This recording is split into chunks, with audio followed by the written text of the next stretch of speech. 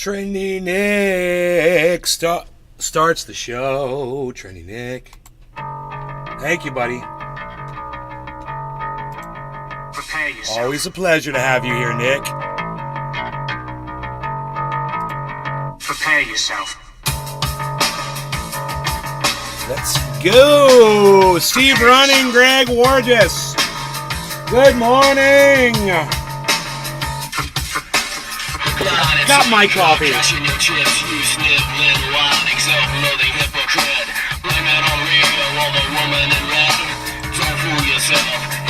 your head.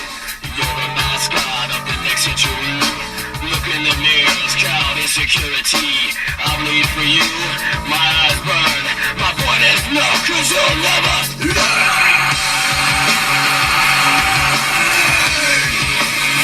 You'll never learn. I bleed for you. You'll never learn. I bleed for you. You'll never learn. I bleed. I bleed.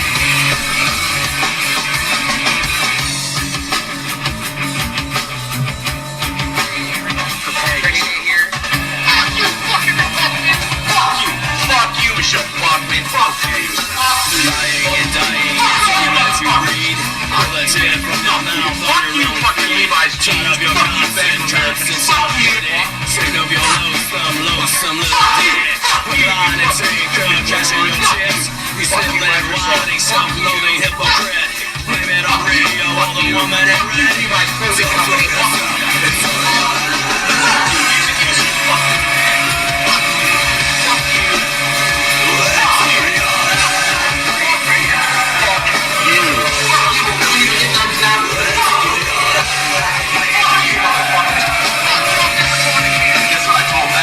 It starts with an F. Oh, shit! Fuck you! Fuck you! Fuck you! Fuck you! Fuck you! Fuck you! Fuck you! Fuck you! Fuck you all my brothers! Fuck you! Fuck you! Fucking Chevron! Fuck you! Fuck you! Fuck you all! Fuck you, motherfuckers! Fuck you all! Fuck you! Fuck you, motherfuckers! Fuck you! Fuck you all! Fuck off! Fuck you! Hello, Trendy's Trendy Day reporting in live from Orlando, Florida, home of Trendy Has Downloads and all things Trendy. We find media, the hashtag Trendy's on all forms, social media, especially rumble.com/user/Nate's Garden. This is the Ox Project from Orlando, Florida.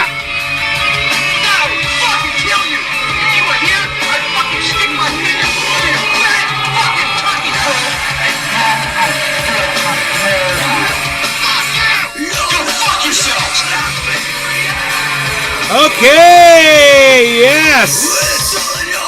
We are live. That's the Discord right there. We can mute that. Cool. Yeah, that is my response when my mom tells me to clean my room. Fuck you, Mom. She knows it too, because she pulled that shit on me this morning. And I just fucking hate it.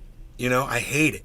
It's like, I know it's Thursday. I know the girls are here to clean. I know I got to get my dog off my bed, but he'll growl at me if I fucking don't bring cookies in there and give him cookies on the floor to get him off the bed so I can pull the sheets off the bed. And she knows it's like a whole thing I have to go through. But I know, and she's always in such a hurry to get everything done that as soon as I walk out of that door and I'm just like in a haze because I just got out of bed and I just want to see what the day looks like and see if the backyard is still standing. And the first thing I say, good morning, Mom. She's like, good morning. It's Thursday. It's laundry day. The girls are coming. Do you have your stuff off your...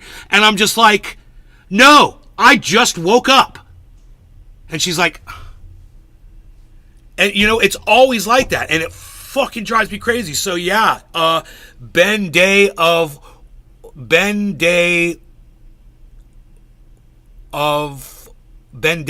for the win. Yeah, Bendeo for the win.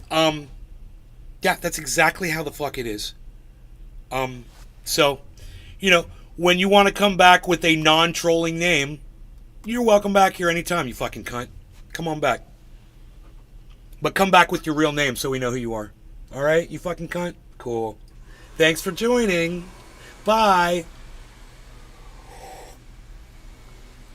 You're so welcome, Nick. You know I love doing these shows for you guys, and I love doing them for me too because I really enjoy them. That's why I do them. It's the only reason I do them is because I have fun.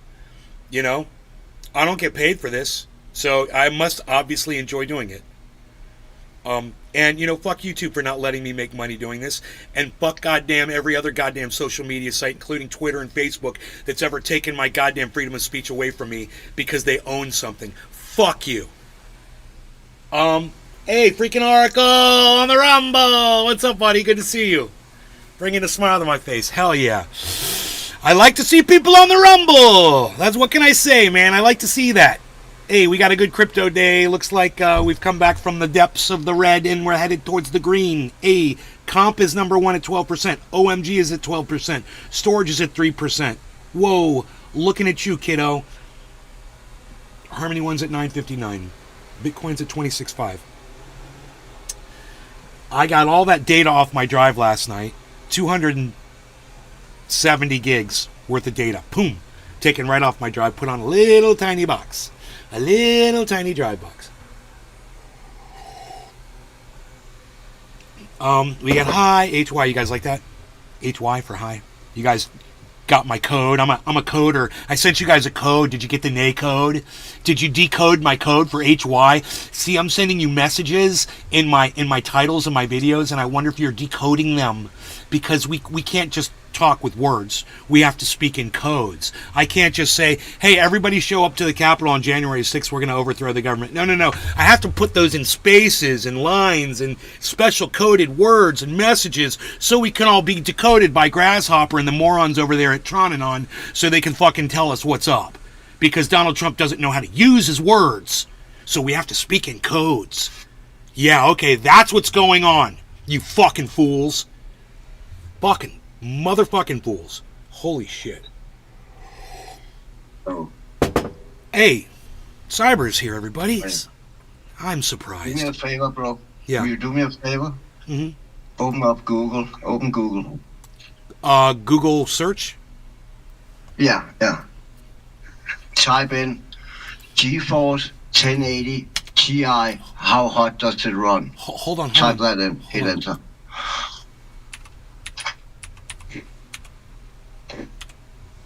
And then don't laugh at me again when I tell you something, bro. Which one? Which one am I doing? 1080 Ti, but it doesn't really matter because the newer cars runs hotter than that. Even in a tower.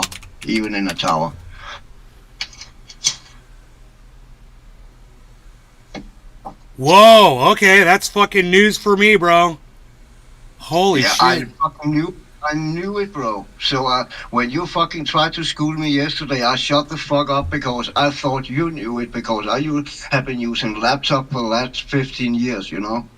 But when I took the bus downtown this morning, I was Google up on it, and I must admit, I didn't know that was running that hot because that is basically fucking laptop temperatures they're running on. Right? That's really fucking hot. Dude, 100, Sure. it's fucking 95 degrees. Oh, if the card were over 90 to 95, it would be Yeah, but helpful. the work temperature is 60 to 85 It says when it's on the heavy load. 80 degrees heavy load. Celsius and under will cause 0 problems and no damage. It is 100% Yeah. normal. That's crazy. I didn't know that. I mean, dude, all the shit I've seen was, dude, if you're anywhere near like 50 or so, you're running Yeah, too hot. That was old school, bro. Remember, that was way different graphic cards we used back then. Yeah, but The dude, graphic card, I was using those cards up until like a year and a half ago, so I just got on board with this new card. I've been using that okay. old shit for fucking 10 years. That's my computer I brought from Orlando. Is the one I still have that I used for all my podcasting in California. So I never upgraded. I had two 1080s. I had dual 1080s in that computer, and I still do. How hot do they run? Well, I got 7 fans on that machine, so I don't know. I never really checked the temps because I never had problems. I don't know what temperatures they run at. But I know if you run with water cooling, you get it way down. You Yeah. get it down to the 30s and 40s. Yeah, it's Celsius. water cooled. Yeah. So, Well, I guess that's not his issue at all, the overheating. But that's cool that he found out that his fan was kicked so low. But it doesn't matter. The biggest problem was he just faster than 25%. I think he was just feeling the heat coming out of the box, man. It was bothering him how hot it was running, because it can get hot in that room, and neither him or I thought that the overheating was causing the crashing. I'm pretty sure it's going to be a software thing. Yeah. All that fucking power supply thing, they can go bad depending on. I don't know if he bought it from you or what he did.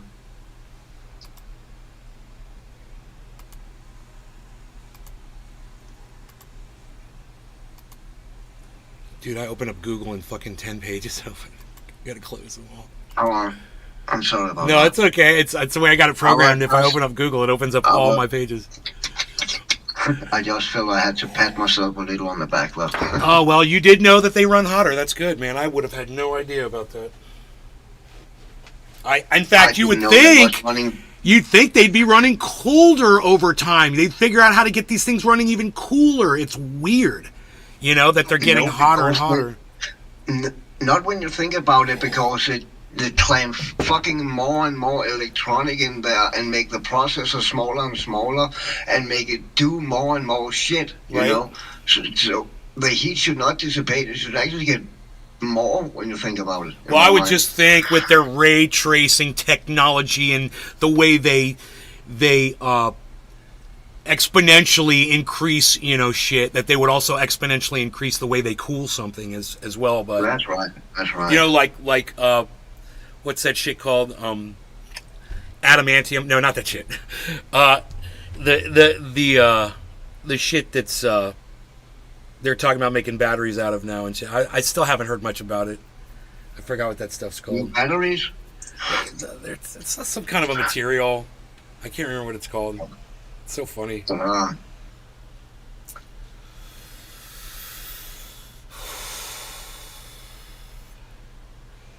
The Freakin'. So we've got the Freakin' Oracle here, and we've got somebody else called the Freakin'. Isn't that funny? Both here at the same time. We've got freaking weird. The Freakin'. It's freaking weird. Where are you? The Cyber's here. Let me just pull him up. I forgot to do that. Here we go.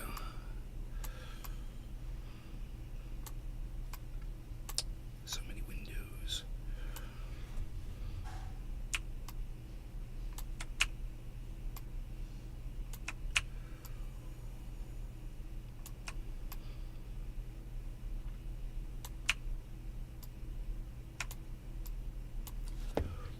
The Freakin'. While sitting in the bus and thinking of those graphic cards, I was thinking back. I remember back in the days when I had a graphic card, and then I had a second card called a Voodoo Accelerator, because that graphic card back in the day could not run 3D graphics, so you needed to have the Voodoo 3D Accelerator to run 3D graphic. Right. It's funny. Times have fucking changed, bro. NVIDIA was around when they were making the first fucking computers. I can't believe how old that company is. I had NVIDIA discs on fucking 3-inch discs. I had NVIDIA, the driver's package was like 9 discs, and they all said NVIDIA on them. And you used to have to put in each disc, one right after the other. It would only hold like, a couple of megabytes on each disc. I can't remember what it would hold on a disc. Probably not even a megabyte. And you would take the disc, put it in, it would load, it'd say, put in next disc, take that disc out, put the next disc in. The 3.5-inch floppy disk. The old floppy disk, the 3.5, that size, not the big floppy ones, but the little smaller, thicker ones. I had those too, the Amstrad CPC 464, and I believe the capacity on those discs was 1.44 kilobytes, if I remember right.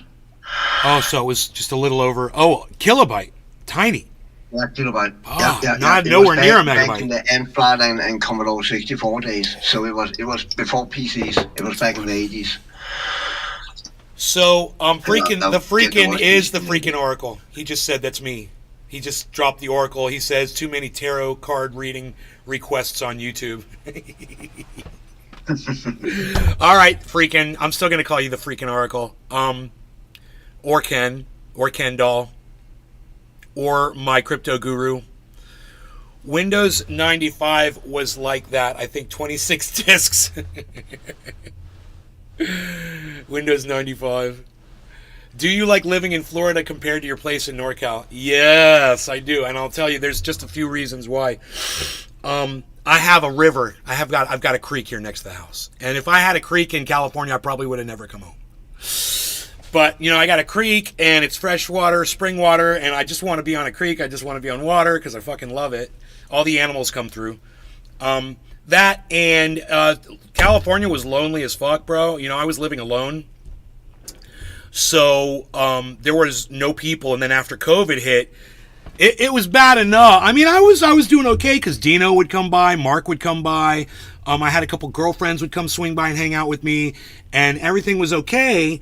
But when COVID hit, dude, that all went away instantly. No more visitors, no more fun, no more partying, no more fucking neighborly visits or nothing. And I lost my mind for 2 years in California. Lost my fucking mind going out there. You could watch my shows and see how unhinged I was on the shows for the last 2 years in California that I was there. And when my mom's like, I really need you to come home to Florida, I was ready. I was like, I gotta get the fuck out of here, man. I'm so sick of being by myself. I just need to be around people. It's the fucking greatest thing I ever did. And the first best thing I ever did in my entire life was move to California. And the second greatest thing I ever did was move back to Florida. It's fucking great. 2 great decisions. And I just did the right thing both times. What can I say? Want to smoke? Mm-hmm. Yes, sir. Mm-hmm. I do indeed.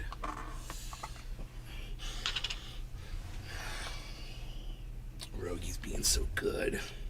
So I'm on a new social media site called Blue Sky. You got to download it to your phone. It's not on the browser, and it's basically identical to Twitter. It's like the same thing. But Bernie bitch sent me an invite there. I don't know how that works, but there's not a lot of people there or anything. It's a new thing, but it's called Blue Sky, and it's an app, and you download it.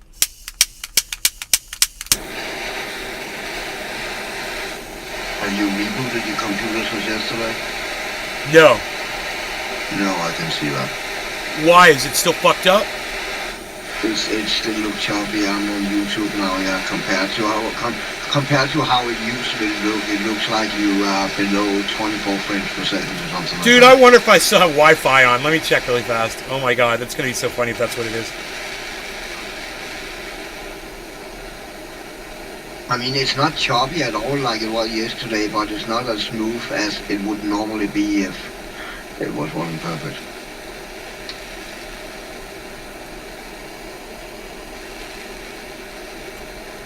Wi-Fi is off. I think the Wi-Fi was off, so I don't think it was that. But, yeah, the computer needs to be rebooted after moving all that data. Yeah. Let me see what it looks like.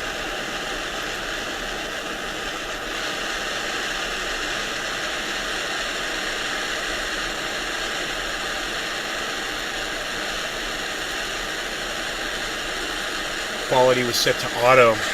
Where's your quality setting? Hold on. 1080. So yours remembered the fucking 1080 setting and didn't go to auto. Yeah, but I have a plugin that does that for me.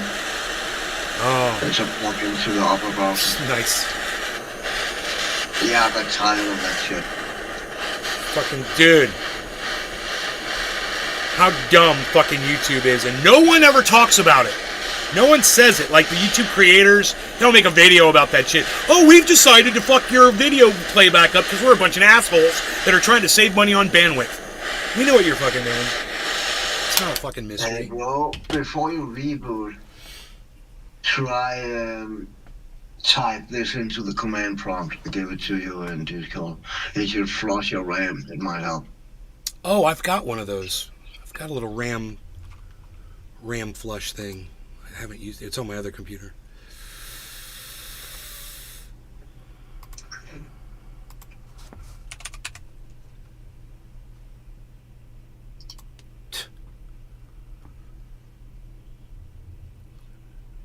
So 22.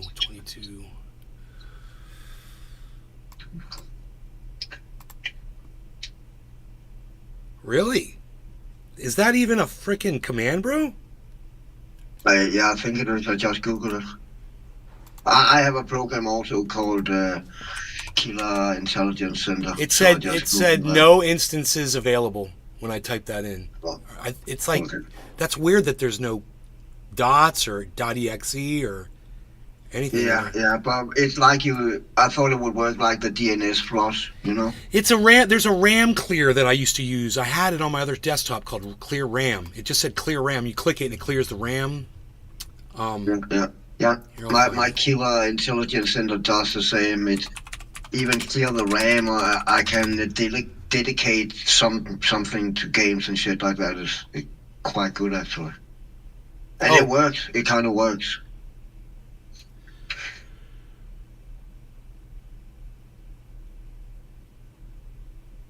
Try move your hand.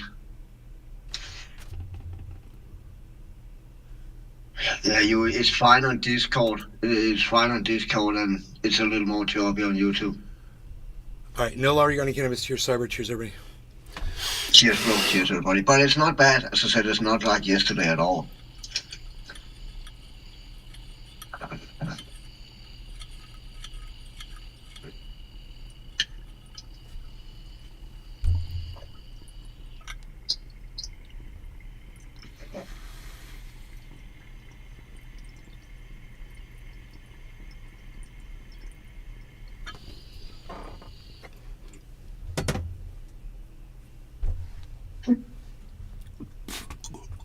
Had some great rounds last night in COD, man.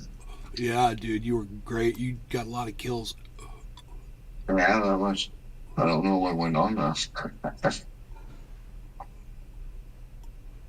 But it's fucking fun to play with Nick and Ice and Chocolate again, man. I love that. Yeah, we were dominating the boards. That was so funny. Yeah.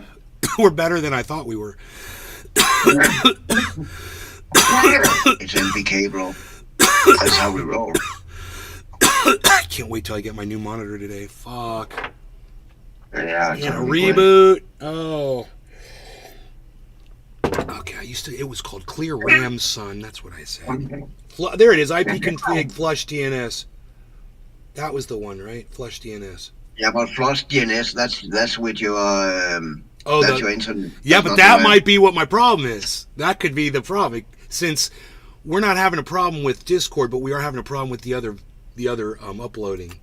It could be something. Yeah, it could be. You're actually right. It could be another pipe. Let me just check it. I'm going to type that in. Successfully flushed the DNS resolver cache. Okay, that was easy. Let's see what happens. Play.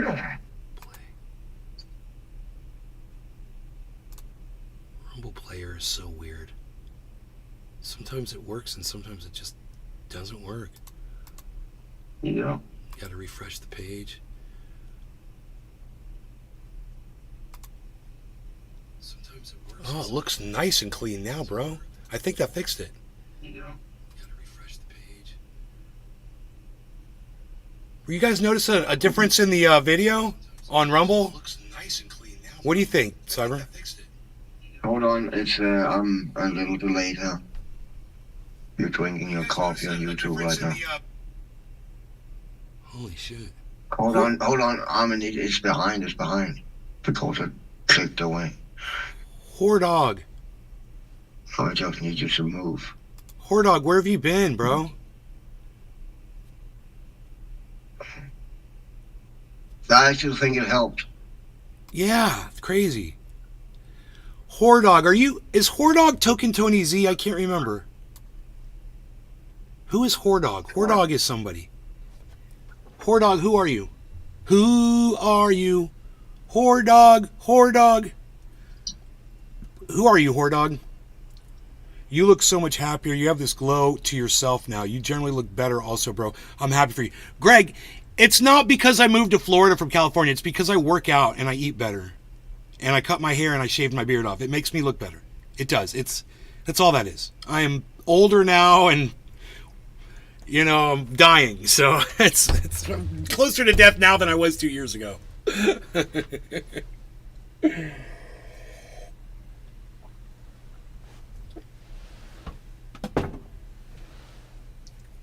Yeah, bro, last night when we were like, let's take the fucking blue house, dude, we owned that bitch.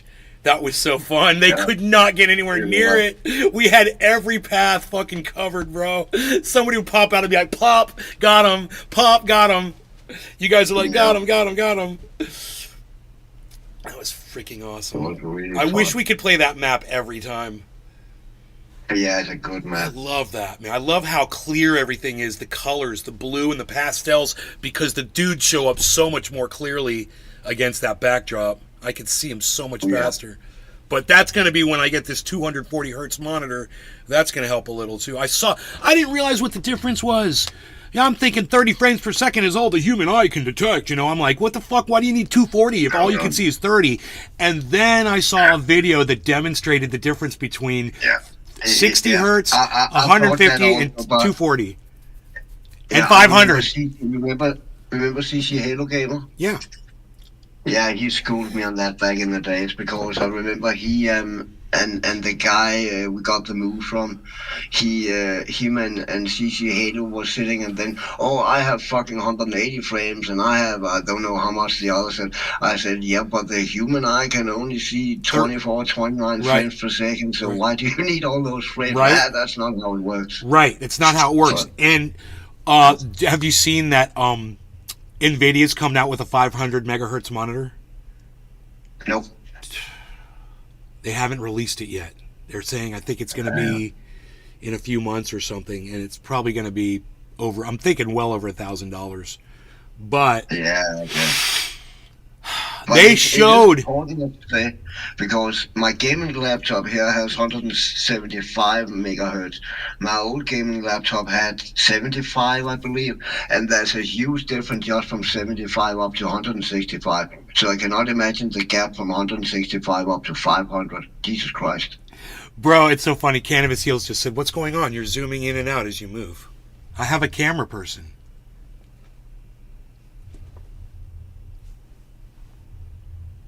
That's the team, man. It's funny as I move my head around it. As soon as I can afford it, I want to get a decent monitor for my PS5, my TV. What's the megahertz that the PS5 puts out? What's the max that it puts out? I mean, the max frame rate on a PS5, I believe, is 60, right? They don't go over 60, and some games on PS5 and then Xbox is only 30 frames per second. Now, frames per second isn't megahertz, though, right?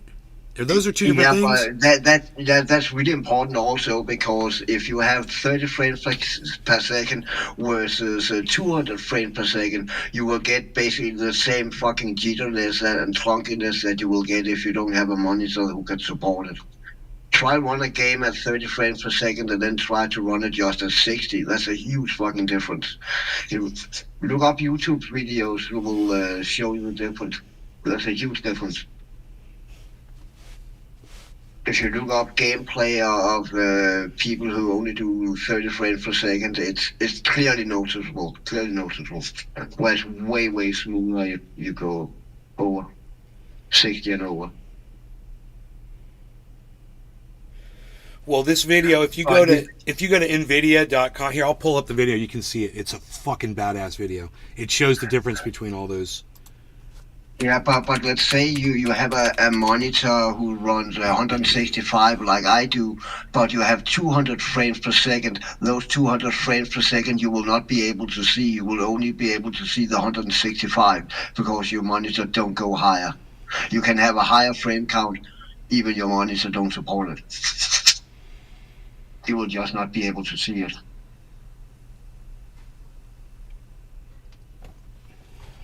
is? So if your monitor now is 30 or something like that, and you are on 180 frames per second, you will never get over 30 frames per second because your monitor cannot go over 30 frames per second. That's how the megahertz and the frames per second try to go.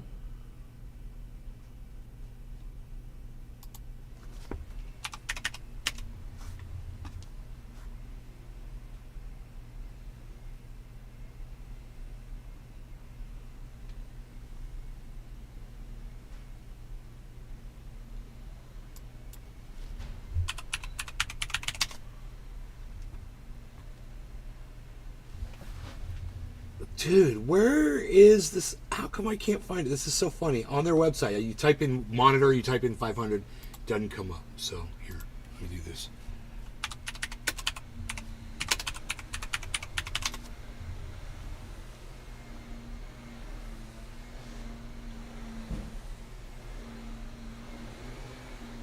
Oh shit, Alienware's already got a 500 hertz monitor out. Oh, wow.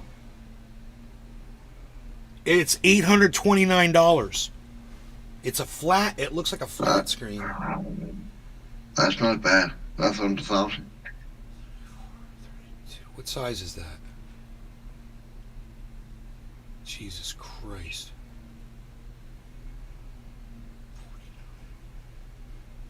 It doesn't give the goddamn specs. That's crazy.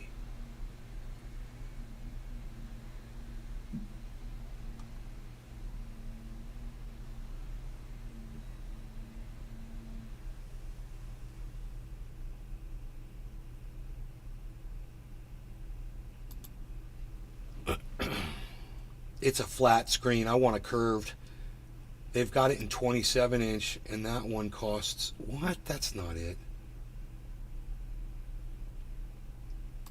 They've got the 25 inch 360. Oh, here it is. Refresh rate 500. You have to pick it. Oh shit. 27 screen type. It can only be a flat screen, yeah. They don't have it in 27 inch. I see. You can only get the 25 inch in 500, and they're selling it for $649. That's not bad. That's not bad at all.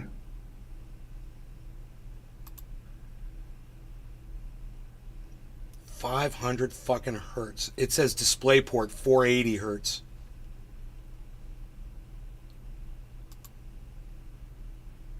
HDMI 255 hertz. So, isn't that funny? OC for the DisplayPort OC puts out 500. Isn't that funny? The cables or the connector can only handle so much. See that? The DisplayPort will put out 500 hertz. The OC one will. That's, I guess, the overclock DisplayPort. But the DisplayPort, the normal one, only put out 480 hertz, and then the HDMI one only put out 255 hertz. That's on the Wow. Alienware 25 inch monitor. So that's good to know if you're depending on which cable you need to run.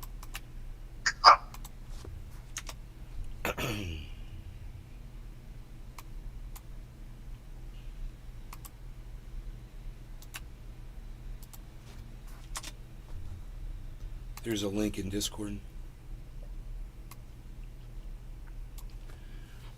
500, make sure you click 500 hertz. Adaptive sync. Ooh, if you hit NVIDIA, okay, then it puts it up to $829. It's all about the options.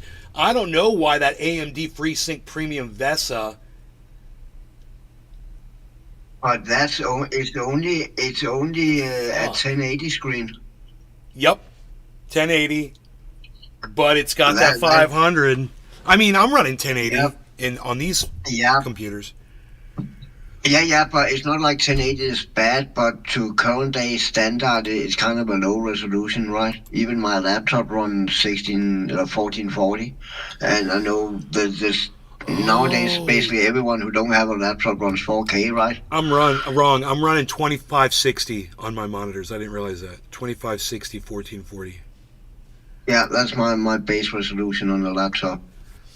So that's higher. That's even higher than that screen right there. That's 1080. That's what my old laptop runs. Yeah, but you'd still be. I think you'd be better off with the smoother. Yeah, but hertz, I right? think if you wait a few months, they're gonna come out with a higher resolution. Oh yeah, well, like I said, 100%. NVIDIA. I think it's NVIDIA. Is coming out with that 500 one, and Yeah, but it's what's the going to be. resolution? I think it's Is that 20. higher than? I can't. Is that higher than 10p? 1080? That's why I was looking it up. If you choose the Why is it- 38-inch. Why is it so hard? Oh, I it depends. Oh, never mind. That's only 144 I hertz. found the video. They say world's fastest gaming monitor. Here, I got the video right here. Okay.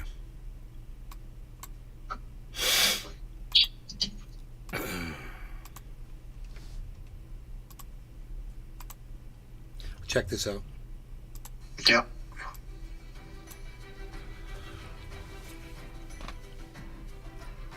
So that shows the 500 at the top and the 240 in the middle.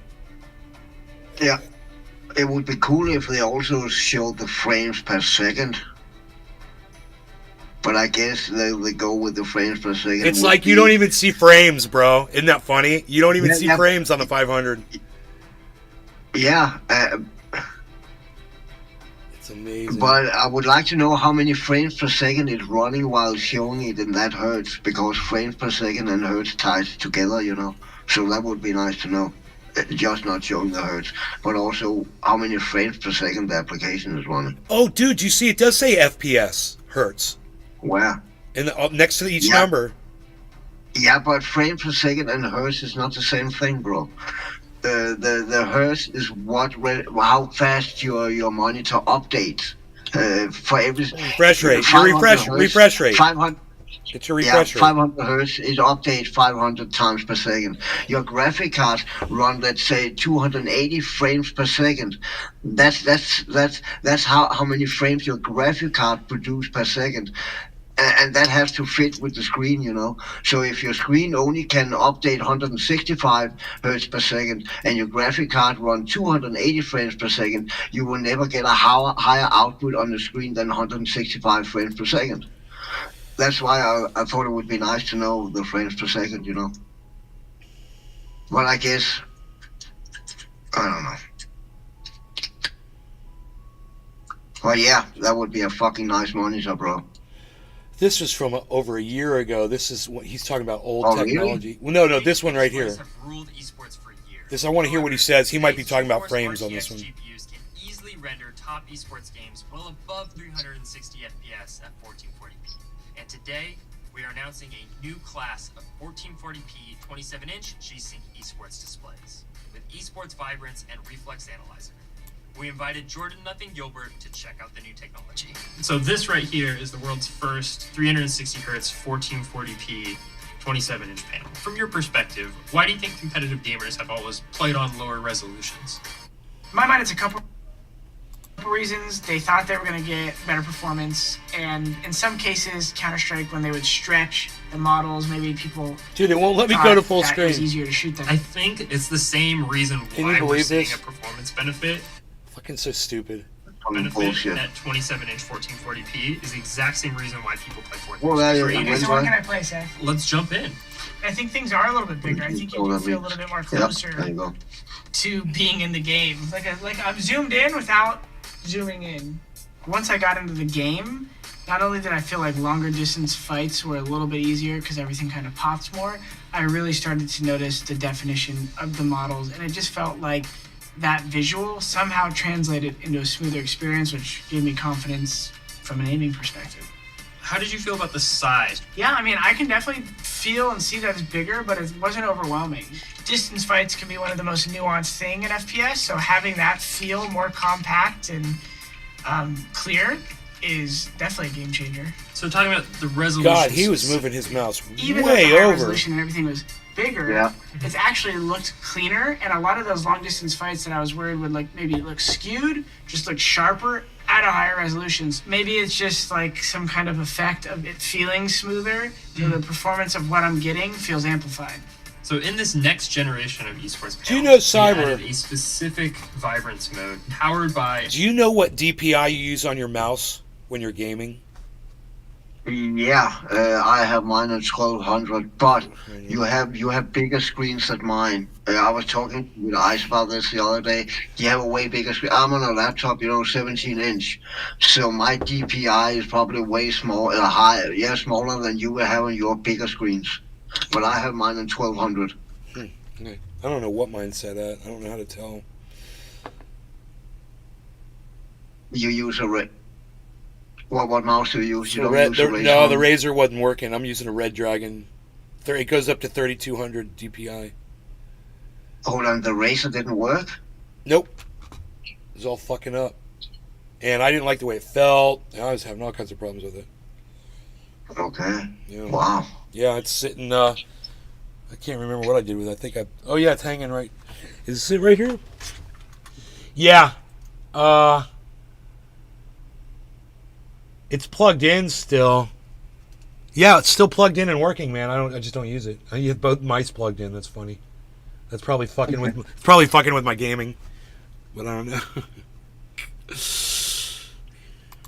Mini It probably LED, could. which is a new I don't know. backlight that goes up to 1,000 Bongs up, nits bongs up, and bongs makes up, the colors morning. look incredibly Hey, vibrant. 420 bong Sounds man. overrated for someone who plays an FPS. You'd think that Four would dogs be from the worth freaking it. Oracle Like, show. You can Oh, really okay. see the value when you get into situations where there's a lot of colors, a lot of depth. Whore dog, or that's maybe where I even know you different from. parts That's of right. Space, and all these things happening. If a target's popping out just the edge of that smoke, you're gonna have a much easier time seeing that if it's. He said smoke. With the 27-inch 1440 Okay. panels, we're adding a feature called dual format. And what it does is it basically downscales it perfectly to 25-inch and puts it in a 1080p format for gamers who might want to play at 1080p. I know a couple of those guys. Get people on the monitor. They can use their old settings if they really want to. I see zero compromise in using this monitor. Last time we talked, we were just releasing the reflex latency analyzer. Now, when we've made a number of updates, all you have to do is hit Alt-R and you're measuring system latencies. The reflex analyzer changes are Here it definitely is. nice because it's super dialed in and super easy. And He's getting don't wanna be lazy, you can still 550 frames access per this. second, bro. And just do a quick check and see how this Nice. For gamers playing I've at never 1080p, seen that before. 144 hertz monitor, do you see this as a good Dude, I've never seen 555 frames per second before. That is fucking crazy. And this was a year ago on the 1440p esports monitor. If you boot up Quake, you're probably gonna get at least 300 or 400 frames per second, because that game takes nothing. Yeah, on this machine, probably, right? Yeah. Because Oh, I absolutely think switch to 1080p. I don't remember how much I get, but I know I get. I don't want to say it, but I know it's a lot. Because I don't remember. I know I checked the frame, but I know I got surprised over how many it was running in that game, because it's an old engine still. It's just been updated. So Right. yeah. Dude, I can't wait till this dude brings my fucking monitor. I'm gonna be so stoked. to 1440. If you're playing at 1080p 144 hertz, for instance. All right, this is cheers, gonna be a Cyber. massive Cheers, one. everybody. Not only No are you Organic gonna Cannabis, see Nick. with the level of clarity you're gonna get, Oracle, they're gonna probably laugh Whore Dog, because they're Steve gonna take Running, inside the game, right Bong from those Man, kind of course, settings. Bong So Man, I would definitely Dave recommend Fishing, at least giving it Cannabis Heals. everything to Yes, do bro. with being a Cheers, pro everybody. gamer Hey, is about Nick. small Cheers, Nick. improvements. Having gear like this that performs at the highest level is always going to be well received, and I think always going to be key to us constantly pushing those limits at what we do. With new esports displays at 1440p and 360 Hz, gamers can play their best with zero compromise. The future of esports monitors is upon us. That's the RTX, man. So I've spent a few weeks now with three of the newest, hottest gaming monitors on the market. The 360Hz 1080p TN from Zowie, the 360Hz 1440p IPS from Asus, and the 240Hz 1440p OLED from LG. By now, I figure most people watching this video have consumed various deep dive videos of these monitors. I spent the past few weeks upgrading the testing capabilities here at the studio, so we will have objective data going forward. And of course, I'll still be giving you my subjective opinion about some of the more important or controversial things you may have heard about these displays. Initially, a few months back, Zowie sent the XL2566K. I really enjoyed it. I mained it for a long time, and I was nearly finished with that review when Asus sent their PG278Q in. 27-inch flat, 1440p, 360Hz IPS is pretty much my dream format, so that changed a lot of the conversation about the Zowie for me and dulled some of the enthusiasm I had for that panel. Then, just as I'm getting my thoughts together about those two monitors, LG comes in with the 240Hz. I wonder if that's his microphone lapel that he's wearing. 1440p OLED, and I quickly rushed out and bought it. With Asus getting ready to drop their 240Hz It says DJI, like he's got a drone fucking filming him, and that you wear that tag so it knows where you are. I don't know what the fuck he's got on his goddamn lapel. 1440p OLED. I had to get this video out. That's a USB microphone, I believe. A lot of people have started using those. It's kind of like the size of a lighter or something like that, and they just fucking clip it too. Dude, it's from a drone. It's from a drone manufacturer. That's funny. DJI. For that conversation potentially changes one more time. So the XL2566K from Zowie comes in at $599 US. That's a full $400 less than the LG and $450 less than the Asus. And the specs support that too, as the Zowie is a 24.5-inch 1080p versus 27-inch 1440p on the other two. That kind of begs the question, what's the point in comparing a display like that to these two other displays that cost significantly more? That's totally valid, but here's how I see it. One, this panel is aimed squarely at competitive FPS gamers, and honestly, it caters to them really well. The stand is fully articulating, it's got markers, so you can make adjustments really quick. It has a very small footprint on the desk, so you can move it really close to you without it getting in the way of your mouse pad or your keyboard. It's got a carry handle, side blinders, because he's playing the same game we're playing, so... It's like a wired remote. They call it the S switch, and obviously it allows you to access your settings, but more importantly, it allows you to switch between 3 different presets on the fly without going into the menu. It also gives you the ability to store all your color profiles and your settings on the puck itself, and then you can use those with any compatible Zowie monitor. So if you're going to a LAN or a competition, you just bring the puck with you, plug it in, and all your settings are right there ready to go. The design's also kind of nice if you do travel with your whole monitor, because the power supply is inside the monitor itself, which means all you need is just a generic 3-prong power cable. There's no external brick to lug around like with the other two. Two, it just performs really well. It's 360 hertz, obviously, so it's really fast, and it uses DIAC Plus, which is Zowie's own version of backlight strobing to help reduce motion blur. If you've never used DIAC before, it is safe to say it's a cut above other implementations of this. The motion is just crazy clear on this panel. And that's a big reason why they opted to stay with TN on this release, because it plays really nice with that DIAC technology. There's a lot of people out there that say $600 is too much to spend on a TN panel in 2023, but you really have to consider the specialized use of this monitor. This is not a well-rounded do-everything monitor. This is specifically aimed at getting the clearest, fastest performance you can for first-person shooters. Once you experience in person the cumulative effect of all the display tech working together here, and you don't just look at paper specs, I don't feel like it's priced too high for what's on offer here. To test the colors, I'd have to get outside my comfort zone a bit, because I mainly play COD, and its color palette is mainly mud and sand and stone. Not anymore. Not exactly eye-popping stuff. And the colors are better than most TN panels I've seen. I'll give them that. But overall, they're still going to be flatter and less dynamic than VA or IPS or especially OLED. But DIAC is the star of the show here, and it's just crazy good. Normally, we see this tech greatly decrease the overall brightness of a monitor, sometimes to the degree of not being usable for me. Standard brightness here is 357 nits with DIAC off. It goes down to about 330 on high, and on my panel, moving to premium doesn't cost any additional brightness. So that's why I opted to include this display in a video with two panels that cost significantly more. It says something to me that the speed and clarity of that panel keep it in the conversation here. The other two don't have any sort of tech comparable to DIAC, and we are at 360 hertz here, while the the LG OLED is at 240. You do have the option to disable DIAC and use FreeSync Premium as your variable refresh rate. This comes in handy because most of your AAA single-player games are not going to run close to 360 Hz. There are a couple really important, potentially gotcha things that I don't hear a lot of people talk about with this panel. Number one, there's no HDR support at all, regardless of platform. And number two, if you're using this on a console, the variable refresh rate doesn't work. No PlayStation, no Xbox. If you're purely a sweaty, competitive player, you may not need to spend more money than this. If you put a big priority on motion clarity, this is the one, but it's not going to be a recommendation for somebody needing a more well-rounded gaming panel. I'm so watching the that. PG27AQN got my attention. I'm watching his gameplay, and I can't believe how he just walks up to dudes and they don't see him. And he shoots them, and they don't turn and see him. That happened. All those kills I got yesterday, half of the kills were people like that. I come up behind them just from the Holy side and shit like shit, that. dude. Every time I ever go after someone in COD, it's usually they spot me first. Alright, they usually they spot me You first. move around. How fast are you moving around? I'm always on the move. I never stand still, basically. No, even when I'm running around, dude, I'll come up face to face with people, or someone comes up behind my back, or whatever. It's all the time.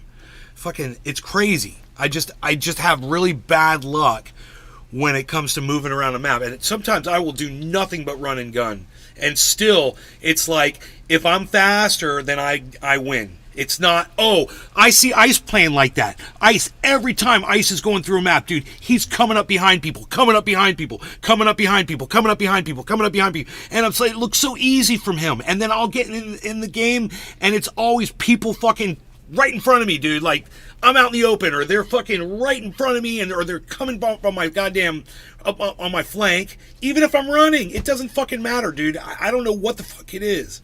It's weird. Yeah, but I have games like that also. Remember, last night I have shitty games also, where I placed last and shit. Yeah, what he's showing right here, it makes it look so easy. Look, he's shooting guys and they don't even turn, man. It's like there's not even a gunfight. And he's like he's like this. He's like, pop, pop, pop. Oh, there's another guy. Pop, pop, pop. You know, and I'm like, oh, maybe this is in slow motion or something. Because I just don't understand. Yeah. I don't understand why it's so relaxed. That photo right there could also be staged, you know. Even taking because only it's the 360 best. Best, right? Where, yeah, times where he just walked up on people. It's got 3 key features over standard IPS, including a new dual Or you layer know voltage what? driver that draws You know the what? screen from 2 corners instead of 1. You So might be using a speed thing, one of the perks. You might be on speed perk, using a lightweight gun, whatever, and being able to run way faster than everybody else. Maybe that's what Ice does. Faster than me because he used that perk where you can run a little faster. Yeah. Yeah. We should switch to that. Me and you both should go to that speed shit. Yeah, I don't recall why I don't use it. Does my LMG slow me down because it's a heavy gun? Yeah, it does. Yeah, it does. This is probably the problem I'm having. If you pull out, I don't actually know if it is like that in Call of Duty, but I know it is like that in Counter-Strike. You run faster with your gun out than you do with your LMG out or your assault rifle. You gotta run with your knife, bro. You gotta run with your knife. Yeah, remember that? The lightest weapon get you to run faster. Remember Boom headshot? Yeah. Yeah, Choppin said that the new Counter-Strike 2 came out. I actually downloaded it last night. I haven't tried it. So the response time should be very good. Finally, I thought I'd be able to just have one monitor on my gaming desk for both competitive FPS and for casual gaming because honestly, 25-inch 1080p TN doesn't really hit for me on games that have crazy visuals, but I like the format for a microphone does sound good. I was really happy to see that they included an esports mode here where it reduces the displayed image to 24.5 inches, and you can use either 1080p or 1332p. That's a weird number, but the scaling looks much better than 1080p because the pixels per inch math doesn't work out great when you're going from 1440 to 1080. And it did actually work out that way. I do feel like I can just use one monitor on my desk. That's crazy that they capped that motion blur and you can literally see it in the still shot. It's so blurry. Look at how blurry that 1080p is on the left. Oh my god. Yeah. Oh my god. Here, let me go full screen, man. This is crazy. Yep. Wow, man. I mean, his leg could be to the left, it could be to the right. You can't tell where it is. It's fucking blurry. Holy shit.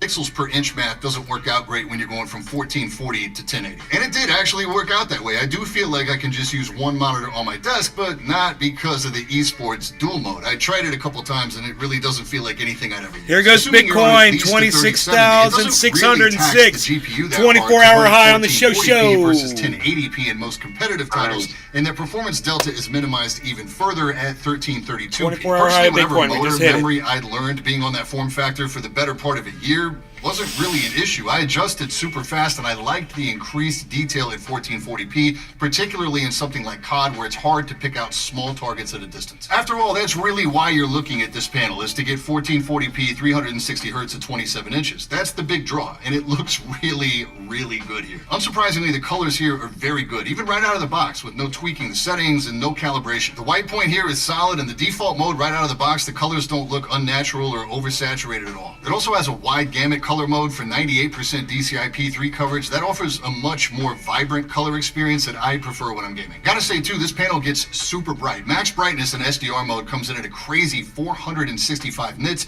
That means you can use this panel in pretty much any ambient room lighting situation, and you're not gonna have any issues at all. But none of that stuff really matters if you've got bad ghosting or motion blur issues, or if the panel itself just doesn't feel fast when you're playing, and I can tell you, you're not going to have a problem with any of that here. This feels as fast in gameplay as the Zowie. Diac does beat it out purely in terms of motion clarity by a pretty decent margin when you capture a screenshot of a test like this, but in actual gameplay, the difference is not that noticeable. Not enough, in my opinion, to trade off for the excellent colors that you get on the IPS. This panel doesn't have any kind of backlight strobing tech to compete with Diac. What you get here instead is G-Sync for variable refresh rate.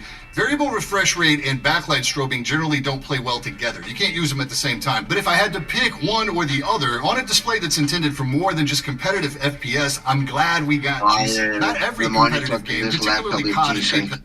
NVIDIA G-Sync. What's G-Sync?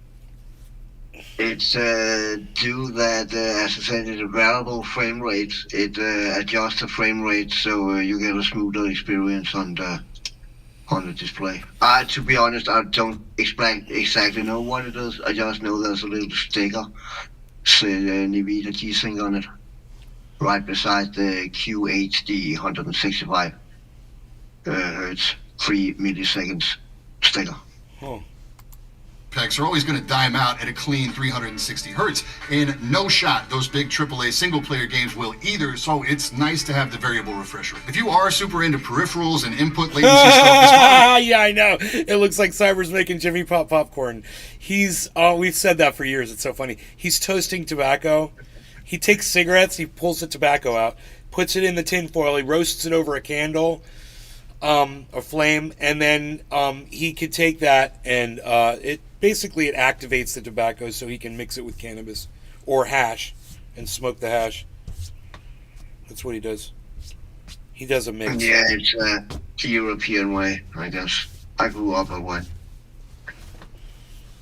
He knows I really, really, really love it that he does that. Yeah. It was Nate who got me into it. Oh, man.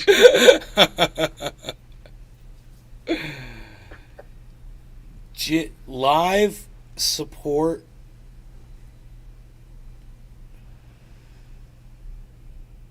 Yeah, we don't care about that shit.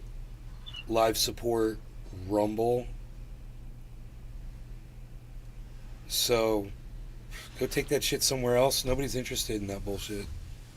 I mean, if you know, reading about frickin' delete this message. Let's mute you forever. Bye. If why am I still seeing that? I don't want to see your bullshit. Good, it's gone. If why am I still seeing that? I don't want to see your bullshit. If you're out seeking out that kind of material, then that says something about you. You have some kind of an interest in that. Then that means that you're probably guilty of it. So don't fucking bring that garbage around here. All right, with the guise of you're trying to protect people's children. And you're not. You're just interested in hearing about that shit because you're a fucking pervert. Now get the fuck off my live stream and don't ever come back. Anybody else like that, you're going to get the same shit. Oh, well, we gotta watch a documentary. Hey, let's watch Cuties on Netflix and learn about the industry.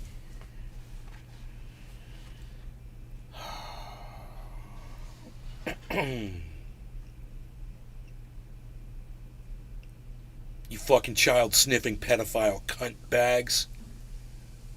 Oh, sorry, man.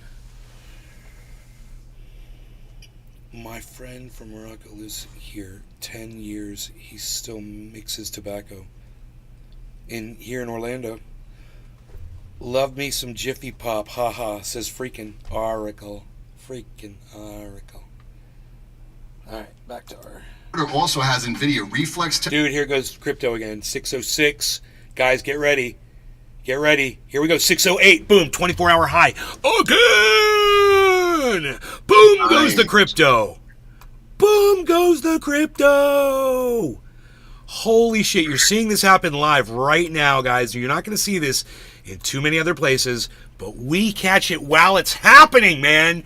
We catch these market money moves while they're happening live. Now, I have to go take my blood pressure pill or my mom's going to have a fucking hissy fit. So let me go grab my fucking... it makes me cough. Stupid fucking pill. I'll be right back.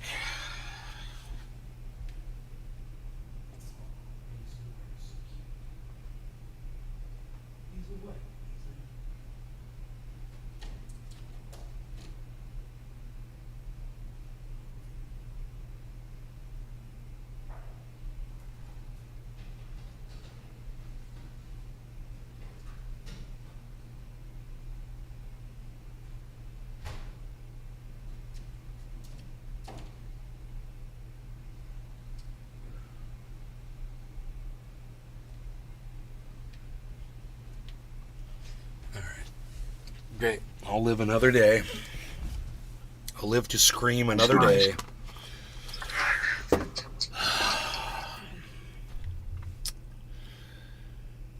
We got market moves. But you know what I've just noticed is I haven't had to move. I haven't had to move the crypto down. Like it seemed to have gone way up, but I haven't had to adjust it down. That's weird. Is it because I basically opened it right when it was up pretty high, I guess? We started up high. Dude, why am I still seeing this fucking cunt job? Mute user forever. I did that. And then what, it doesn't delete the shit?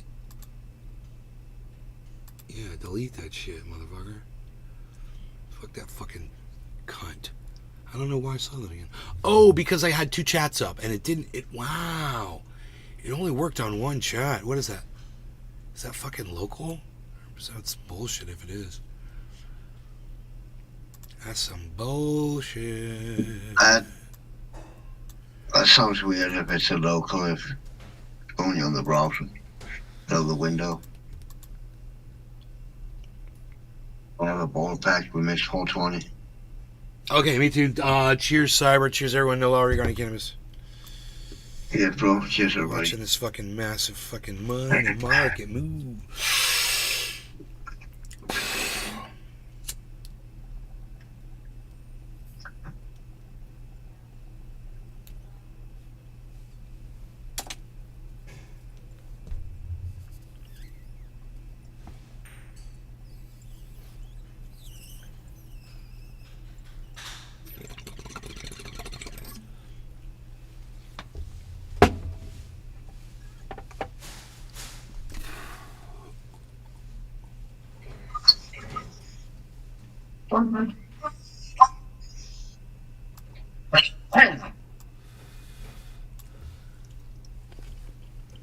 Nice.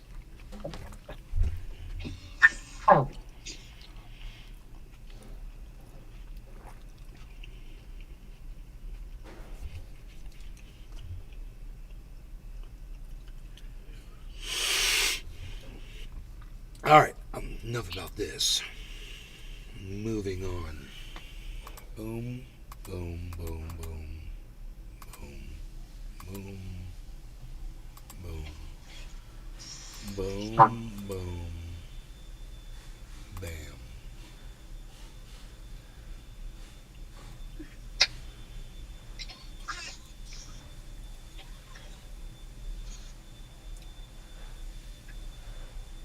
Dude, now I got a whole bunch of fucking monitor gaming requests fucking in my fucking library account. Now when you have Go. searched after it, Yeah, I got you're gonna get flooded with fucking ads and shit.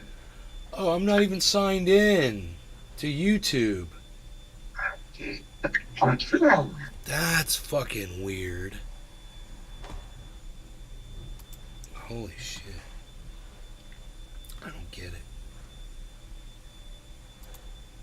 First time that happened to me was because I lost my Cyber Reload channel. But you're streaming live, so you have not lost your channel. Well, I remembered clearly, oh, why I'm not logged in? But then I couldn't fucking log in.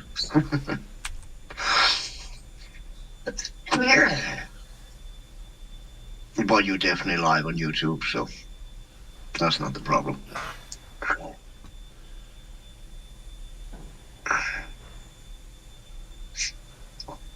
Oh, this is fun. Thank you very much for joining me on this Thursday. I'm meteorologist Brian Shields. Twin systems out there. This is not super common to have two systems close by. It makes The forecast perfect storm. challenging, but I want to show you what happens if two systems can get together. Now, here's the Caribbean.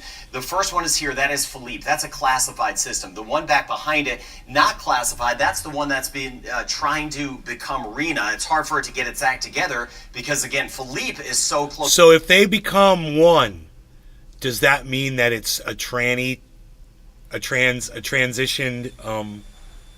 tranny. I didn't mean to say a transitioned hurricane? It's now transitioned into, it's transitioned from male to female? With fake boobs and wig and all this shit. Close by. So what does this mean? What happens with two systems that are so close by? Well, there's some options. Now, the first thing they could do I meant to say rotate transsexual. around That's each the word. other. It's a And in second, transsexual hurricane. I want to show you kind of what would happen, how that looks. I'll take you back in time. I'll show you that in a second. They can also merge. But if you have two systems out there that merge together, that doesn't make a mega hurricane. It's not an additive effect. It doesn't mean we're going to have this massive system out there. It's going to be a transsexual hurricane. Usually the stronger one absorbs the weaker one, and the weaker one just kind of goes away. Right. So that's what happens there. You don't get a mega hurricane. So the male becomes a female. So as far as what happens with these two, not sure yet. Very complicated forecast with two systems nearby. Now look at this. This is way back in time. You see these two systems, how they kind of almost pinwheel around each other. That's called the Fujiwara effect. Here it is again. You see this. This is in the Pacific. I think this was imagery from 2017. Why are you showing this? Don't show. I don't want to see that. So that's one option. This named after the scientists who discovered this, who researched this, the Fujiwara effect. So you can have two strong systems. Usually if they're the same strength, they will rotate around each other. So we've seen that. We've seen that happen over the years. These are just so close together that it leads to uncertainty, because here's why. I am not sure which one wants to be the stronger one at this point. It's got questions about its gender. It doesn't want to know if it doesn't know if it wants to go male or female. Watching these, this is the problem. See, this is the problem that hurricanes are going to have now if we don't do something about this now, everybody. This is a very confused system out here. And we're going to have to address this with legislation. Sitting out there at this point. And this is reflected in what the National Hurricane Center has been putting out in the track. And they've been saying it. They put out a track, but basically no one is certain. So if you're hearing anyone saying that this is coming in a certain direction or anything like that, or if you're hearing anyone saying this is going to make a mega system, that's here not goes the Bitcoin. Case. Holy you see the track shit! Here, basically, as you go out in time, just kind of sitting around there for days and days, because they're not sure. I'm not sure which one takes over. That's what happens when you get two systems together. Some forecasts are easy. It just hit 658 with Adalia. The forecast track was so locked in with that. And then that dropped. was an easy forecast. This one Big a little more rejection. difficult. Unfortunately, Big we're not dealing with rejection. a Category 4 or 5 hurricane with these, but here we are in the Caribbean. So this is the European model. I want to show you the American model with this. We're getting support from all the other cryptos, though. Here we go. We're going to try again. The first one is Philippe. Now, the European model, it keeps going back. Here comes the support, man. Here comes that volume. Has what is Philippe just kind of weakening as we go on time. This is by the time we get into the weekend. This is by the time we get into Sunday. Sunday, it shows what is Philippe just trying to weaken right there and fall apart, and it's showing the system back behind it a little bit better organized. But also, one thing I want to point out is that there's a lot of wind shear here. So the European model is saying, hey, both of these are going to stay weak. Not sure what exactly happens with it. They could just drift toward the Caribbean. And Florida's just completely covered with precipitation in that map. It's, if you look where his hand is, where his thumb is right next to the state of Florida. And it's all green coming over the state. And that's all we've been getting is just rain. Massive rain. It's probably going to rain today, too. It's fucking crazy rain. Mikey Hernandez! Mikey Hernandez, everybody. Mikey! What's up, Mikey Hernandez? Wait, I was going to go through my library and delete some of this computer stuff. Oh, that's right. That was on another... Oh, I wasn't logged in, so none of that got traced into my freaking history. Because I wasn't logged in. That's cool. So it's all my shit.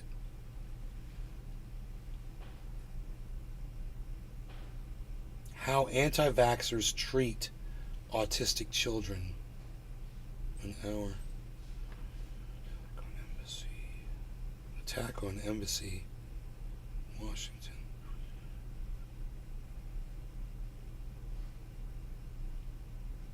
So that mercury and microchips in the vaccines that make people fucking autistic, I guess. Oh yeah, let me break down the GOP Republican debate really quick. Yeah, Trump won. I hope that concludes my assessment of the entire evening. You're welcome. Oh, that's right. Trump wasn't there, but he still won. Is Nay a Bernie bro? By Bernie bro, what do you mean? Paige, what's your definition of a Bernie bro?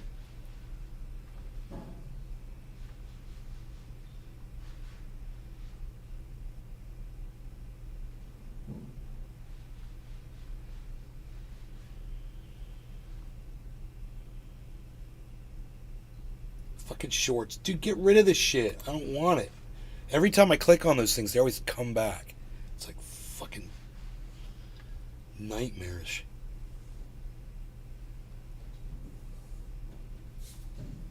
It's like the ads on Twitter. The more you block them, the more you see.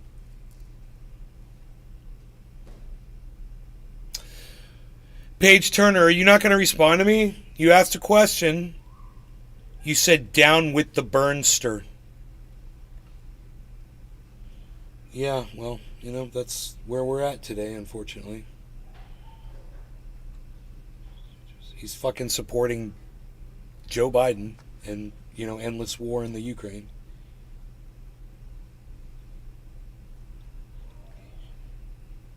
He's got allegations from 10 months ago.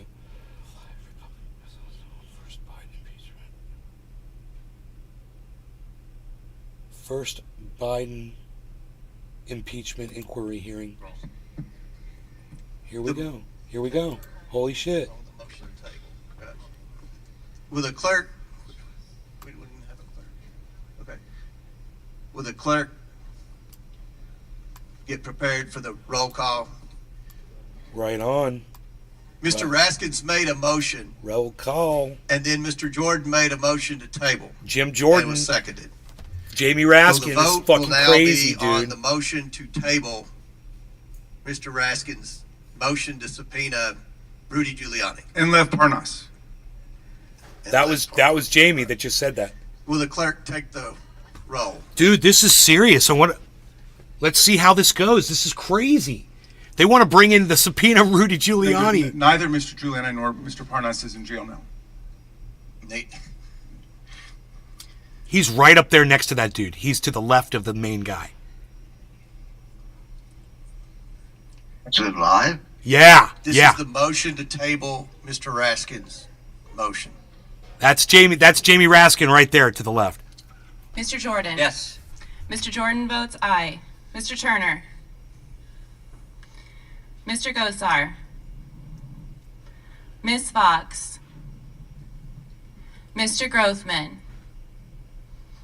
Mr. Palmer. Why doesn't she say their votes out loud? Mr. Higgins. This is such a failure. Mr. Sessions. They're all voting against. Mr. Sessions votes aye. Mr. Yeah. Biggs. She's only saying the ayes. Mr. Okay. Biggs votes aye. I got it. Miss Mace. Miss Mace votes aye. Mr. LaTurner. Oh shit, dude. LaTurner votes aye. Dude! Mr. Fallon. They might subpoena fucking Rudy Giuliani. Mr. Donalds. Oh my Mr. god. Donalds votes yes. Mr. Armstrong. Mr. Armstrong votes yes. Was Mr. yes as Perry. I, right? Mr. Timmons. Oh, Mr. Timmons votes aye. Mr. Burchett. I'm confused. Mr. Burchett votes yes. I don't Ms. know what Green. I is. Miss Green votes aye. Miss McLean. Miss McLean votes aye. Miss Bobert. Does anybody know what Miss Bobert votes aye. Mr. Bobert Fry. voted aye? Mr. Fry votes aye. I Miss must Luna. be against? Mr. Edwards. Mr. Edwards votes aye. Mr. Langworthy. Mr. Langworthy votes aye. Mr. Burleson. Mr. Burleson votes aye. Mr. Raskin. No. Mr. Raskin votes no. Miss Norton. No. Miss Norton votes no. Mr. Lynch. No. Mr. Lynch votes no. Mr. Connolly. Nay. Mr. Connolly votes nay. Mr. Krishnamurthy. That's me. That's me. Mr. Krishnamurthy votes nay. Mr. Khanna. That's me. Khanna votes no. Mr. Mfume. Fume votes no. Mr. Mfume votes That's the only no. reason we watch Mr. this. Ocasio-Cortez. Okay, we can turn it off now. Mr. Ocasio-Cortez votes nay. Ms. Porter. Oh, that's funny. Ms. Bush. Mr. Gomez. Mr. Gomez votes no. Ms. Pink, Brown. pink salt. Ms. Brown votes no. Himalayan sea Ms. salt. Stansbury. No. Ms. Stansbury votes Yes. no. Mr. Garcia. No. Mr. Garcia votes no. Okay, Mr. 420 Frost. Bong Man, I'll look into that. Mr. Frost votes no. Himalayan Ms. Lee. pink sea salt. Ms. Lee votes no. Mr. Kassar. No. Mr. Kassar votes no. Ms. Crockett. No. Ms. Crockett votes no. Mr. Goldman. Nay. Mr. Goldman votes nay. Mr. Moskowitz. Mr. Moskowitz votes no. Ms. Tlaib. Ms. Tlaib votes no. Mr. Chairman. Bro, this is Mr. Chairman votes yes. this is Mr. the Gosar is not recorded. Senate, Mr. not the Gosar House, votes yes. right? Or is How this the has Mr. House? Fallon been recorded? Is this the House or Mr. the Fallon Senate? is not recorded. Mr. This is Fallon the- votes yes. House. The House, the Republicans have the Democrats outnumbered in the House. So this thing should get, they're going to ignore Raskin's Regular order, Mr. Chairman. subpoena, I bet. Because he's Chairman, outnumbered. a request for regular order. We're seeking regular order, Mr. Chairman. We have members en route to vote. How is Mr. Palmer recorded? Mr. Palmer is not yet recorded. Mr. Palmer votes aye.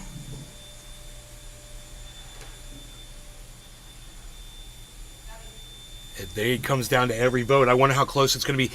Here goes Bitcoin, everybody. We hit 696. 706. Here it is. You're seeing it happen live right now, man. Motion to close 706. the vote. 706, everybody. Mr. Chairman, Second. We just hit it. Mr. Chairman, how is my vote recorded? Has Ms. Green been recorded? That's Marjorie Taylor Ms. Greene. has voted aye. Mr. Chairman, Chair recognizes Mr. Timmons. how am I recorded? Mr. Timmons has voted aye. They want everyone to hear how they voted. They know how they voted. They know it was all said already. Ms. Bobert has voted aye. Bobert wants to know. She wants everyone to Mr. hear. Chairman, So Mr. Chairman. stupid. They're such little showboaters. Fuck the three of you. You fucking three little cunt bags. Chair recognizes Mr. Fallon. how am I recorded? How am I recorded? Mr. Fallon has voted aye. How am I recorded? Mr. Chairman, Shut parliamentary up. inquiry. Mr. Chairman, there was a motion to close the vote, and it was properly seconded. There is, will the clerk call the roll? Mr. Chairman, on this vote, the ayes are 20, the nays are 19. The motion passes to table the Raskins motion. Now, wow, 19 to 20, bro. Who each bring experience and expertise to today's hearing. I'd first not like going to subpoena Professor Giuliani. Turley, who is the Shapiro Chair for Public Interest Law at George Washington University Law School. Professor Turley is a nationally Republican recognized U.S. legal House to scholar hold first who has Biden published work in impeachment areas inquiry. ranging from constitutional law to legal theory. Next, we have Here goes Ms. Bitcoin, Eileen everybody. O'Connor, 729. who is a former Assistant Attorney General at the United States Department of Justice Tax Division. As former Assistant Attorney We just General hit for 729. DOJ Tax for 6 years, Ms. O'Connor supervised DOJ litigation of civil, criminal, Here goes trial, Harmony and 1. appellate tax cases. Next, we have Mr. Bruce Dubinsky, who is the founder of Dubinsky Consulting, a forensic accountant. Mr. Dubinsky has accumulated over 40 years of financial, investigative, and dispute consulting experience, served as an expert witness over 100 times, and has testified in over 80 trials, including trials involving criminal and civil financial fraud. Lastly, we have Professor Michael Gearhart, who Throw the serves Rico as act the there. Burton Craig The Distinguished Rico. Professor of The Rico. at the University of North Carolina, Chapel Hill. Professor Gearhart has been a law professor for more Holy than 30 shit, here years. goes Bitcoin He's again. the author of 7 books and has written more than 100 law Here we go, guys. articles and dozens This of is op-eds it. in the nation's leading news publication. Oh my Pursuant to Committee Rule God. 9G, the witnesses will please stand and raise their right hand. 732 is the new high on Bitcoin. 732. Do you all solemnly swear or affirm that the testimony you are about to give is the truth, the whole truth, and nothing but the truth, so help you God? Wow, bro. Let the record show that the witnesses all answered in the affirmative. Thank you all. You may be seated. Wow. We appreciate you all What is being going here today. on Look with forward to your Bitcoin? testimony. Let me remind the witnesses we have read your written statements and they will appear in full in the hearing record. I wonder if it's Please got limit something to your do with this oral statements Biden to hearing. 5 minutes. As a reminder, please press the button on the microphone in front of you so that it is on and the members can hear you. When you begin to speak, the light in front of you will turn green. After 4 minutes, the light will turn yellow. I am When the red so light comes on, glad 5 that I minutes found expire, this we will fucking ask that you Biden please wrap up your Biden testimony. fucking I now recognize impeachment Professor Turley to begin his opening statement. inquiry hearing. Thank you, Chairman Comer, Ranking Member Raskin, members of the committee.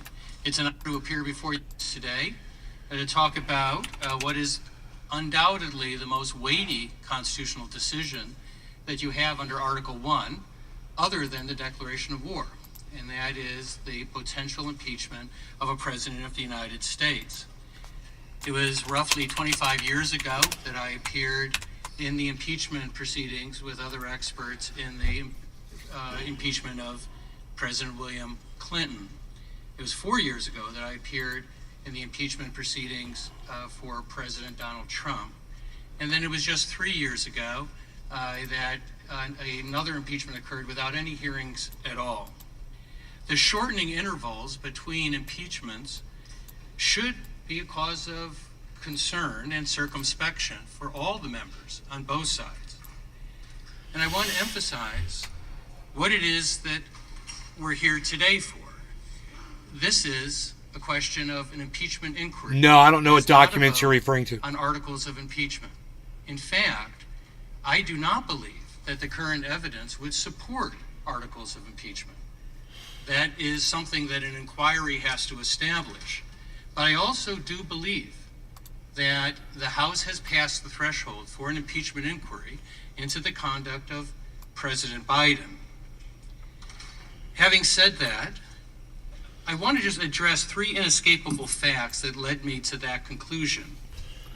First, President Biden has indeed spoken falsely about these foreign deals. The Washington Post and other newspapers have noted that some of his past comments are demonstrably untrue.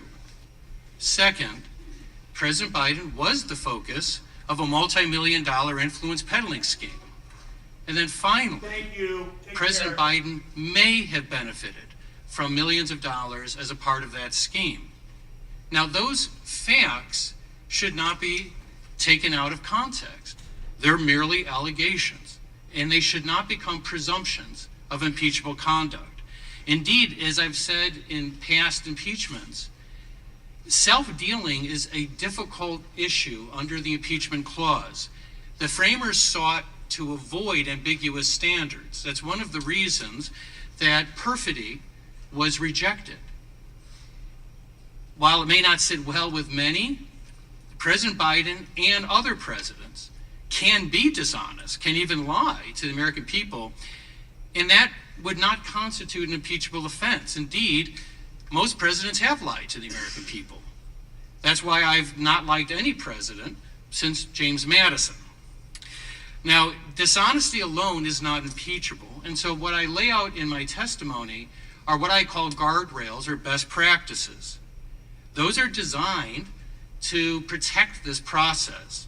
Frankly, a number of the things I lay out benefit President Biden, as I say in my testimony. Because presidential impeachment shouldn't be a closed question, it shouldn't be a rush to judgment, and you should avoid the type of confirmation bias that can occur in this process. This is, as people say, a political process, but it is also a constitutional process. Influence peddling is a form of corruption. The United States has signed treaties to combat this form of corruption around the world. And that is also an inescapable fact. We need to find answers as to some of these questions. Good. I'm running out of time. Because I know that motherfucker's guilty. If I may. These are constitutional moments that demand the best from each of us to transcend the politics and passions of our time. It calls for something that's difficult. It calls for solemnity and clarity for members. We have become a nation addicted to rage, and we can fuel that. This body is a powerful teacher, as Brandeis said, and you can teach that, or you can teach a respect for this process. It begins here and now. We can disagree with each other without hating each other. These are important issues, and I think they're close issues. And I think some of these issues really do gravitate in favor of the president.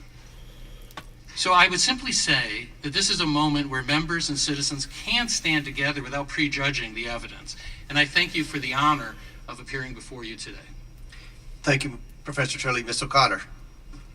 Demonstrably Mr. Chairman, Ranking lied. Member, members of the committee. You've got all kinds of evidence. The chairman invited me to share my thoughts on the conduct of the tax investigation into Hunter Biden. I make my comments on my own behalf as a private citizen and not on behalf of any person with whom or group with which I might be or have been affiliated. When I learned that experienced IRS special agents had compelled to report to Congress about the obstruction of their criminal tax investigation, I felt compelled too, to share my understanding of how things are supposed to work with people who have no reason to appreciate how disturbing the whistleblower's allegations are. Without context and a frame of reference, it's difficult to know sometimes how seriously to take things. In an October 2022 meeting, 26,800 prosecution team, U.S. Attorney Weiss admitted it was not his decision Holy whether shit, the guys. charges the investigation had proven should be brought. This directly contradicted Attorney General Garland's sworn testimony 6 months earlier. 850. This was the final straw. After more than 3 years of having his investigation stymied, but nonetheless having proven substantial criminal charges, Supervisory Special Agent Shapley realized he had to come forward. In fact, he had come forward before, internally within the IRS, using the procedures developed for that purpose. He had complained up his chain of command as early as June 2020 about the obstruction he was encountering, but there had been no response. Once Shapley had taken steps to come forward to Congress, Special Agent Joseph Ziegler did the same. It was not the whistleblower's testimony, however, but what followed that compelled me to write. My first Wall Street Journal article was called "Throw Hunter Biden's Plea Deal in the Trash." Given the substance of the whistleblower's testimony, the plea deal Weiss had worked out with Biden was a miscarriage of justice. After that commentary was published, I heard from many people who were similarly appalled at the unfolding injustice. Many were knowledgeable and experienced tax professionals. Perhaps the most commonly commented on aspect of the handling of the Hunter Biden matter was that Weiss had permitted the statute of limitations to expire on prosecuting provable offenses. This was appalling. It is not insignificant that the plea agreement was announced on June 20. Let's review what came just before. On August 19, it became known that IRS employees were going to let Congress know about the obstruction they were encountering. Later, Shapley and Ziegler sat for hours of sworn and subscribed testimony with the House Ways and Means Committee staff. It was expected that the committee would make the testimony public. It did, on June 22. U.S. Attorney Weiss, with his June 20 announcement of a plea deal, beat the publication of the whistleblower's testimony by the skin of his teeth. 2 days. If the whistleblowers had not come forward, would Weiss have brought any charges at all? My second Wall Street Journal commentary was published on July 25. It was called "You'd Go to Prison for What Biden Did." Given what Shapley and Ziegler testified they had proven, and the charges the tax division reportedly had authorized, the plea deal represented serious injustice, not only to law enforcement, but also to people who have been caught up in this system and have suffered the consequences the law provides. I received a great deal of positive feedback on this commentary too. People understand that for laws to be respected, they must be enforced. The nature of any investigation is the following of leads. That didn't happen here. This team was not permitted to search the guest house of Joe Biden's Delaware mansion and Hunter Biden's storage facility in Virginia, to interview family members and business associates, to examine Hunter Biden's abandoned laptop. By November 2019, the FBI had confirmed the devices were Hunter's and the contents were authentic. But the Hunter Biden investigation must not be viewed in isolation, rather as part of a broad landscape of corruption. Don't forget that a full year after that, in October 2020, FBI officials were telling Twitter that the laptop was Russian disinformation. The whistleblowers tell us that the tax investigation of Hunter Biden was an offshoot of an investigation already underway into an online pornography platform. That is how investigations develop. Agents follow wherever the leads take them. And when they take them in the direction of a new investigation, they open one. Question: if U.S. Attorney Weiss had been in charge of that pornography investigation, would he have blocked the investigation into Hunter Biden's tax crimes? I thank the committee. Wow, dude, that's pretty scathing. Good morning, Chairman Comer, Ranking Member Raskin, distinguished members of this committee, guests, and my fellow citizens. Thank you for this opportunity to testify today. Pretty scathing, First, guys. at the outset, Cyber, you got something to smoke and in over there? no uncertain terms, that I agreed to testify today, not because I have a political agenda or axe to grind, because I do not. Rather, I agreed to testify in this proceeding in order to help this committee and the American people gain a better understanding of how frauds are committed, how complex business arrangements using limited liability companies, sometimes those being shell companies, are used in frauds, and how money is moved by fraudsters to facilitate the conduct of illicit activity. Let me be clear, I am not prejudging the facts that have emerged. I hate when people say "let me be clear." Fucking Biden says that all the time. Its origins from foreign sources. I am not here today to even suggest that there was corruption, fraud, or any wrongdoing. In my opinion, more information needs to be gathered and assessed before I would make such an assessment. I'm here today to lend my expertise to answer questions that this committee may have while they advance this investigation and gather more facts about the business dealings surrounding the Biden family and associates businesses. Throughout my 40-year career as a certified public accountant, a forensic accountant, and a certified fraud examiner, I've worked tirelessly to uncover the truth when it comes to cases involving allegations of fraud, corruption, no tiles. I've investigated some of the world's largest frauds, including have investigated and testified in the criminal case of the United States Department of Justice on the Bernie Madoff Ponzi, the world's largest Ponzi. I've worked on cases like the Enron case, the International Brotherhood of Teamsters election corruption cases, 34. as well as some of the United States' largest cases of tax fraud, to name a few. As the age-old proverb goes, where there's smoke, there's fire. As a fraud investigator, when I see smoke, I immediately look for the fire. The critical question facing the American people today is whether behind the smokescreen clouding the Biden family and associates businesses, was there or is there a fire? And if there was or is a fire, how big is that fire? Why were members of the Biden family and close business associates receiving millions of dollars of payments from foreign entities and individuals? What services, if any, were being provided? What was the substance of the alleged services being provided? Was the money being paid for a fair amount commensurate with those services? Were political favors being traded and disguised as services? These are the questions that, as a forensic accountant, I routinely am asked to answer when I'm hired to investigate allegations of corruption and fraud. There's a great deal of evidence that has been collected to date by this committee and others trying to answer these very No Law questions. Regarding Cannabis. Cheers, Cyber. However, Cheers, everybody. Hoot much and more Howl. information is still needed Page in order to be able Turner. to answer these questions and make a final determination as to whether or not the Biden family 420 and its 420 associates Bongman. businesses Dave were involved in any Coefficient. improper or illicit activities, and importantly, whether those activities, if any, were connected to President Joe Biden or then Vice President Biden. In my experience, fraudsters purposely create a labyrinth of limited liability companies to create an opaque network of entities that are then used to hide improper conduct.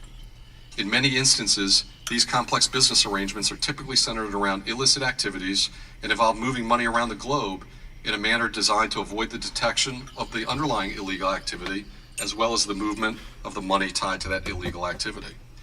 Gone are the days, for the most part, when suitcases full of currency or gold bars are exchanged as payment in the conduct of illegal activities. Today, more sophisticated methods are employed to obfuscate the true nature of such illegal activities and to hide the movement of money. The importance of following the trail of money is a critical component of any fraud investigation. The term shell company has its origins in the world of business and finance. The term shell, as you would note, implies that the company is like an empty shell, lacking substance or real activity. Shell companies typically have no employees, no offices, no real operating businesses. Seashells Mailing addresses. Seashells by the seashore. While I will note, shell companies can be used for legitimate business She sells activities. More seashells often by the than not, seashore. they're associated with fraudulent activities like tax evasion, money laundering, hiding of assets, and other illicit practices. 887. It takes a heavy lift to pull the covers back on these shell companies to determine who the true beneficial owners 898. are, where the money went, and to expose the true sham nature of their existence. 904. However, through the use of legal subpoenas and proper investigative methods and a great deal of persistence, fraud investigations can and do expose the identity of the wizards behind these curtains and the extent of their illicit activities. In closing, let me underscore the importance of conducting a thorough, independent, and unbiased investigation of the matter before us today before you reach any conclusions. The American people deserve to know the truth.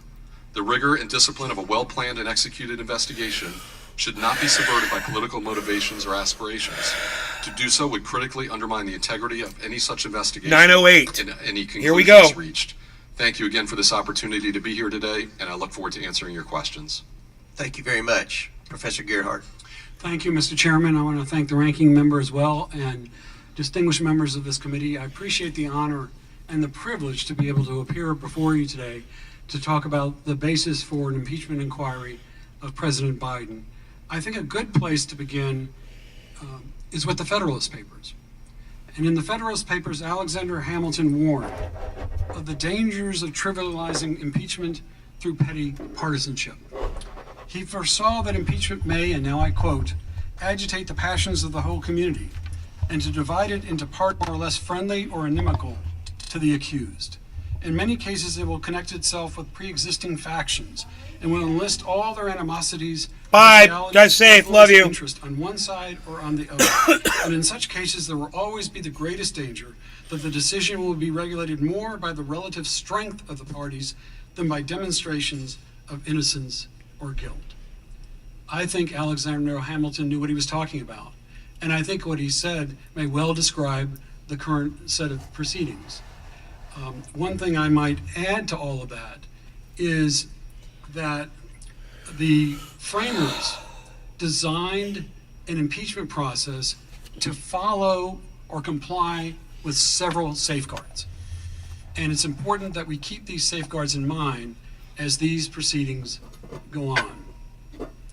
The first is the necessity for credible evidence of the commission of treason, bribery, and other high crimes and misdemeanors.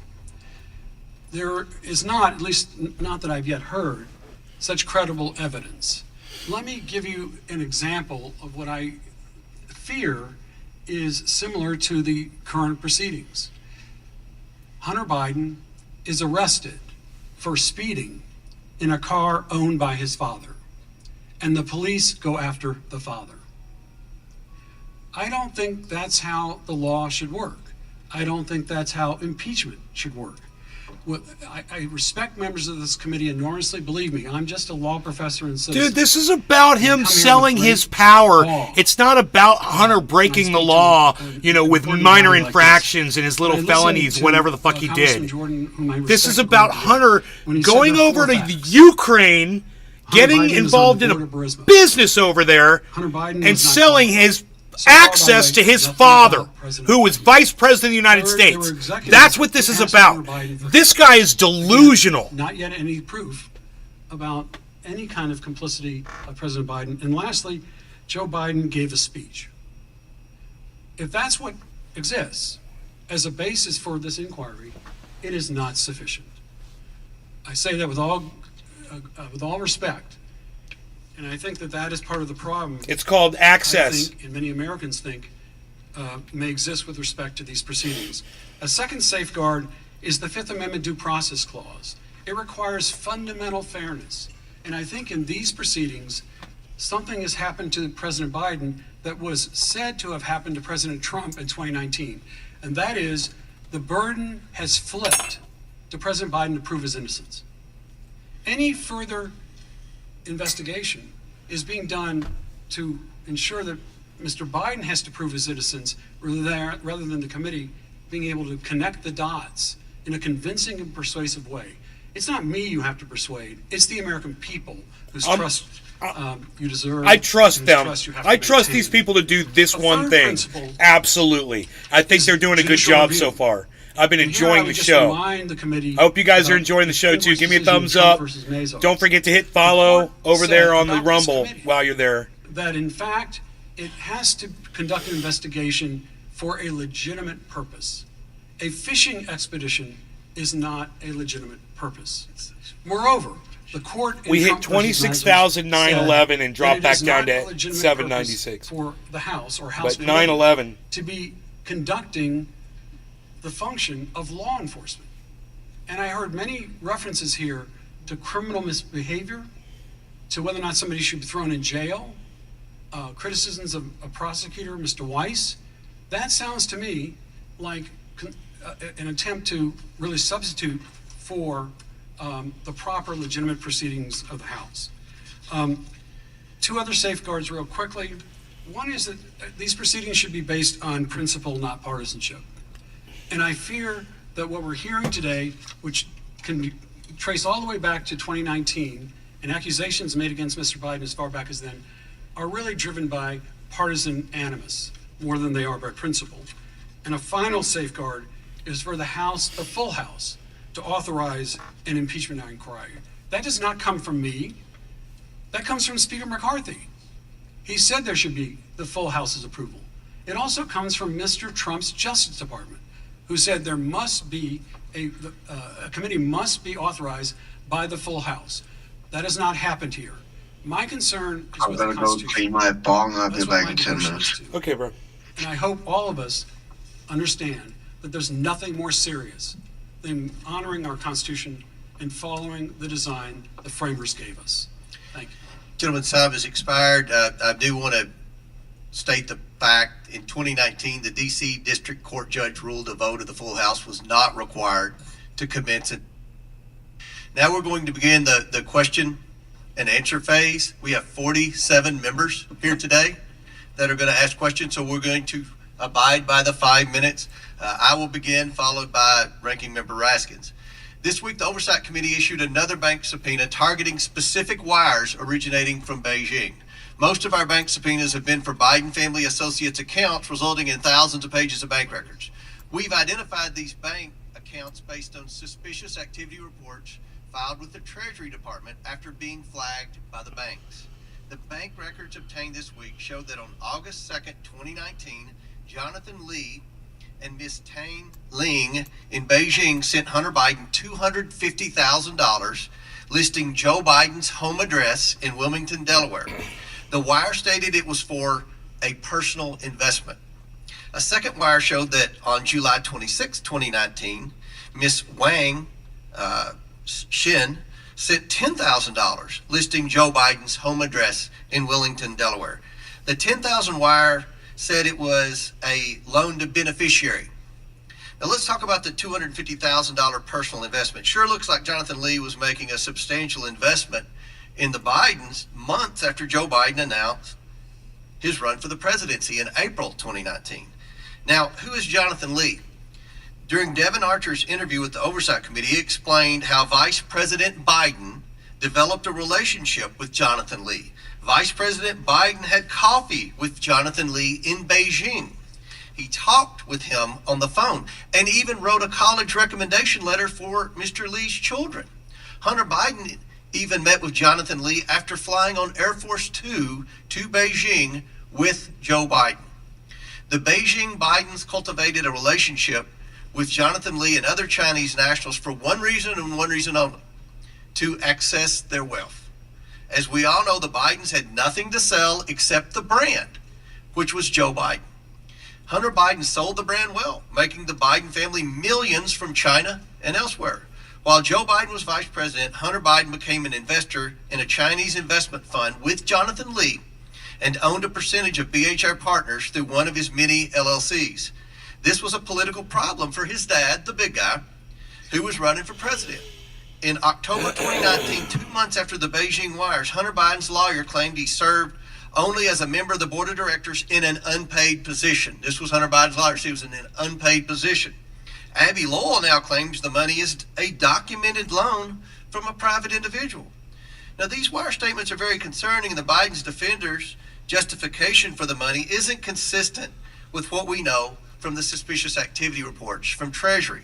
Mr. Dubinsky, I'm very skeptical of Abby Lowell's statement that the $250,000 payment from Jonathan Lee and another woman was a loan, because the wire states it was a personal investment.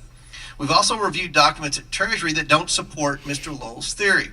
In your experience, are international loans of this amount supported by documentation such as loan terms, interest rates, and repayment schedule?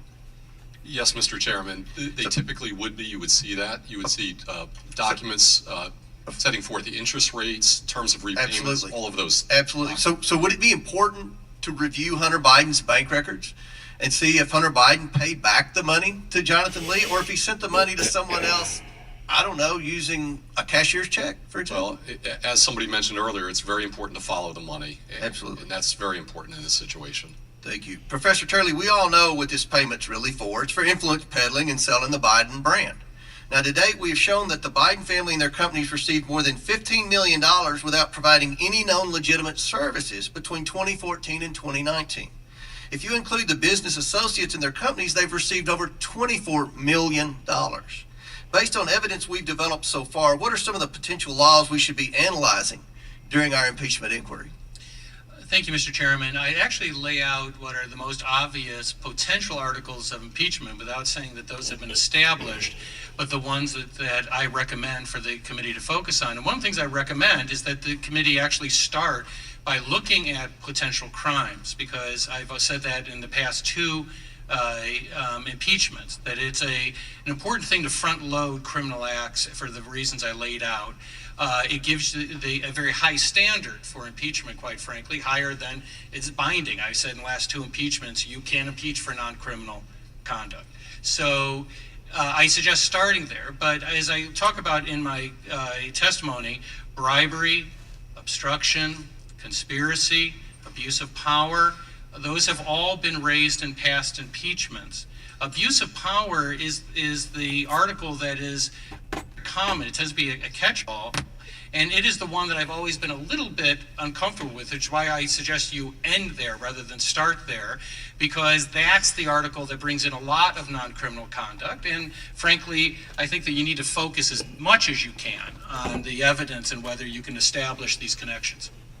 Very good. Thank you. Chair now recognizes Mr. Raskins of Maryland for 5 minutes. Thank you, Oh, Mr. boy, Chairman. here we Mr. go. Gerhardt, has there ever been an impeachment process launched in the middle of a government shutdown? No. Well, why did the Office of Legal Counsel opine that there must be a vote of the full House before a committee launches into an impeachment investigation? Why did Speaker McCarthy insist on it and in fact say that there would be one in this case?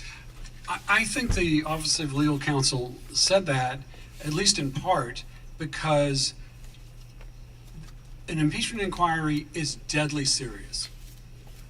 It is, again, just about the most serious thing any House committee ever undertakes.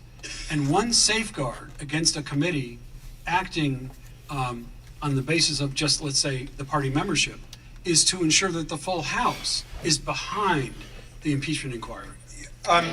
A dozen of our colleagues on the Republican side have already called for impeachment. I'm struck by the fact that of the 4 expert witnesses brought together today, not a single one of them argued that a sufficient quantum of evidence exists today to justify the impeachment of President Biden. Is there any precedent in our country for launching an impeachment inquiry absent evidence of wrongdoing by the president?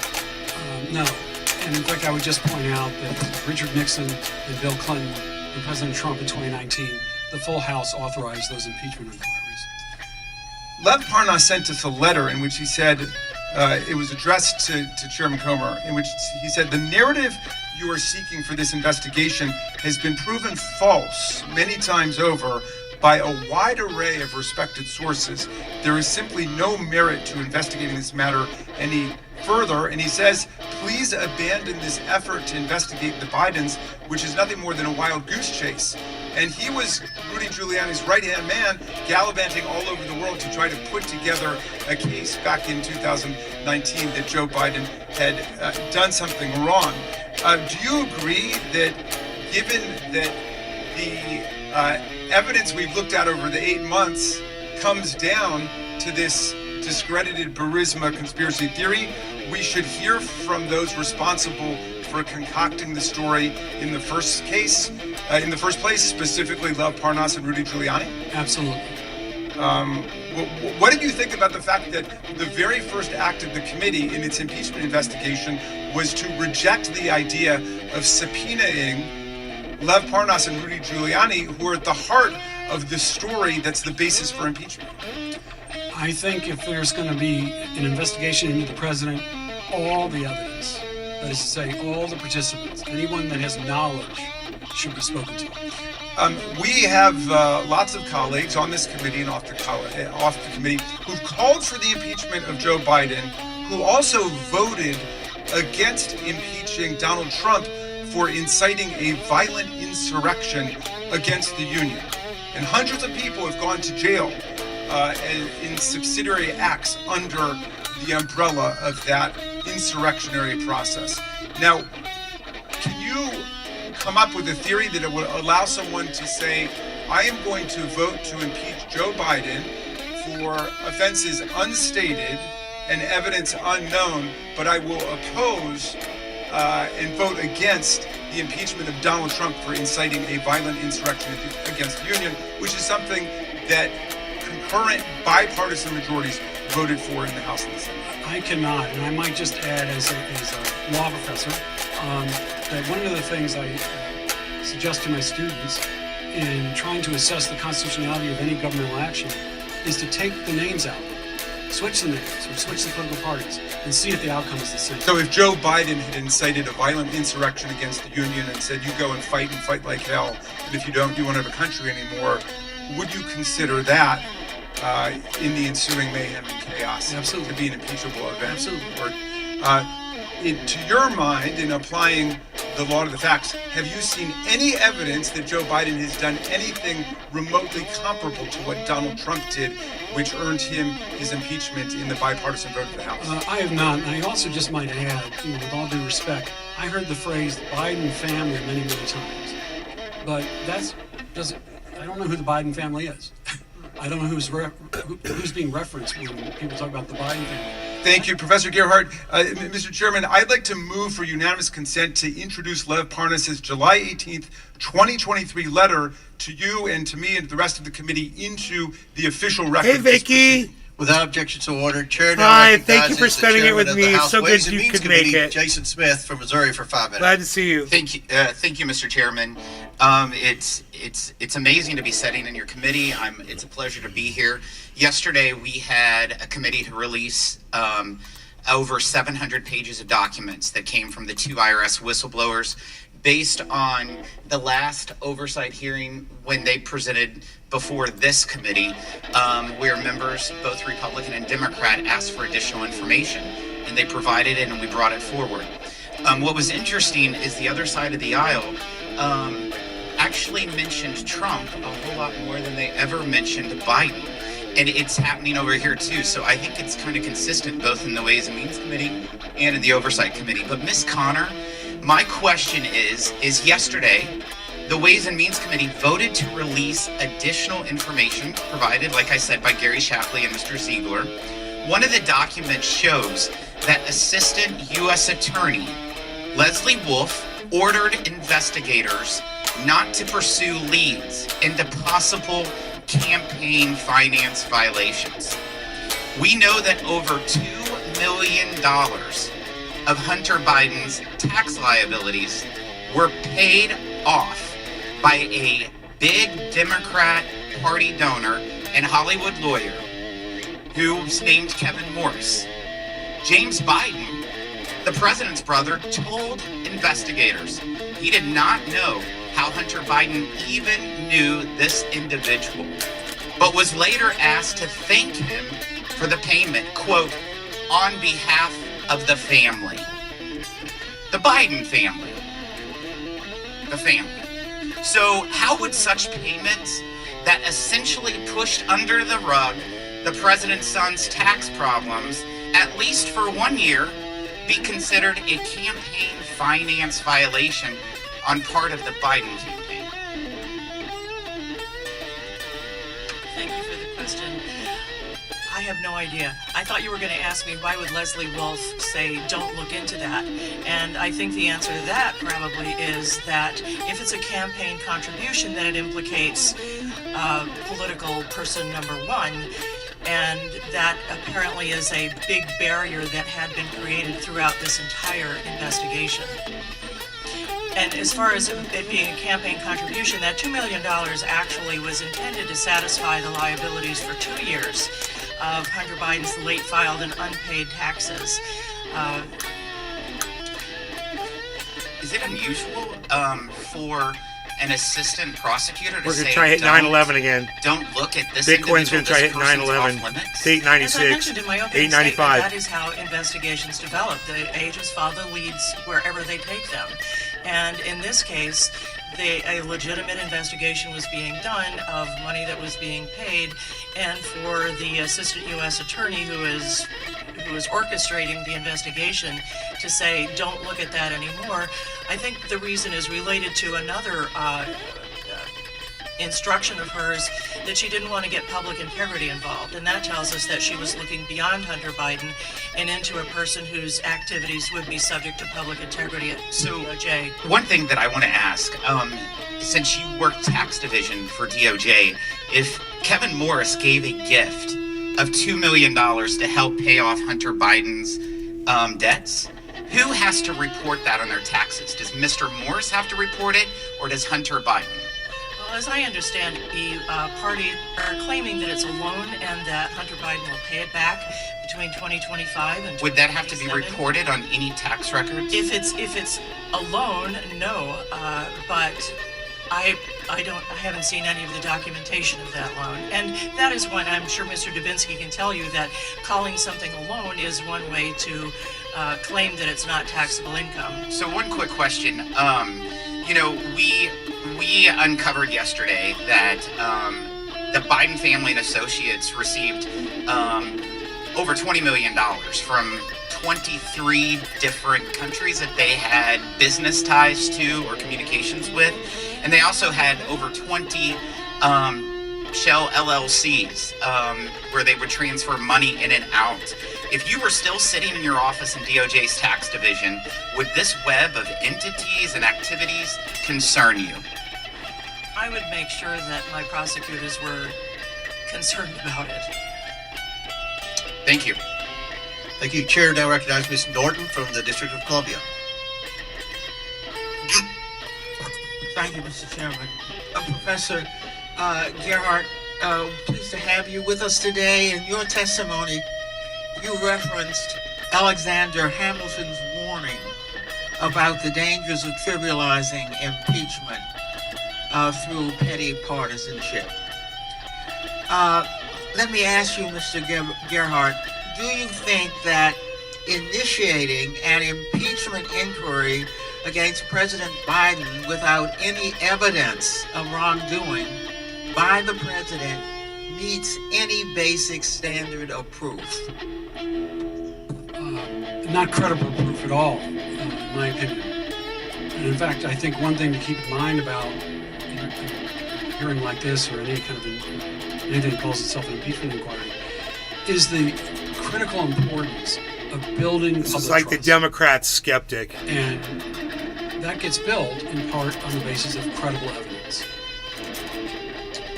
Well, Professor Gerhardt, what is the risk to our Constitution and even for the rule of law if impeachments are initiated without any evidence of wrongdoing by a president? They trivialize impeachment. They trivialize the Constitution, and they ride roughshod over the rule of law. Nothing good comes from abusing of power, whether it's done by a president or by Congress. Professor Gerhardt, do you believe that initiating an impeachment inquiry without any evidence of wrongdoing by a president is consistent with the rule, with the view that impeachment is a grave and solemn duty? Impeachment is a grave and solemn duty, all the more reason why all evidence, for example, relating to Burisma, ought to be heard and considered. That would actually add credibility to what the committee's doing. I would be remiss if I did not add that it is incredible that we are holding this sham hearing 2 days before the government will shut down. Instead of this hearing, we could be discussing how to fund the government. Or we could discuss my bill to exempt from federal government shutdowns the federal and independent agencies that are exclusively or primarily federally funded but have jurisdiction over local D.C. civil and criminal justice matters. Or we could be discussing how we are going to provide back pay to federal contract workers if Republicans unfortunately do push us into a shutdown. Instead, we are holding this sham hearing. I yield the remainder of my time to Mr. Raskin. Thank you kindly, Ms. Norton, for that. Mr. Comer referred to a 2019 wire to Hunter Biden while President Biden was not in office. He was a private citizen, so of course was Hunter Biden. Hunter Biden has never held public office. Mr. Smith referenced a DOJ email from 2020 during the Trump administration. Held a public office. So, Professor Gerhardt, I mean, what do you make of the idea of impeaching a president while he's in office for something that his son did or may have about received what his son did, man. When the president wasn't in office? It's not consistent with the American legal system. Just imagine if the names are switched. Just imagine if this is Jared Kushner, or one of President Trump's sons. Mr. Smith talked about $20 million that he thought Hunter Biden had received and put in the names of different family members. I think the Washington Post has debunked that as recently as this weekend, saying it was like 8 or 9 million. But let's say it were 20 million. That's 1% of the $2 billion that was brought back by Jared Kushner from Saudi Arabia to a company that Jared Kushner created the day after the Trump administration ended. But assuming there were no other evidence, would it be fair to attribute that $2 billion that Jared Kushner pocketed with the $25 million management fee every year that Jared Kushner pocketed? Would it be fair to attribute all of that to Donald Trump because it's his son-in-law? No, not without any evidence actually showing the president knew it. Yeah, so or approved. Because the principle of American law is that people are responsible for their own conduct and not the conduct of their adult children. Is that right? That's correct. Thank you, and to the gentlelady for yielding, and I yield back. Chair now recognizes the chairman of the House Judiciary Committee, Mr. Jordan from Ohio. Thank you, Professor Gerhardt. It wasn't just a speech.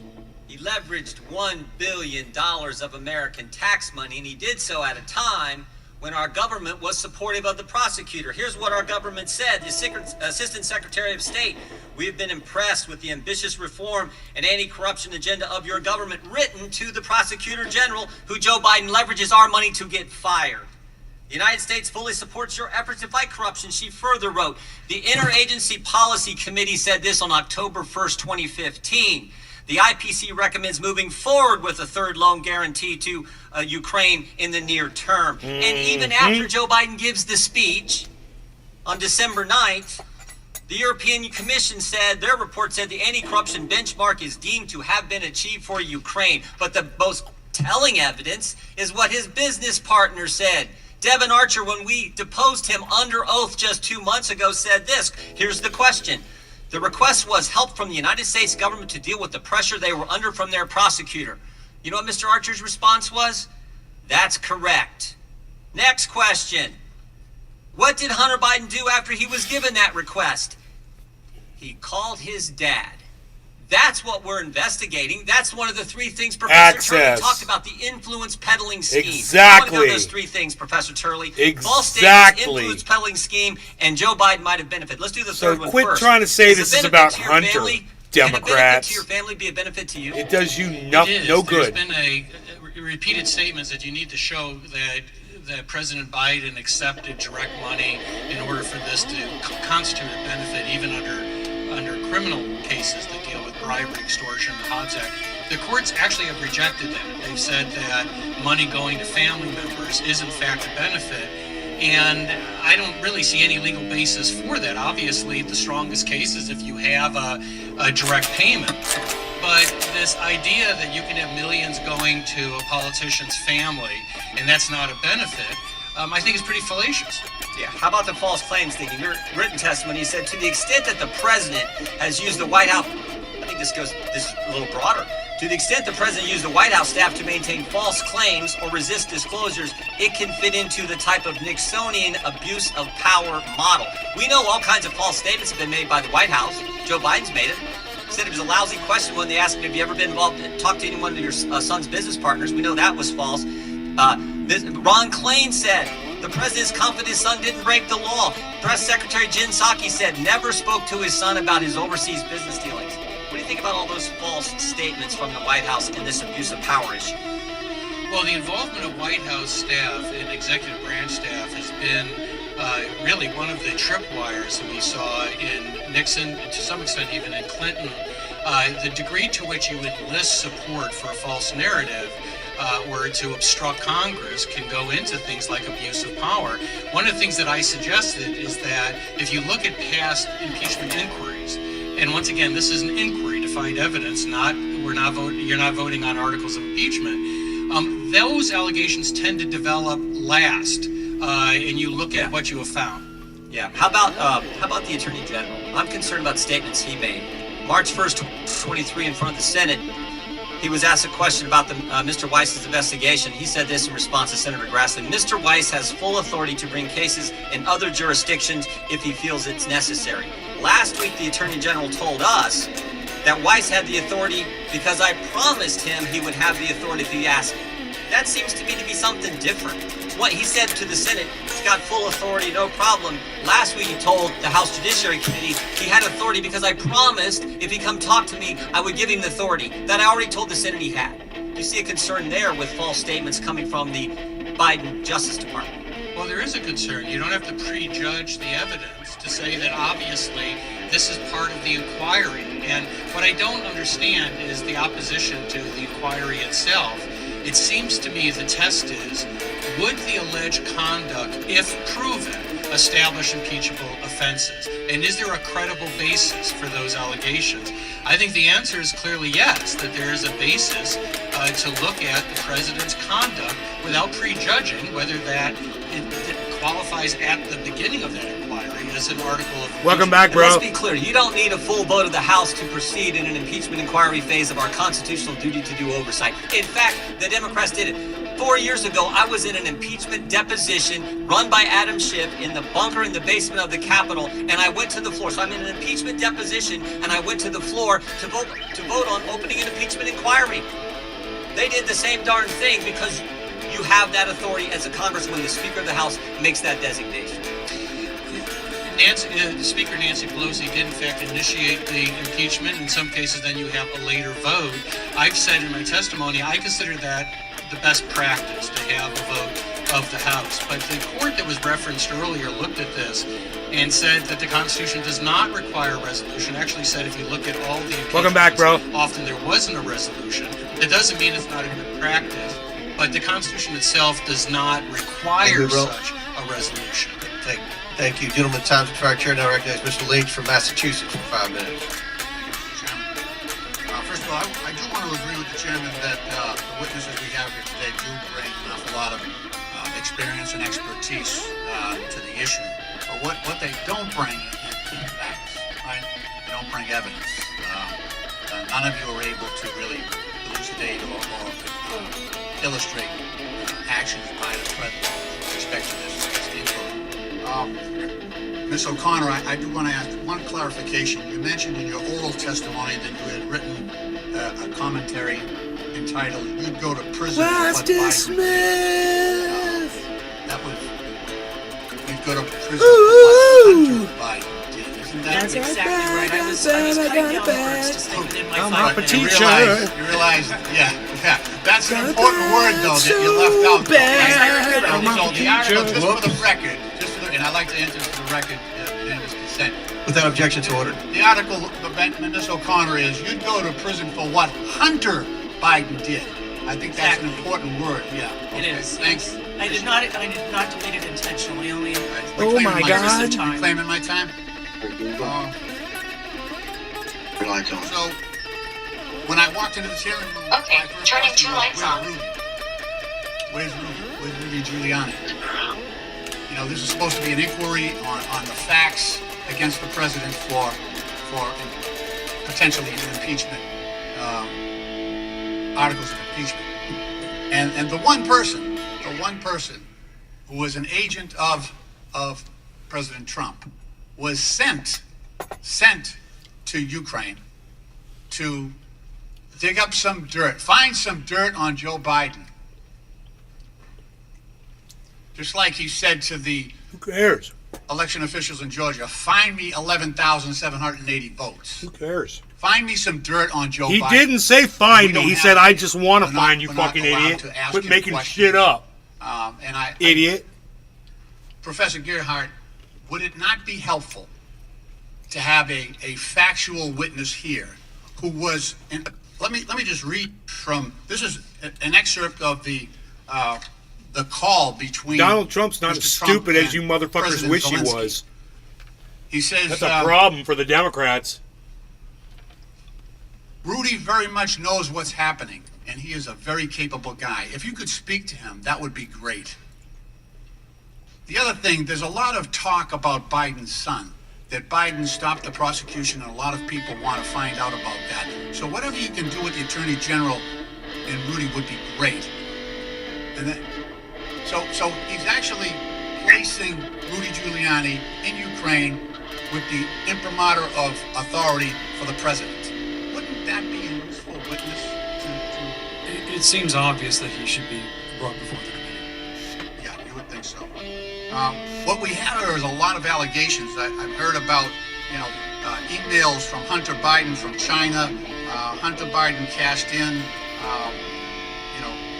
the IRS interview with James Biden. And I hear a lot about the Biden family. But look, this is an impeachment inquiry about President Biden, and I would try to discern what the allegations are for the president, because they're non-existent at this point. Is there a reason? The other question is, why hasn't Rudy Giuliani, if he's such a key witness and was on the ground on this and had direct authority from the president, why isn't he here? And I think, and Professor Gerhardt, maybe you could elucidate on this. Rudy Giuliani also lost 60 cases. He brought 60 cases across the United States with respect to the big lie, and he was a midwife for the big lie. He brought 60 cases and lost them all for lack of evidence. So that, I believe, hurts his credibility, does it not? It does. His credibility has been hurt in a number of different ways. Right. He also made allegations against Dominion voting machines. And now he's being sued by them because he falsely declared that those machines were unfairly helping President Biden. Isn't that right? That's right. Wouldn't that also lead to a drop in credibility on behalf of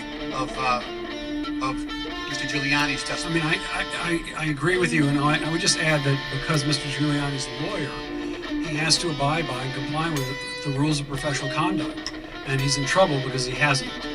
All right.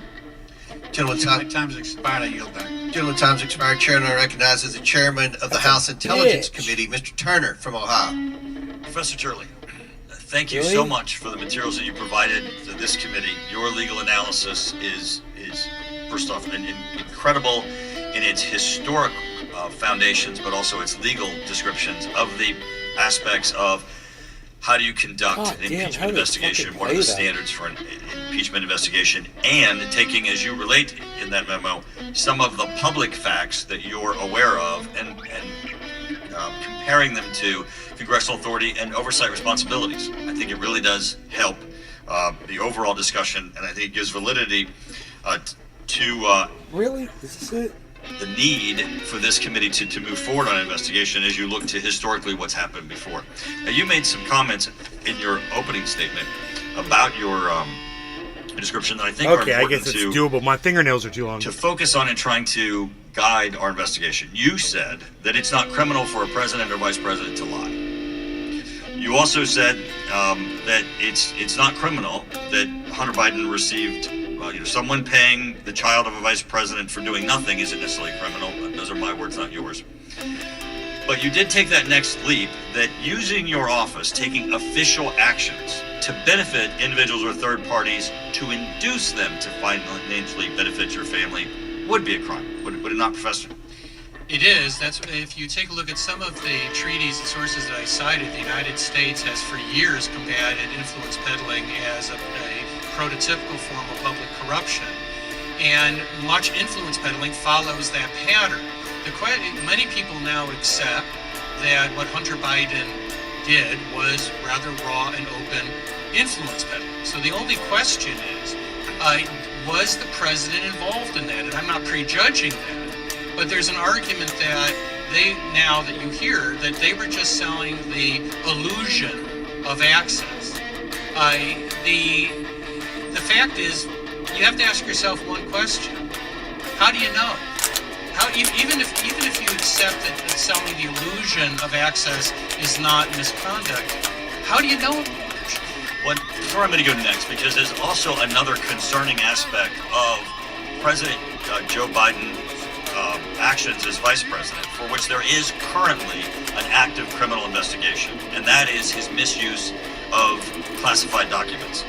There has been appointed by the Department of Justice, by the Attorney General, a special prosecutor for the purposes of investigating the federal crimes that could have arisen as a result from this president's misuse of classified documents. The fact that he had them at the Penn Biden Center for Diplomacy and Global Engagement and the Wilmington, Delaware private residence of President Joe Biden, as well as other matters that might arise from it, places where there were other people. One of those other people happens to be Hunter Biden. Now, this committee, in its scope of this investigation, indicates that these classified materials are also relevant because, for example, the Oversight Committee has requested information regarding the classified materials discovered in the president's home where his son has resided during the time period relevant to the investigation and personal office. The White House has not provided this information. Obviously, his son was receiving payments from Romania, Russia, Ukraine, China. If there are in those documents that relate to, for example, the prosecutor in Ukraine, or Burisma itself, or other aspects of Ukraine, or any of the parties or individuals, obviously, that were making payments to Hunter Biden, that would be relevant, wouldn't it? It would be relevant. One of the things I address in my testimony is I say that the most concerning line for me in this inquiry is pre-office conduct. And what I say is that there should be a type of rebuttable presumption against bringing in pre-office conduct. But there is precedent for it when it forms. Well, and this, he was in office at the time because he wouldn't have had access to classified documents. These are not things that he did as a private citizen. He had these documents given to him. I want to ask you another. In his scope as both senator and as vice president, there's been a lot of talk that perhaps the president inadvertently ended up with these documents. Now, first off, there's an unbelievable number of documents. He's clearly a classified document hoarder, and he clearly was mishandling them. Can't you infer intent by knowledge of the law? Here, the President Biden knows how to handle classified documents and what mishandling is. Wouldn't that be attributed to his intent? Well, that can all go to a question of establishing intent. And in all these cases, you obviously don't have a confession. I'm not too sure if the documents matter will become relevant to an impeachment inquiry. I've said earlier that the issue that concerned me about the documents is that they ended up being distributed to different sources, it appears, that they went to different locations. And there are accounts of being in the president's home. The question is, were they divided and why? But it's not clear to me whether that would amount to an impeachable offense or not. Right, you have to make that nexus, which is Mr. Chairman. step. I've seen some of these documents as the chairman of the Intelligence Committee. I can tell you they are of the highest level of concern and threat to national security. I think we do have to get to the bottom of why was he taking these and what was he doing with them. Chair now recognizes Mr. Chairman, I Connolly have a for unanimous Virginia. consent motion. Mr. Chairman, unanimous consent motion. I ask unanimous consent to introduce page 131 of the transcript of Devin Archer's testimony, where the question is asked, but he did not provide the Burisma executives with actual access to his father. The access to his father was an illusion of access. Gentlemen's out of order. You'll have time in your 5 minutes. Chair now recognizes Mr. Connolly Gentlemen's for out of Virginia for order. 5 minutes. Gentlemen's out of order. Is it admitted? I object. Hey, it's The Josh clock's G. ticking, What's up, Mr. Hippie Chick? Hello. What's the objection, Don please? McRae, Coleman's taking yo. your time, Mr. Connolly. Hey, Josh. Hey, Hippie You have it's your truly because your they're terms adding distract- yeah, you're hormones taking and food away other from you, outside clearly. materials Distract, to make the flower deflect, grow faster. simple. Hold on to those That's two crazy, words, Hippie distract Chick. and deflect, because I think this hearing's all about look over here, not over there. So, Professor Gerhardt, Isn't that what you're about to do? I've heard concern about branding. So, shouldn't we be concerned about all those Biden towers all over the world where foreign partnerships were formed and influence was used here in the United States? I've seen these towers in Trump. He's Indonesia, talking about in the he's Philippines, being- in Turkey. I even saw one in Chicago. Shouldn't that be a source He's of gonna be concern oh wait, that's of Trump. this committee in terms of influence, both foreign He's gonna and, look down at his and notes. domestic when This is so dumb. President Biden became president?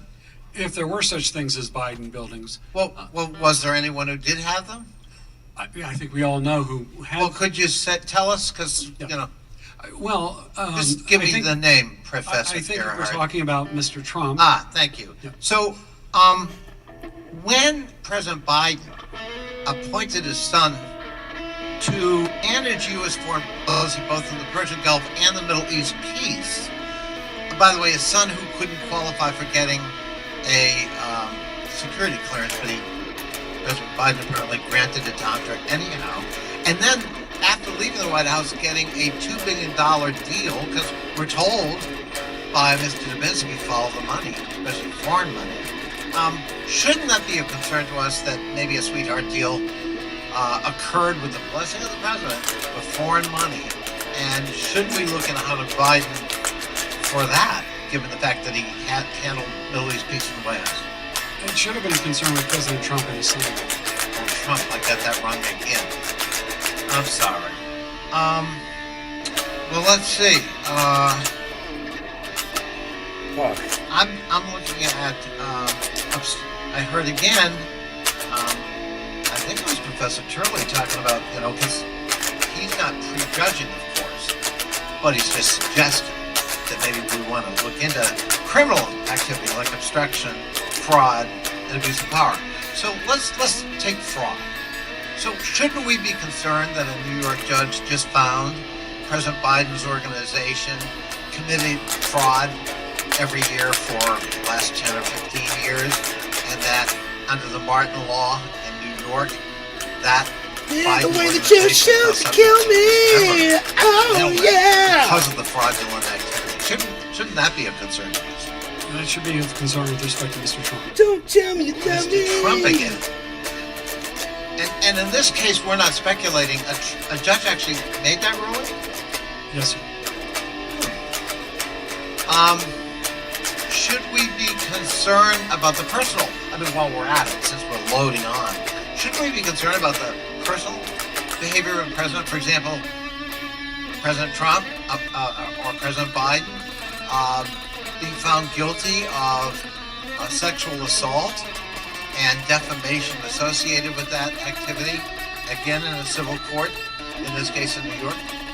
We should be concerned as it relates to Mr. Trump, yes. With Mr. Trump again.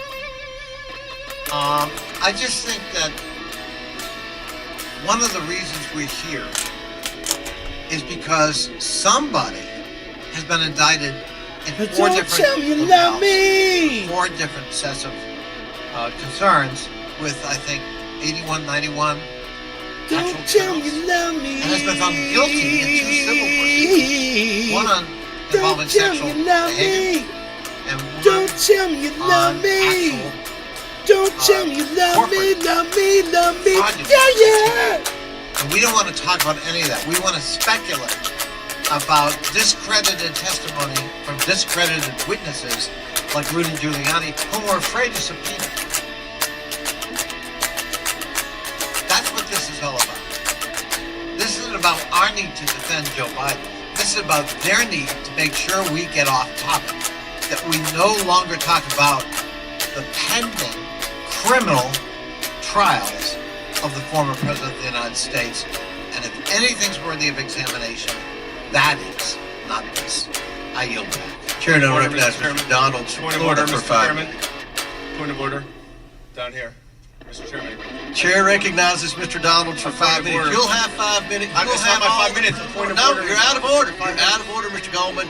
When your time is, I will be to introduce something by recognizes unanimous Mr. Donalds for 5 minutes. Is it being introduced? Chair recognizes Mr. Donalds for 5 minutes. That's Byron, crazy. Rules require you Thank to you, Mr. recognize Chairman. That's crazy. They're ignoring him. Yes, for a point of order, they absolutely do. Chair He's ignoring the rules, dude. The motion He's is in not violation of his Point of fucking. order. No, Of Mr. his, Donald's what time he's is not supposed going to to take. do. Actually, It's crazy. Mr. Chairman, I request his clock be set back to 5 minutes. Set so we the can. clock back to 5 minutes. Mr. Chairman, can I just make a parliamentary inquiry then? Are we not to make points of order on either side during?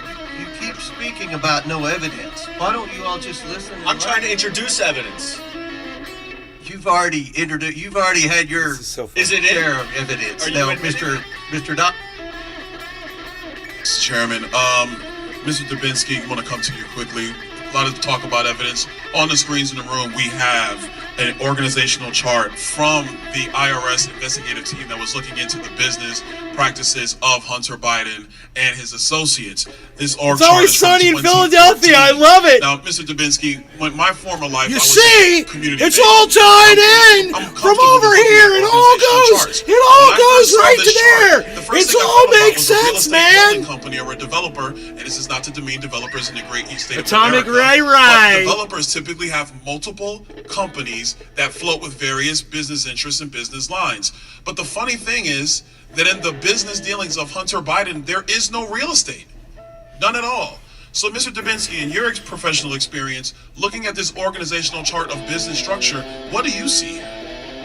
I see a very complicated structure of entities that are interrelated and would give me concern. If I were an investigator, I would want to know what's going on in these entities, who's behind them, how's the money moving between them, and what is the substance of the transactions? What's really going on here? Mr. Dubinsky, do you think it's in the interest of this committee that is now in an inquiry phase to actually find out all of the flow of money between these entities and what the purpose was? Absolutely. Next slide, please. For my colleagues on the other side, we're going to start talking evidence now.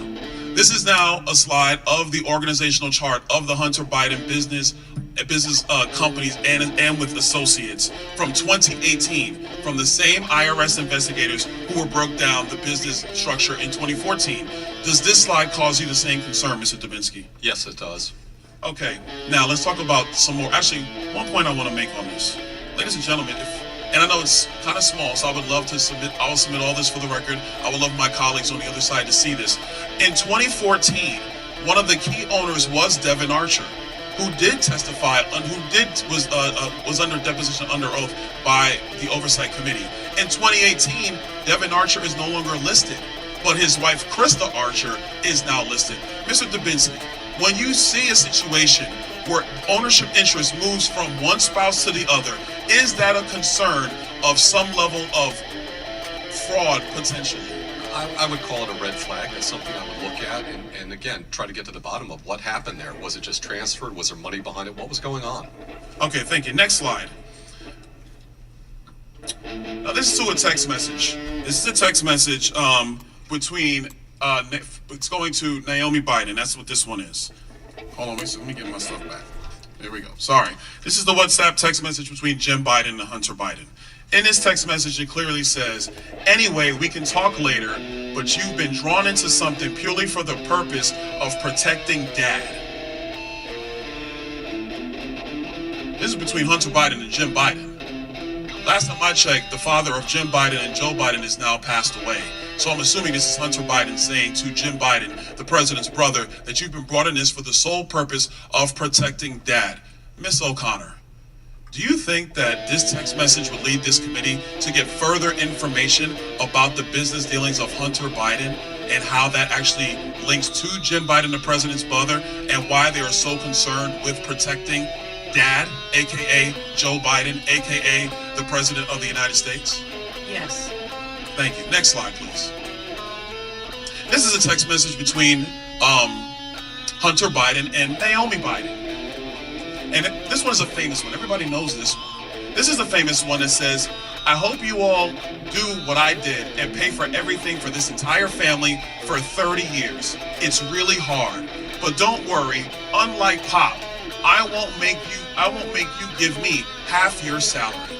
Mr. Dubinsky, if you saw a text message like this in a potential money laundering operation or a potential pay-for-play operation, would you be looking for information related to money going from son to father? Absolutely, without a doubt. Thank you. Next slide. Oh, this is fun. Ladies and gentlemen, this one is from 2018. This is about 4 months before Joe Biden launched his campaign for President of the United States. December 2018. The highlight is, this is a text message between Jim Biden and Hunter Biden. Hunter Biden was in a bad way, by the way. He was really strung out. He lost a bunch of money. He needed help. Jim Biden says, this can work. You need a safe harbor. I can work with your father alone. It'll probably take several months and everybody can read the text. Miss O'Connor, Mr. Dubinsky, if you saw a text message like this between the president's brother and the president's son, wouldn't you be concerned about them trying to give plausible deniability for the president of the United States to not have any knowledge of said business dealings? It's worth. Gentlemen's time's expired, but please answer the question. It's worth investigating. Mr. Dubinsky? I would agree. I would investigate this. I yield back. Thank you, Mr. Chairman. Gentleman yields back. Before I recognize Mr. Christian Marte, Mr. Goldman, I will give you an opportunity to quickly recognize you for your point of order. Yeah, you I need just to. want to You have to. It's make your sure job. that page 131 of the transcript of the Devin Archer interview is entered into the record.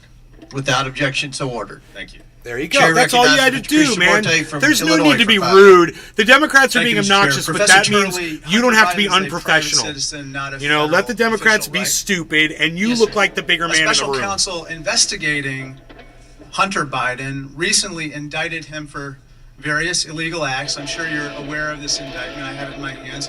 But nowhere in Hunter Biden's indictment is there any allegation of Joe Biden having committed any wrongdoing, right? That's correct, sir. Not a parking ticket, not a moving violation, not a library fine, not a high crime or misdemeanor. In fact, on page 19 of your witness statement that you submitted, you said, quote, the current record does not establish any crime, let alone an impeachable offense. Now let's further explore what's been established about Joe Biden. The Hill reports Senator Marco Rubio, quote, noted that House Republicans are discussing a special impeachment inquiry to obtain evidence of criminal behavior that they have not been able to dig up through the House Oversight Committee. And Rubio warned that setting up a special impeachment counsel without strong evidence of a crime could trivialize the process. Now, sir, Senator Rubio is a Republican, right? Yes, sir. Let's talk about whether this evidence that Mr. Rubio was referring to exists. Our colleague Ken Buck, a senior member of the Judiciary Committee, said the following regarding evidence linking President Biden to an alleged crime. Quote, "That doesn't exist right now." Now, sir, Ken Buck is a Republican, correct? Yes, sir. Senator Mitt Romney of Utah said, quote, "There hasn't been any allegation yet, any conduct which reaches the constitutional standard for impeachment." And sir, Mitt Romney is a Republican as well, correct? Yes, sir. Now, let me turn to another topic here. Ms. O'Connor, here I have a poster of an entry from your professional LinkedIn account. There's your picture. And it says, Law Office of Eileen J. O'Connor. We printed here what you posted roughly 1 week ago. It says, quote, "The Biden administration is promoting and enabling the invasion." That's what your post says, right? Yes, it does. And it further goes on to say, if this doesn't stop quickly, then the entire USA will be invaded with millions of military-aged men from many different countries who are ready to cause total havoc while getting paid $2,200 a month in welfare to do so. Did I write that? You reposted it, and it says it is an engineered death spiral. Now let me show you another posting that you put up on your professional LinkedIn account. May I respond? If there is you can respond when I'm done. When I'm done with my question, ma'am. Demolition of the United States of America. Ma'am, this is another posting from your professional LinkedIn account. It says announcing Michigan telethon to raise funds for 16 alternate electors who crooked Dana Nessel wants to jail. Now, ma'am, that's your professional LinkedIn account, right? It is. Now, let me turn to you, Mr. Turley. Professor Turley, in 2006, you wrote an op-ed in The Guardian entitled, quote, "Stop Persecuting Polygamists." There, you likened polygamists to, quote, "persecuted minorities," and you said polygamy is, quote, "a practice with deep and good faith religious meaning." Isn't that what you said? I represented the sister wives family in challenging a polygamy prosecution. The answer is yes. You've been crusading for legalizing polygamy for years. In fact, in an op-ed in the USA Today, you said that a Utah polygamist named Tom Green, who was also convicted of pedophilia for raping his 13-year-old stepdaughter, should not have been charged with polygamy. Now, Mr. Chairman, we're counting... Because that's not, can I respond? Because it's not entirely accurate. I actually criticized him. What I was dealing with was the constitutionality of what is called morals legislation. And I admit I'm pretty libertarian. Was Tom Green convicted of pedophilia and rape? Was he convicted of pedophilia and rape? The answer is yes. Mr. Chairman, we're counting down the hours until a government shutdown, and here we have a hearing where we have one witness who defended a polygamist who was convicted of pedophilia and rape, and we have another witness with LinkedIn accounts with extreme views posted. I think that, unfortunately, this speaks to the credibility of the witnesses and the credibility of the Yeah, she have met more credible witnesses for sure. Point of order, right? Shame on the Republicans. Chair recognizes Mr. Biggs. What's your point? Mr. Chairman, when a member of the committee impugns the integrity of a witness, is it against the rules to allow those witnesses to respond to that malicious statement? I'm quoting the... I'm asking... I'm not asking you. I'm asking the chairman. I've asked for a ruling on that. Mr. Chairman, he can use his own time to question any witness he wants.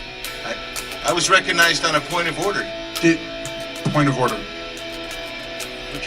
I mean, my point is that I'd ask for a ruling on my point of order. The way we've always proceeded, I'd ask for a ruling on my point of order. Mr. Chairman, in I'd order ask to for a ruling on my point of Mr. order. Chairman, first. Okay, here's the ruling. The witnesses have the opportunity to address that during a line of questioning. If Mr. Turley wants to address that during another member's line of questioning. He's kind of then comical more than looking. welcome to do He looks that. like he's got a big marshmallow for a Reminder, head. We're on their 5-minute clock, and now Marshmallow the chair Man. recognizes Ms. Mace from South Carolina for 5 minutes.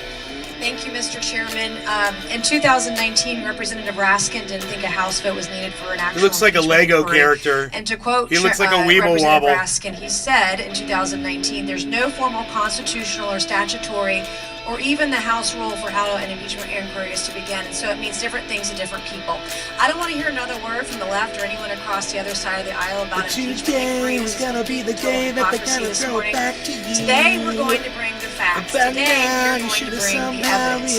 In 2017, Joe Biden I don't family believe teamed up that with anybody CEFC feels the way to I make do millions off of about gaining you access to Joe now. Biden. Hunter even arranged for Joe Biden to share office space with the CCP-aligned company CEFC. My Democrat colleagues say none of this is relevant because Joe Biden Dude, wasn't vice president Bitcoin while his just came family $2 did away shady from hitting deals. 27,000. Turns out that's complete and total bullshit. It's a lie. Nice. Hunter Biden referred to access to his father as the keys to his family's only asset. Those words are going to come back and haunt Hunter Biden and his family forever. Yesterday, the Ways and Means Committee released an I've said all FBI kinds memo of on the fucked up interview shit. they had I with mean, Tony so you say Bobolinsky, something. a former Biden You guys on partner in crack. crime. What do you I'll want? read a There it bit is, about $27,000 Bitcoin live on the show. by Woo! CEFC, Gilliard, Walker, Yes! Hunter Biden, James Biden, and Awesome! 2 years was discussed Celebrate! in detail. Celebrate in particular, CEFC was good closing time. significant Come investment on! deals in Poland, Kazakhstan, Romania, Oman. I obviously don't know that during song. this period of time. Period of time is in reference to the years How would that be? 2015 and 2016, when guess what? Joe Biden was vice Woo-hoo! president. As an aside, It's a Rob Walker, in celebration. previous testimony, also confirmed that Joe Biden attended a meeting with the head of CEFC. So now we know CEFC was working with the Biden family while Joe Biden Come was on. vice president. And I'll continue reading from Tony Bobolinsky's report, which says, and I quote, Bobolinsky, Hunter Biden and James Biden did not receive compensation because Joe Biden was still vice president during this time period. There is a party concern it would going be on improper right payments here. to be made to Hunter Biden and A James celebration Biden to by last throughout the CEFC due to its year. close So affiliation bring your with the good Chinese times government. and Hunter your Biden and James laughter Biden too. both wanted to be compensated We for gonna the assistance they celebrate had your provided party to with CEFC's you. ventures. Come on now, In particular, they believe CEFC owed them money for benefits that accrued We's to gonna CEFC. celebrate and It was have use a of the good Biden time. family name to Yeah. advance their business deals. Wow, $27,100 Bitcoin. Celebration. Come on. We're gonna celebrate and have a good time. Shortly after Joe Biden left office It's as time vice we president. come Now, together. you know why? Because it was It's up to back you. pay. What's I'm your going to show another image. This is pleasure? a text message between Hunter Biden and Everyone an agent of around the CEFC. world. Come on. Hunter says, my uncle will be here with his brother Come in all on. caps, who would like to say It's hello a to the chairman. celebration. He goes on, Jim's brother, if he's coming, wants to say hello. His Come uncle's on. brother. I wonder Come who that on and is. celebration. Might figure it out. Hunter puts brother in all caps, and it doesn't take a genius to figure this out, but since I'm not always dealing with geniuses, and Washington, D.C. has been illustrated today, I'll spell it out. The brother of Hunter's uncle, Jim, is Joe Biden. Why was Hunter so secretive about his father? I'm going to tell you why. It's because Joe Biden didn't want the American people to know he and his family were getting paid millions and millions of dollars from a company closely tied to the Chinese Communist Party. CEFC knew paying Biden family members was bad, so they covered it up. Hunter knew Joe Biden hanging out with CCP businessmen would be a bad look, so he tried to pull a genius move on us with this whole my uncle's brother bullshit. We already know the president took bribes from Burisma. I also want to add, betraying your country is treason. Mr. Chairman, I ask unanimous consent to enter into the record this text message between Hunter Biden and Gan Dong and the FBI memo regarding their interview with Tony Bobolinsky, showing Joe Biden's connections to CFC during his vice presidency. Without objection to order. Professor Turley, we got 30 seconds. In your experience in reviewing cases of fraud, do people who are conducting legitimate business usually go through these efforts and hoops to keep their foreign entanglements hidden? Yes, the issue with influence peddling is that It can, in some circumstances, be legal, but it's not something that necessarily is made public. The public does not buy into the idea that you can sell your family brand if it's influence peddling. So what happens with influence peddling is that you often have the commission of crimes to conceal it and to take steps so that it's not public. That may include, but it's not necessarily the reason in this case, but it may include the failure to pay taxes, the failure to register as a foreign agent. And part of the purpose of an inquiry is to see if there is a linkage between those acts and, more importantly, a linkage to the president. Can I briefly respond to the earlier attack? You may have additional questions. I don't want to take your time. Mr. Chairman. I'm sorry, the gentlelady's over time, but we'll work with you on that because I do think you need to respond to that ridiculous statement. Now, Chair recognizes Mr. Khanna. Wow, for that's 5 funny. minutes. Thank you, Mr. Chairman. Mr. Curley, you testified or in your written statement about best practices for the House, and you say that it's not legally required for the House to vote to have an impeachment inquiry, but it is a best practice. Could you explain why you think it is a best practice for the House to have that vote? Certainly. I think that what the courts have said is it's not required, as you noted, so it's not a condition for this initiation of an inquiry. I just think it is a good practice, whether it occurs after the initiation. I think still a vote of the entire House. It brings the solemnity and the weight to the decision, and I do think it's one of the best practices that I suggested in my testimony. And what would it mean if the votes weren't there? I mean, hypothetically, if they had a vote and 10 or 20 people voted for it, I mean, you're a student of constitutional history.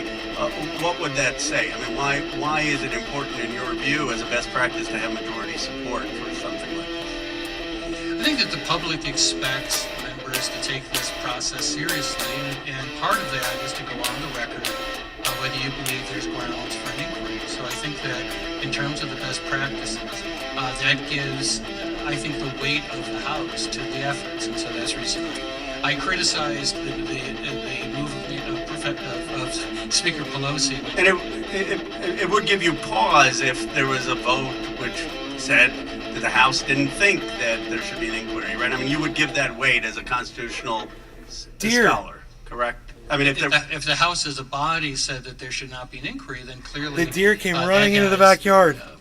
On the merits of the inquiry, there has some weight. Yeah. So it would be your recommendation to Speaker McCarthy today to bring up that vote, correct, for a House inquiry? I've always said that I thought it was a best practice.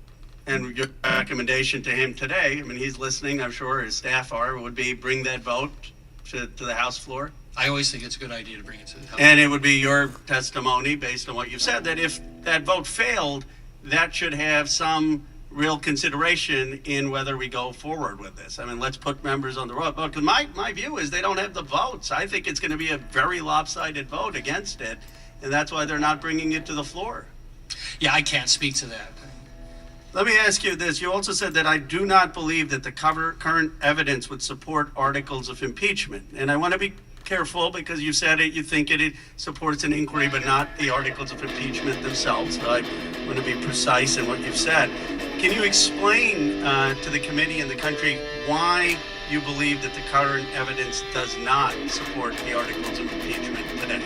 Well, at the moment, these are allegations, and there is some credible evidence there that is the basis of the allegations. But I understand that, and I'm not questioning that. I'm questioning what you don't think today, if you were going to vote, if this was the case, you would vote no. God, why would I fuck that up? On this evidence, certainly, because Okay, and my question is, if someone said to you, okay, Mr. Turley, why are you voting not to impeach President Biden based on this evidence? Where do you think the evidence is lacking? Where does it not rise to the level where you think it needs to be? What are the places that you think is missing? Well, I said in my testimony that the key here that the committee has to drill down on is whether they can establish a linkage with the influence peddling, which is a form of corruption, and the president, whether he had knowledge, whether he participated, whether he encouraged it. We simply don't know, and we don't even know if this was an illusion or not. But you can't find the answers to that. I mean, the back end of these financial transactions, which I have read is where the committee is going, may shed light on that. But without that type of nexus, then no, I don't. And currently it's your testimony that that nexus has not been established, correct? No, I think that's the purpose of the inquiry, yes, that's correct. Would you agree with, have you read Ken Buck's op-ed in the Washington Post, where he basically was one of the Republicans, which is why I think it'd be a lopsided vote against an inquiry, saying that that evidence doesn't exist? I did, and I respect members of both parties that, can stand alone. He has his reasons for that.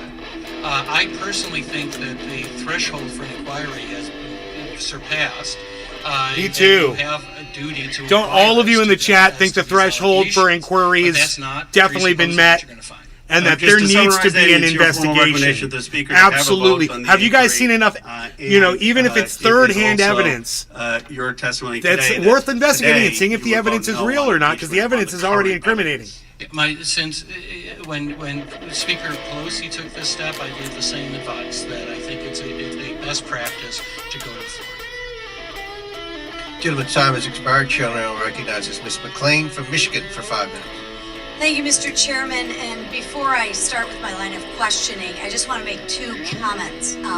First, to Professor Gerhardt, I love the analogy that you used about the speeding ticket with Hunter Biden. Let me also see if you would agree with this analogy.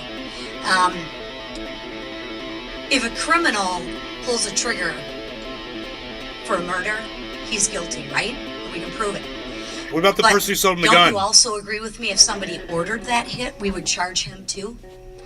It's interesting that you don't use that analogy. Yeah. That's number 1. Ooh, she's Republican. Number 2, She's Republican. Yeah, because it doesn't fit the narrative is the reason. Doesn't fit the narrative. Ooh, I love her language. And I love the fact that Trump lives rent-free in the Democrats' heads every day.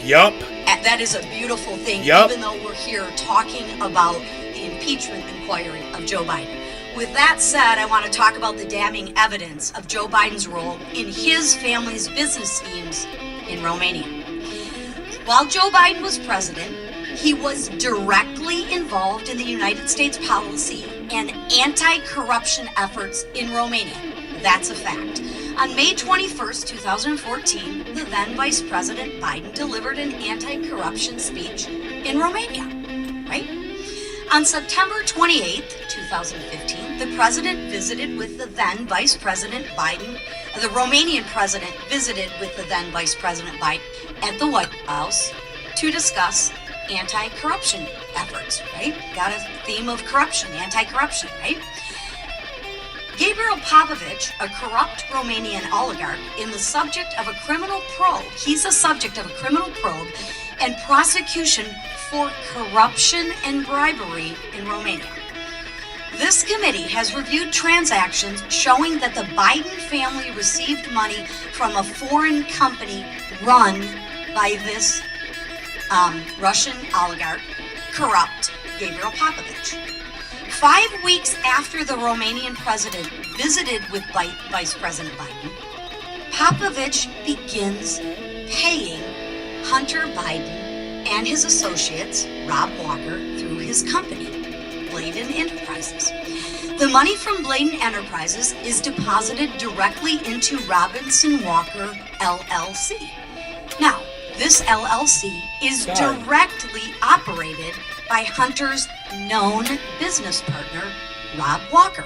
These are all facts, right, that we found through the investigation. There you go. In November 2015 and again in March 2016, Hunter Biden, who is not registered as a foreign agent under FARA, meets with the U.S. ambassador to Romania. Red flag. Then, coincidentally, over $1 million flows to the Bidens. I'm not much for coincidences, and I don't think the American people are either. Let's run through the numbers together. Here we go.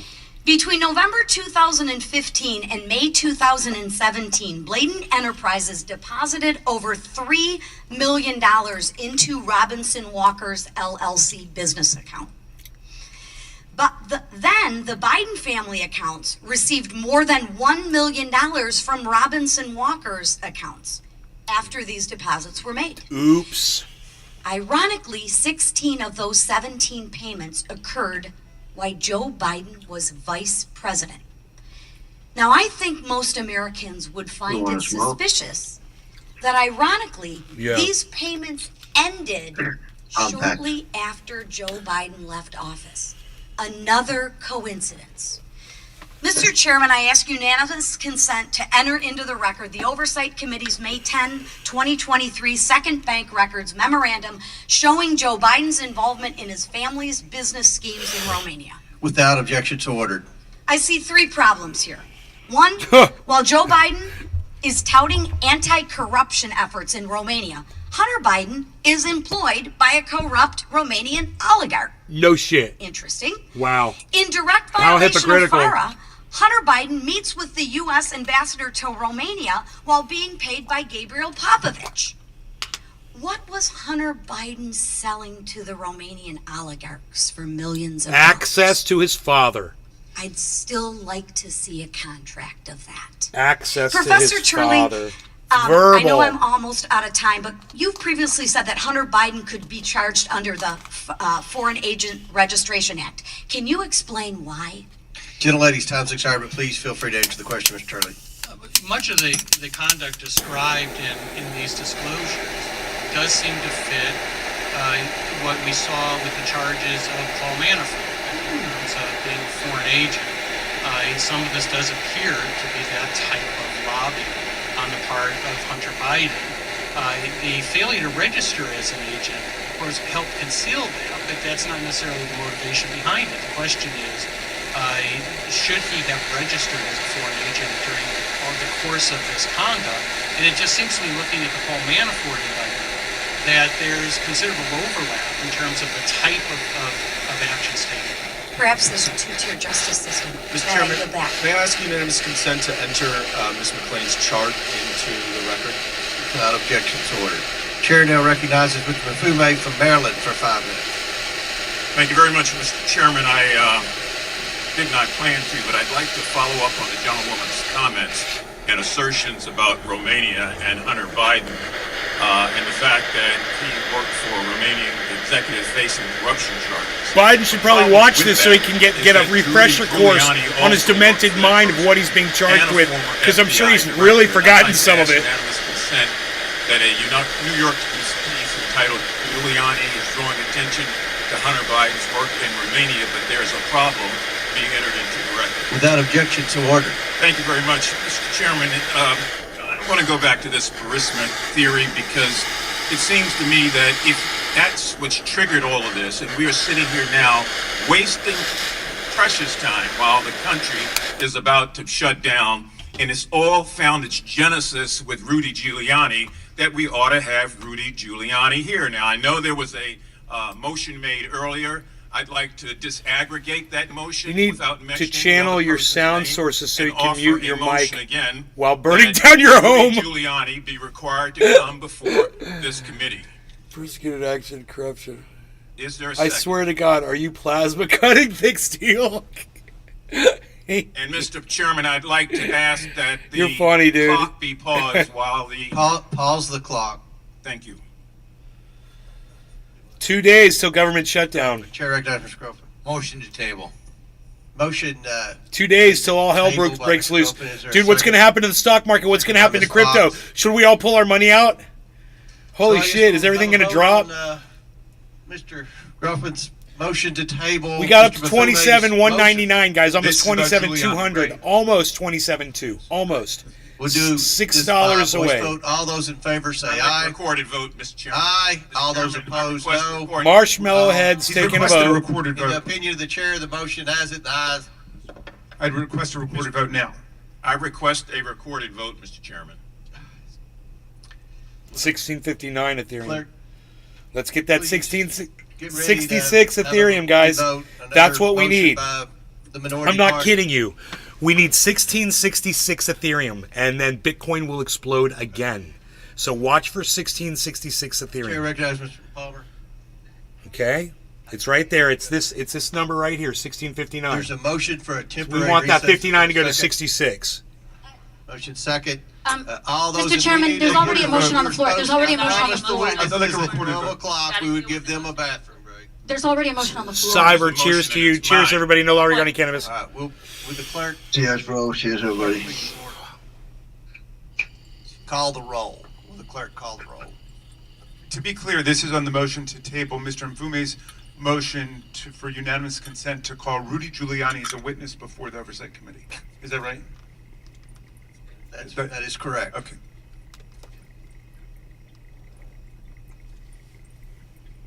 Mr. Jordan. Mr. Jordan votes aye. Mr. Turner.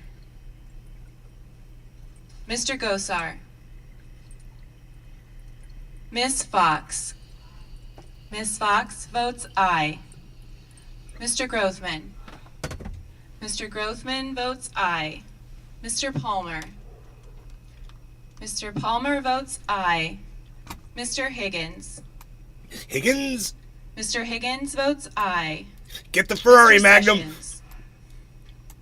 We're going Mr. to get Sessions groceries votes aye. for his master. Mr. Biggs. Mr. Biggs votes aye. Ms. Mace. Mr. Chairman, what are we voting on? This is a motion by Mr. Groffman to table the motion by Mr. Mfume to subpoena Rudy Giuliani. Got it. That has a lot to do with this. I'll vote aye. I'll vote aye. Aye. Mr. LaTurner. Such a fucking bitch. Mr. LaTurner votes aye. Mr. Fallon. They're all protecting Rudy Giuliani for Trump. Mr. Donalds. Is that a Burns-o-matic? Mr. Armstrong. It's a Mr. Armstrong votes It's a yes. special Mr. blue. Perry. Mr. Timmons. It says something on the side. Mr. Burchett. Burchett? Mr. Ms. Burchett? Green. What the fuck is he all about? Miss McLean. Someone tell Billy Valentine about Mr. Burchett. Miss McLean votes aye. It says continuous. Miss Gilbert. There are no other Mr. names. Fry. It just Mr. says Fry special votes blue. Aye. Miss Luna. Mr. Edwards. Luna, Mr. ee, look at Edwards Luna. votes aye. Mr. Langworthy. Luna, look at you, Una. Mr. Over there Burleson. singing a tuna. Mr. Burleson votes aye. Mr. Raskin. No. Nope. Mr. Raskin votes no. Miss Norton. No. Miss No. Norton. We want to record our vote. Mr. Lynch votes no. Mr. Connolly. Mr. 27,193. Mr. Khanna.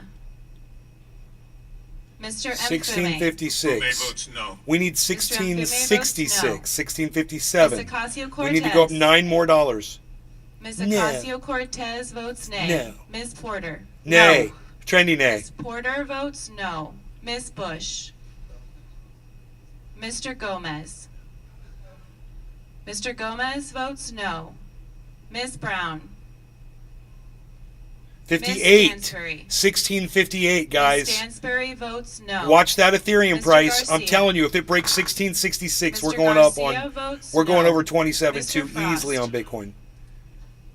Mr. Frost votes no. Ms. Lee. Ms. Lee votes no. Mr. Kassar. Mr. Kosar the Kassar Kosarian. votes no. Ms. Crockett. No.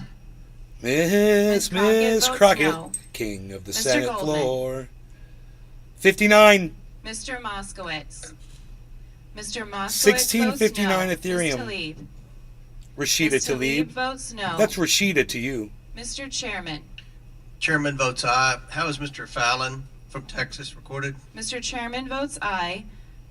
Mr. Fallon is not yet recorded. Aye. Mr. Fallon votes aye. How is Mr. Langworthy from New York recorded? Mr. Langworthy is not recorded. Mr. Langworthy votes aye. How is Mr. Timmons from South Carolina recorded? Mr. Timmons is not yet recorded. Mr. Timmons votes aye. How is Mr. Gosar from Arizona recorded? Mr. Gosar is not recorded. Mr. Gosar votes aye. So they have proxies in there for them that are voting Mr. for Connolly is not yet recorded. Mr. Connolly votes no. Mr. Krishnamurthy is not yet recorded. Mr. Krishnamurthy votes no.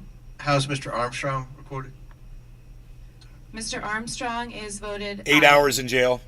Mr. Chairman, Ben how am I Armstrong. Crypto Ms. Kid. Mace is recorded as voting aye. How is Mr. Donalds from Florida recorded? 1659, guys. 1650, and look at Bitcoin at 174. Donalds votes yes. Madam Clerk, how am I recorded? Oh, 59, 59. We need 66. 66. Mr. Raskin, you are recorded as We need voting one. no. Seriously, we need 166.66. Mr. Gomez, you are recorded as voting no. 59.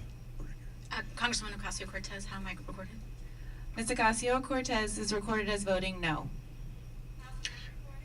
I don't know. Maybe buy some Ethereum, everybody. Ms. Brown is not yet recorded. Everybody buy Ethereum right Ms. now. Brown votes no. Will the clerk please tally the votes? 1660. Holy shit. $6 more to go and 66 cents. We can do it. It's so close. Mr. Chairman, on this The low vote, is the ayes 59. are 20, the nays are 18. The motion to table passes. Mr. Bafume, you're recognized for your final 3.5 minutes. We're Thank you, Mr. reconsolidating. Chairman. I 61. reclaim my time and I ask the question, where in the world is Rudy Giuliani? That's how we got here, ladies and gentlemen. And this committee is afraid to bring him before us and put him on the record. Shame. And the question was raised, what does this have to do with it? It has everything to do with it. Professor Gearhart, in your testimony, you said in every impeachment inquiry Rudy Giuliani. beforehand, the House has identified some credible evidence of wrongdoing committed by a targeted president. Is that correct? Yes, sir. Professor Gearhart, are impeachment 61. inquiries typically utilized 198. as a Bitcoin, frontline 198. tool to go fishing 201 or Bitcoin, for the guys. First time go seeking evidence. Bitcoin. Okay, Ethereum 662. Professor Gearhart, 229. would you Here goes say the Bitcoin. House Republicans Holy have made shit. an unprecedented Dude. overreach of Dude, congressional Bitcoin's exploding before Ethereum does. It strikes me that it is. Yes. And Mr. Gearhart, would you say it's fair to Here assume we go. that Here we the go. extreme Dude. MAGA Republicans in particular have misused, if not abused, committee's resources and the taxpayer dollars in this prolonged investigation that has gone on for almost a year, subpoenaing documents, having hearings, providing boxes of evidence, and no wrongdoing? Sir, I appreciate the question. I'm not sure who the MAGA Republicans are. So. I can point them out to you.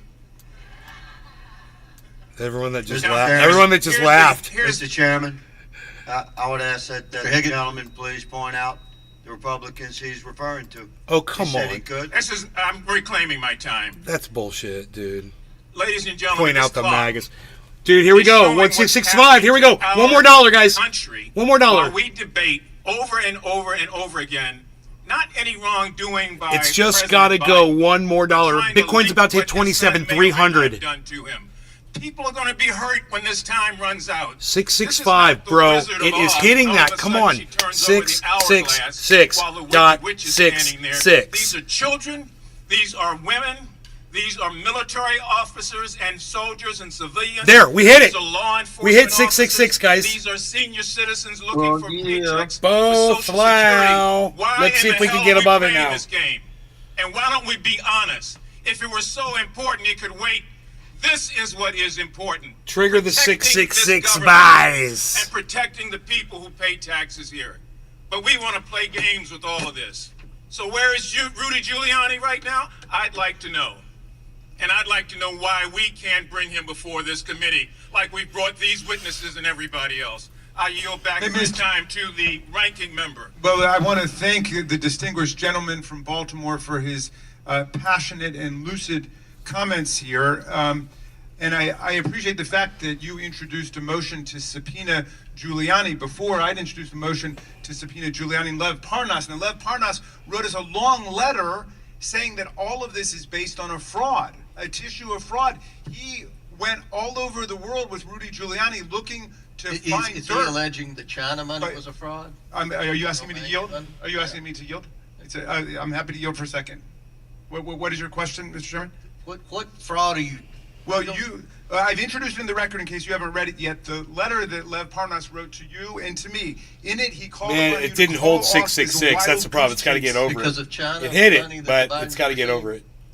No, because all of this is based on the Burisma It was support. It's become resistance. Well, I've seen You're a lot trying of again. Mr. 62. Mafume's time's Family, expired. that's what you're referring to. Someone can yield now. It's Dr. Fox from North Carolina for 5 minutes.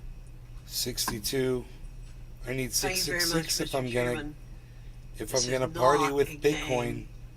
This is very serious business. Check her out. And I think at the end, it will be proven to the American people that this is serious business.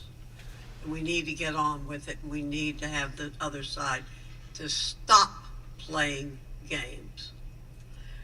Ms. O'Connor, in a column published in the Wall Street Journal, you stated that the typical timidity of IRS criminal tax lawyers in recommending prosecution is, quote, common knowledge 64, in the tax enforcement community. 63. End quote. Can you explain where this timidity Holy comes shit, from? 64? I don't know the source of it. Thank you for the question.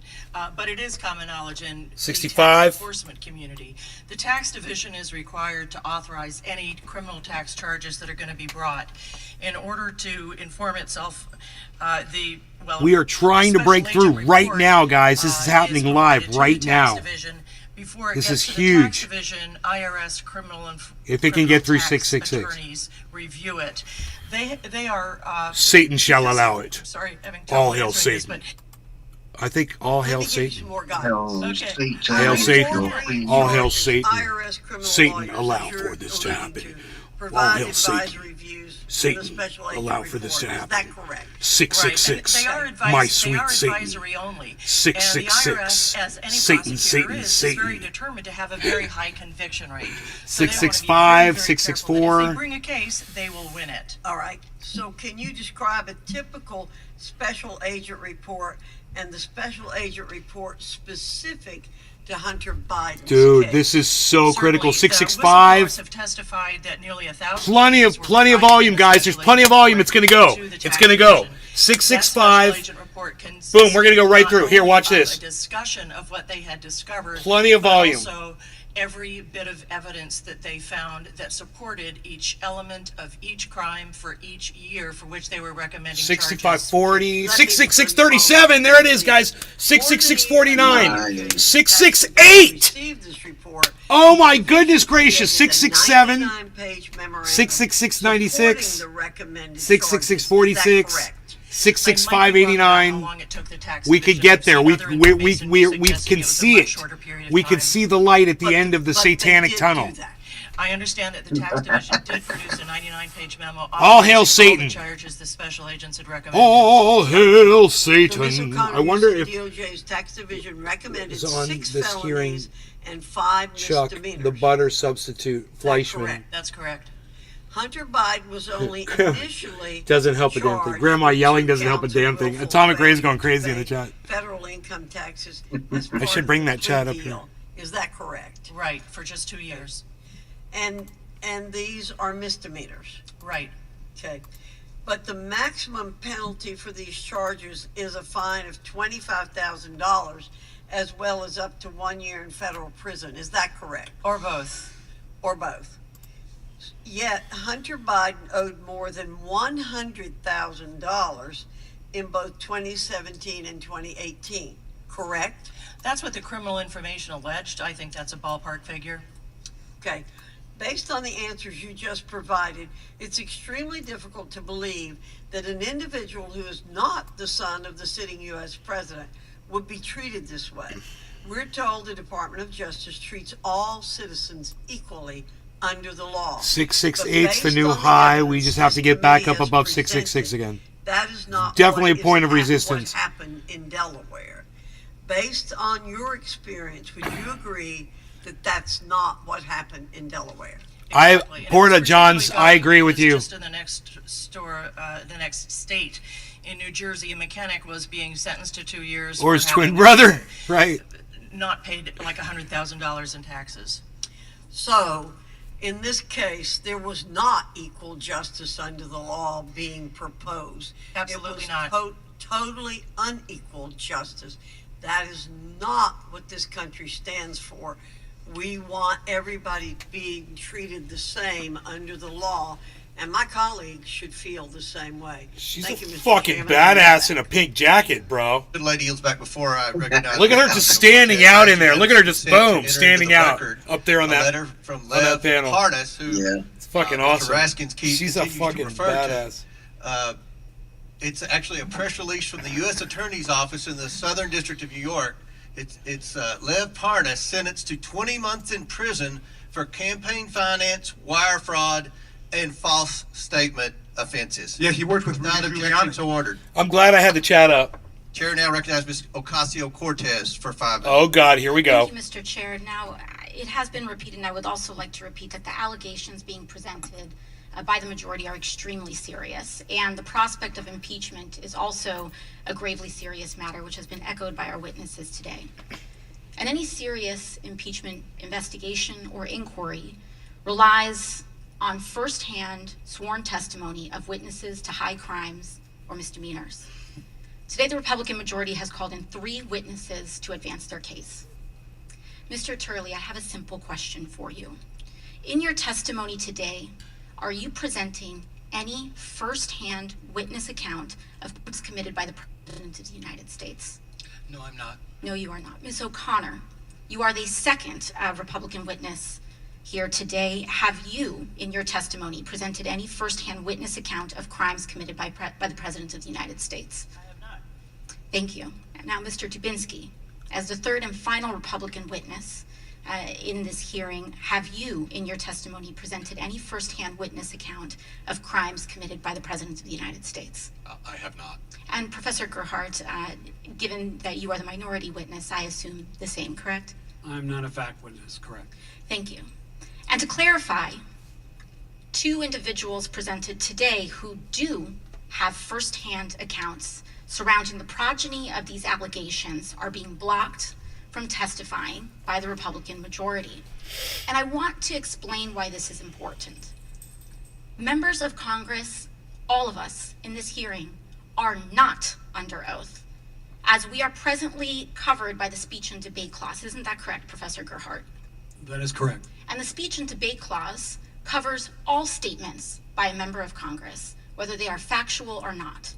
There are only 4 people in this room that are presently under oath in their testimony. And those are the 4 witnesses here today. Is that correct, Professor Gerhardt? That is correct. And so the direct testimony of the 4 individual witnesses here today are the bona fide words that this committee must use in order to proceed or substantiate an investigation. And I want to emphasize why that's important. Earlier today, one of our colleagues, a gentleman from Florida, presented up on this screen something that appeared to be a screenshot of a text message containing or insinuating an explosive allegation. That screenshot of what appeared to be a text message was a fabricated image. It was a fabricated image. I like the way she looks at that. I don't know where it came from. I don't know if it was the staff of the committee, but it was not the actual direct screenshot from that phone. And in fact, I would like to submit to the committee the actual full context from the Ziegler affidavit number 1, exhibit 402, of the full text of that exchange. Do I have permission from the chair? Importantly, what was brought out from that fabricated image excluded critical context that changed the underlying meaning and allegation that was presented up on that screen by this committee and by members of this committee. Now, they are well within their right to do that because they are covered by the speech and debate clause. Holy shit. This was not submitted. Dude, my USB hub is hot as hell to the That was touch. not submitted by a material or fact witness under oath. The 1, impeachment 2, inquiry, 3, 4, 5, 6, 7. Yeah, it's an regardless of 8 party, is an plug extremely hub. serious matter. Professor Gerhardt, in the impeachment inquiry into President Clinton, were there key fact witnesses that were presented during those proceedings? So that's not on the House. Is it active or There were in passive? the Senate. Now, in the impeachment, It's just plugged into a USB port. investigations with Dude, my and look, my camera Then it should not be on. my camera keeps freezing. Yes, ma'am. there were. Are there any So key fucked material up. fact I witnesses? must admit, I don't know, but I don't think it should be hot if it's not active. We are wasting our time. Dude, When we talk about a threshold of I'd get a fan for it. inquiry, was there a House I've got a floor vote fan that had a majority of members of Congress in my that bedroom, man. opened I'm gonna go grab it. A little into electronics President fan. Clinton? Then now you There froze was. up. Was there a Yeah. House floor vote Well, my other opening in the top. You impeachment can see me inquiry moving in the into corner, President right? In 2019. Yeah, Is there one here for this? I'm here, Cyber. I'm up here, There is man. not one here for I'm up here, bro. I see you. I see you. an embarrassment to the time and people of this country. And I would ask that the chair and I would ask that this committee elevate to the promise of our duties here and comport ourselves with the consistency and practice that is required of our seats and our duty and our oath So, to our. if you Google it, it actually says yes, it's completely normal that adapter get hot during use, or even nothing being connected. I didn't know that. It can get as hot as 52 Celsius. That should be normal. I think Americans are beginning to think this behavior by the Biden family is normal. I'm kind of afraid that they're going to say, well, President Biden's a politician. They're going to look at the news with regard to Senator Menendez. I have to reboot the computer. I'll leave it off for a while.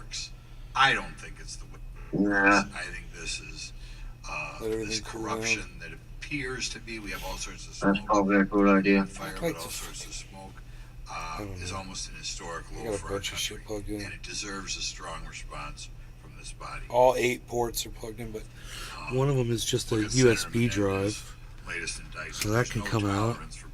That's a thumb drive. That doesn't even. But if you Google it, doesn't even have to a be. lot of posts pop up with saying it's normal and shit. With people panicking and shit. But here we're talking about the presidency. If the response There, now is it's only Hunter 7 Biden ports was an active. elected politician, I have to know just what was Hunter Biden selling. We can't become numb to these facts. The allegations are extraordinary. I've got a hard drive plugged into it too, dude. That could be unplugged. Yeah. Accused of taking payments, whether it be I think it's plugged in. It might be plugged in somewhere else. I could check that. and these are not empty allegations. We continue to have evidence. I got that extra mouse plugged in. That could be unplugged. Is President Biden compromised? It's particularly relevant because of the interaction, interaction between our country and China. Oh, I don't see my box here yet. Mr. Turley, I want you to really discuss how I wonder what time it's supposed to get here. really is. What do you think is what do you think is the most concerning piece of evidence that you heard of today? I think the most concerning, obviously, you have to start with the bribery allegation that was the subject of the FD 1023. Now, I say in the testimony that you have to 10 only take that so far because you have a lot of information about second account. But when you put it into it's out for delivery. Context of this labyrinth of accounts and companies used to transfer money, and you it's have out the for delivery. statements Why of gotta Hunter be 10 Biden, p.m.? Come on, that's Chuck. Where's what my makes this a credible inquiry. Where's my truck at, son? And the question is, did the president know? Did he encourage this type of corruption? And the key here, once again, which is what I stressed in the testimony, is you have to begin with a recognition that what Hunter Biden and his associates were doing was corrupt. That's what influence peddling is. It's a form of corruption that our That's what country influence peddling is. Has combated. It's corruption. Now, the only question is for an inquiry is whether that body of corruption, which it is, also encompass the actions or the knowledge of the President of the United States. Which it did. The only They can way prove you that. will be able to get that information With this is investigation. to follow this evidence. Exactly. And what I suggest is you do so without any prejudice. You do so without any assumptions. In fact, I hope that the President will be able to show that there is no such nexus. But you won't get those answers until you ask these questions. So we're really obligated to have this inquiry. I believe it's your duty to determine if the President is involved in what is a known form of corruption. And that's what I believe has already been described. I believe many people have accepted that this was influence peddling in its rawest form. Okay, could you elaborate for us the impact bribery of a public official can have on the execution of their duties? And how about if it was the President? You explain why the American public ought to care about this. Well, Alexander Hamilton talked about impeachment in Federalist 65 as a violation of the public trust. And that's really what this ultimately goes to. I'm hoping that there's not much disagreement that public corruption falls within an impeachable offense, because if it does not, then it makes a mockery of what the framers were talking about. During the Clinton impeachment, Michael and I testified, and there was a lot of, I think, good faith discussion between us and the other experts as to the executive function theory and what constitutes an impeachable offense. I would hope that it would be agreed that if a nexus was established with the President, that he participated in the corruption of influence peddling, that it would be a potential impeachable offense, or it would be the basis of an We have millions of dollars flowing to the Biden family. That's been proven overwhelmingly. Are you aware of any precedent in this country where there's been any case of bribery and corruption of a public official or of a president of this magnitude? I mean, is there any historical precedent in this country where Gentleman's time's expired, but please answer the question, Mr. Turley. Certainly, this has the assumption, as the ranking member, has contested the degree to which all of this money went to the Biden family members. That has to be, as the ranking member said, it has to be established. But no, in terms of the figures, I've been a critic of influence peddling by both Republicans and Democrats for 3 decades. I've been writing about this a long time. Influence peddling is the favorite form of corruption in Washington, D.C., and this city is awash with it. But have I seen anything of this size and complexity? No. Just as an observer, no. But we still need to know the scope of this and whether all of these financial transfers link the President in any regard, and I'm not going to assume that it does. Mr. Chairman, I have a unanimous... Chair now recognizes Mr. Unanimous consent motion just to introduce an October 2020 article in Politico where Mykola Zlochevsky, who was the source of the FD 1023 that Mr. Turley just referenced, stated that neither he nor anyone else from Burisma ever had any contact with Vice President Biden or people working for him during Hunter Biden's engagement.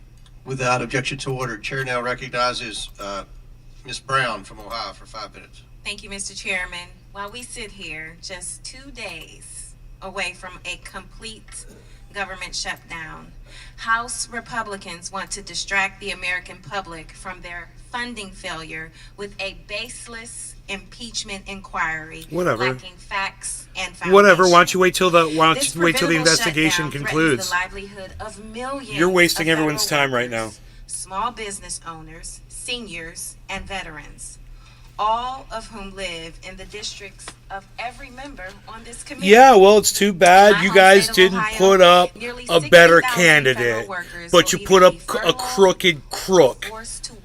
So this is your fault. I cannot overstate We could have had Bernie the Sanders. impact this Republican shutdown will have on mothers and babies receiving WIC. Blame yourself. In Ohio, there are 180,000 women, children, and infants whose benefits will be at Yes, risk. and this is all your And fault. in case that statistic isn't sinking in, let me Oh, it just should paint sink a into picture you for really well because A it's new all mother your in Cleveland fault is trying to and buy your entire infant formula party. for her baby at the grocery store next week, only to discover that she has no WIC benefits to access. She cannot pay. If Speaker McCarthy and our Republican colleagues continue to value their egos over the well-being of American families, stories like this will become a terrifying reality for millions. Yet, House Republicans continue to prioritize political warfare over people's welfare. The Speaker seems committed to promoting political gains and protecting people's benefits over protecting people's benefits. Americans and our economy are being held hostage to the demands of the most extreme members of his party. It is painfully clear that Speaker McCarthy has once again handed control of the people's house to MAGA extremists. Rather than work with Democrats to get us out of the mess they created, Republicans are tripping over themselves trying to distract and deflect the American people. The Department of Justice and the FBI under former President Trump spent five long years looking into these Republican conspiracy theories and debunking Blah, blah, blah, blah, blah. Nobody cares what you're saying, lady. House Republicans want to keep so, Professor, what would you say is the primary flaw in the House Republicans'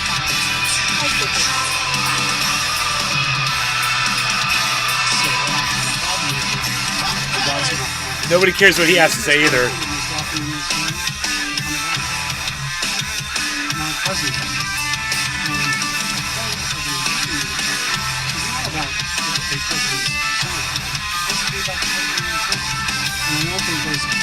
lots of assumptions, lots of accusations, but not These falsehoods about President Biden didn't change the will of the people who are the victims. Yet, my colleagues on the other side of the aisle are at this holding another year on It's kind of cute. Actually, but I still don't care what she has to say.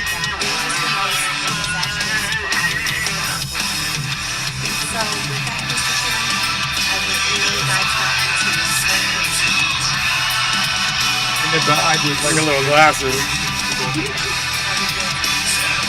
Thank you.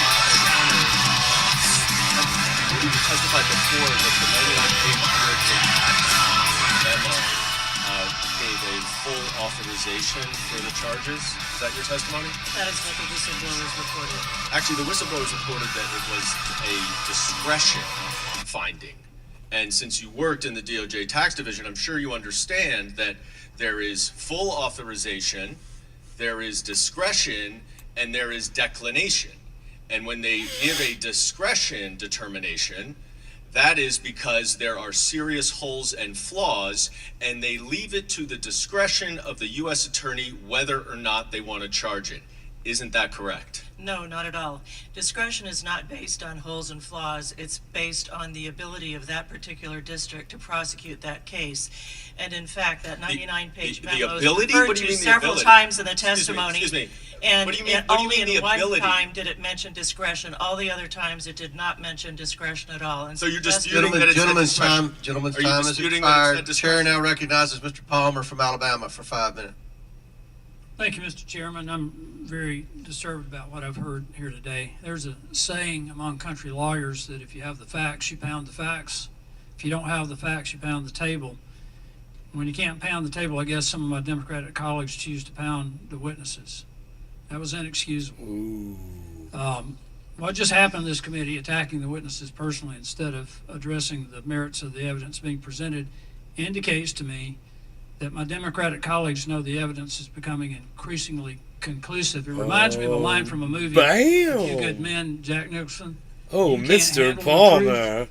I must say, sir, The evidence will either you have convict quite or the acquit. wit. And any criminal proceeding. Quite or the civil chess proceeding, player. if there's no wrongdoing, the evidence or Well the lack of played, evidence Mr. will support Palmer. that Well conclusion. played. The problem of the suspicion of wrongdoing is compounded by the withholding of evidence, the misrepresentation of the evidence in hand, and the obstruction of an investigation but not denying access to information that would be or could be evidence. At this point, there's a growing public perception, and it's reflected in the polls, Mr. Chairman, that President Biden, his son Hunter, other family members, and business associates were engaged in some form of criminal activity. It is the responsibility of this committee to pursue the truth and report it to the American people. I'm not sure that's what's happening on the other side with my colleagues. It is vitally important that our efforts be conducted openly, without prejudice, with no other agenda other than arriving at the truth, regardless of our politics. It is vitally important. As Professor Turley has pointed out, you don't undertake an impeachment inquiry lightly. This has profound implications for the future of this country and our ability to govern. I've never seen an impeachment hurt anybody, really. repeated I don't even understand how they work. What good are they? They seem to be paper tigers. To deny this committee So access you impeach to somebody. information that's material Big to this deal. investigation. Now I want to ask Professor Turley a question. You put them in jail? Did you fine is the them? promise of Did you foreign prevent access them to from being a president? Government official. Oh, that's right. Vice No, President none of the anybody above. else, that only materially benefited a family member. It's fucking dumbest Could shit that I've be ever seen. influence, Pep? Yes, and as I point out in the testimony, courts have found that various benefits to family members can be attributed as a benefit to the principal. That has included everything from throwing a golf contest in the favor of a son of a politician to paying for gifts. I In fact, foresee a was very lead near counsel future in the where if last, someone's not Porteous impeached, they're not going to be a trial, the last desirable impeachment trial presidential for a candidate. judge. And that was the trial in the U.S. Senate. My client, Judge Porteous, was accused, among other things, of benefits going to his family. And so there's certainly precedent, not only in criminal cases, but in impeachment cases for making that next. Okay, I want to be more specific. If Vice President Biden used his office to influence domestic or foreign policy for the financial benefit of his son, even though Vice President Biden may never have received a dime, but it resulted in millions of dollars going to his son or his brother or other family members or business associates, and used his office to influence either domestic or foreign policy We have a crime. for their benefit, That's right. could that be a violation of the public trust? Absolutely. In fact, it's perhaps the most quintessential violation of the public trust because you're not acting in the public's interest. It's a form of public corruption that this government, this country, has declared as corrupt in other countries around the world. Sir, I don't want to jump on your time because I know you all have important things to do, but I would like to respond to the attack that you mentioned. You may do so. Thank you, sir. I'd like to explain what that attack dealt with, if nothing else, for members of the committee than for my 3 children here, who may be a little surprised by what they just heard. As they, I think, know, I've spent my life challenging what is called morals legislation. What the Democratic member attacked me for are laws that dictate to others how they should live their lives. Some of those laws have been used against gay and lesbian couples. They've been used against minorities.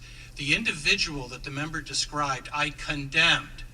I represented the sister wives in a case challenging that law on the basis of individual rights. The trial court ruled in our favor and struck down that law the first time that type of law had been struck down. The 10th Circuit later dismissed on technical grounds. But I just want to end with one other thing, and that is, it's not going to make a difference. You know, this has become a pattern of witnesses, whistleblowers, FBI agents, journalists being attacked in Congress. It won't make any difference. It won't change the constitutional standard. It won't negate any evidence that you have. But at some point, you've got to say enough. You know, that we have to have something the public has something in Congress to look to have faith.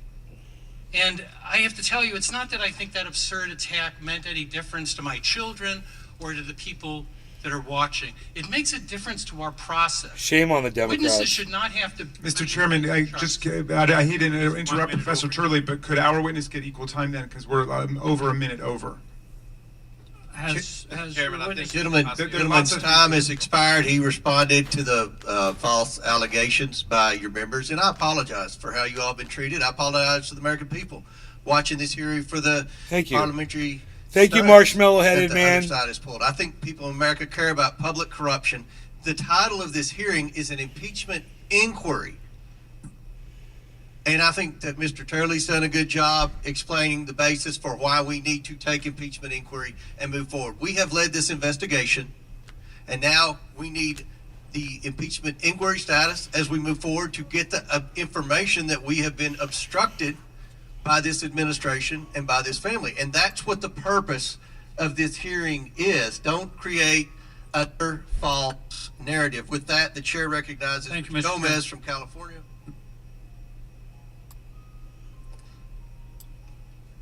Mr. Chairman, well, what obstruction were you referring to there? Ms. Stansberry from New Mexico. Mr. Gomez was next on the thing, but Ms. Stansberry, all right. Thank you, Mr. Chairman. And I want to say thank you to Mr. Donald Trump for calling this hearing today.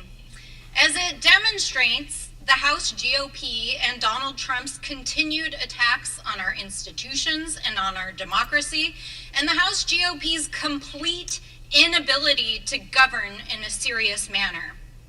As they're holding this hearing, as we see just 2 days before a potential devastating government shutdown, and the fact that most Republican members on this committee didn't even bother to show up for the hearing this morning.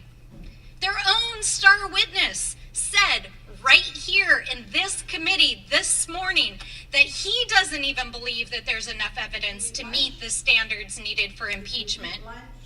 And in doing this, our colleagues across the aisle are making a mockery of this institution and of our Constitution, peddling in conspiracy theories, peddling the conspiracy theories that Rudy Giuliani and Donald Trump themselves tried to get the American people to believe, and which Donald Trump's DOJ debunked. It's outrageous. So let's be clear about what this hearing actually is. It's an effort to undermine our democracy, to diminish Donald Trump's own 2 impeachments, his first impeachment for trying to illegally bribe a foreign government to help him with his campaign, and the second for a deadly insurrection in the halls of this Capitol after he asked his followers to tear through the halls of Congress, which they did with zip ties looking to execute the former vice president. And we know that Donald Trump has called for this impeachment inquiry because we have the direct evidence from his own social. You can see it right here. He says, impeach the bum. And we also know that he's been directly coordinating with members of this committee, as reported by the New York Times. Right here, a member of this committee has been briefing Donald Trump on this inquiry. We also know that if Donald Trump doesn't get his way, he wants his loyalists to shut down the government. How do we know that? Because he posted it right here on his social media. And his loyalists in this committee, who are doing his bidding for him today, retweeted it. And in fact, it actually says right here that the reason why they want to defund the government and impeach is because this is the last chance to defund these political prosecutions against me. So folks, this is not a serious inquiry. This is not a serious hearing. In fact, the witnesses here don't even believe there's enough evidence to impeach. Their own members don't even believe there's enough evidence to impeach. In fact, they refused to hold a vote on the floor of the House of Representatives because they didn't have enough Republican members who would vote for it. That's why we're here today. It's outrageous. So what is this hearing actually about? It's a campaign strategy. It's a misuse of official resources. It is this committee and loyalists of Donald Trump doing his bidding to bolster his chances of winning back the White House and securing their majority. It's, yeah, in whatever the it next is. election. Biden's And guilty. in the process, to diminish the name of impeachment, which is enshrined in the U.S. Constitution, which we take an oath to uphold, and to make Donald Trump's crimes, including his 2 impeachments and his 91 criminal indictment counts, Which mean nothing. look like they're not serious crimes. When you think about it, it's chilling. It's truly chilling. It's another attack on our democracy and our institutions. It's another attack on fair and free elections and the use of this committee to try to carry it out. So I just want to say, I think it's obvious who the grand puppet master is here. He tweeted about it on his own social. And we see the long arm, but little hands of like to Mr. tweet. Donald Trump, I like to whose tweet it out. fingerprints are all over this hearing and this sham impeachment. But we know that the American people are smart, that they're not going to be fooled by what's happening here today, and especially as they shut the government down in 2 days with catastrophic impacts for our communities. That's messed up. And with that, I yield back. Chair now recognizes Mr. Higgins from Louisiana for 5 minutes. Thank you, Mr. Chairman. Mess up Mr. if you allow that Professor, shit. we're going to be moving quickly here. Let us retract from the absurdities of 21st century Twitter. Let's go back to 1787, shall we? Article 2, Section 4, the President, Vice President, and all civil officers of the United States shall be removed from office on impeachment for and conviction of treason, bribery, and other high crimes and misdemeanors. High crimes and misdemeanors is not and never has been limited to indictable criminality. Mr. Turley, Professor, please tell us briefly, sir, what was the actual meaning in 1787 of high crimes and misdemeanors?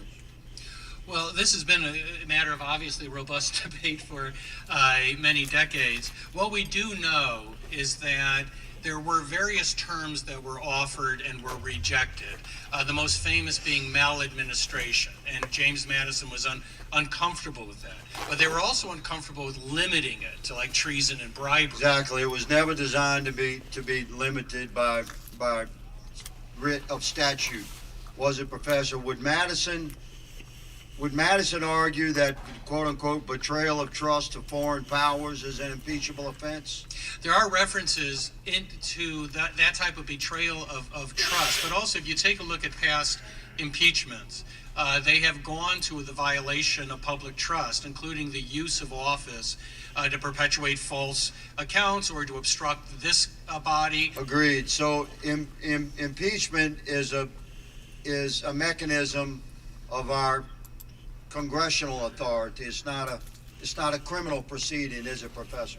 It's not. What I've said previously is that I happen to believe you should start with the criminal code and look at things that would be crimes for others, because those resonate the most in terms. And those criminal code violations would be revealed through the investigative effort of the congressional endeavor to inquire into impeachable offenses like this hearing. Would you agree? That's right. This is the Moving quickly. There's one of the gentlemen said there's no credibility to this evidence. Let me say, as an investigator, there's perhaps no category of evidence that's more credible than bank records. And bank records is what we're working with. The House Oversight Committee, Judiciary Committee, Ways and Means Committee are investigating highly suspicious money transactions from foreign powers through shell companies to Biden family members. There's nothing more credible in an investigative effort, good sir, than bank records. I'm going to read from an email from Assistant United States Attorney Wolf, released by the House Committee on Ways and Means yesterday, identified as Exhibit 202 of the IRS whistleblower investigation. This email shows Ms. Wolf prohibiting the investigation team from looking into political figure one. Let me clarify that during that investigation, political figure one was a pseudonym agreed upon by the investigative team, the FBI, the DOJ, and IRS investigator. Political figure one is not a pseudonym created by Republicans or Democrats. Political figure one is President Biden, is Joe Biden. Leslie Wolf, as a priority, someone needs to redraft attachment B. There should be nothing about political figure one in here. This is a response to an email delivered by Joshua Wilson, FBI agent, that said, please see the attached draft for Blue Star search warrant. Blue Star Strategies is a longtime Democrat lobbying firm that Hunter Biden used to put pressure on U.S. government officials to end the investigation and protect Burisma. The Department of Justice was investigating Star for these activities and allowed to retroactively register as a foreign agent. Today, no one has been held accountable at Blue Star. That happened during 2020, just months before your presidential election, America. You should be very concerned about this. Mr. Turley, based upon the constitutional parameters of the House of Representatives, do you agree that our Oversight Committee, Judiciary Committee, and Ways and Means Committee should be judiciously investigating reasonable suspicion of impeachable actions by President Joe Biden? I do. I think it is your duty to get answers to these questions and to see if the president was involved in what I think is a confirmed corrupt influence peddling effort. Okay. Thank you, Mr. Chairman. My time has expired. I yield. I now recognize Mr. Garcia for California for 5 minutes.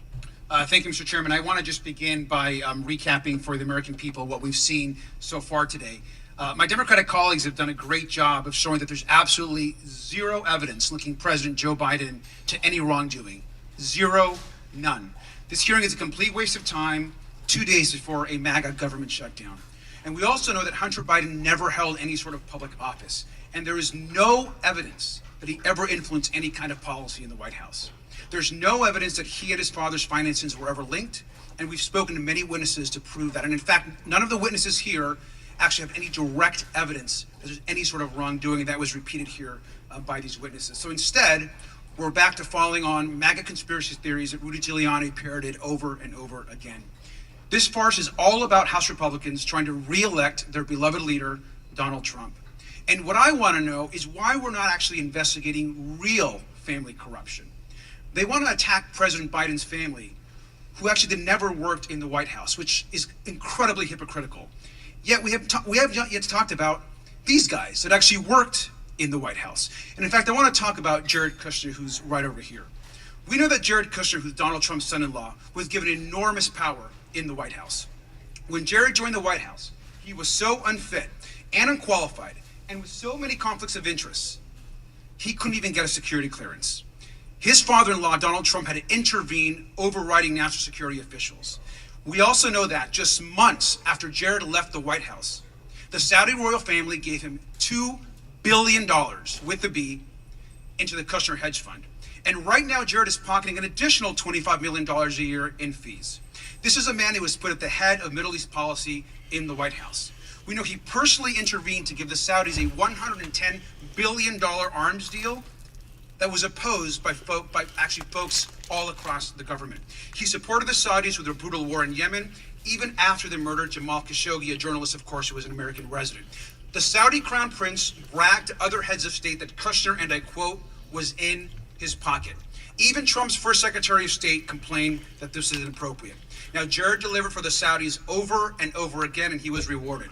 Even advisors to the crown prince advised against the $2 billion hedge fund investment, yet he went forward anyways. So we know that Jared Kushner, a senior White House aide and Donald Trump's son-in-law, was doing favors for a foreign government. Now, this is actually an enormous family scandal that this committee should be investigating. And I think Chris Christie put it well when he said that the grift from this family, the Trump crime family, in my opinion, is breathtaking.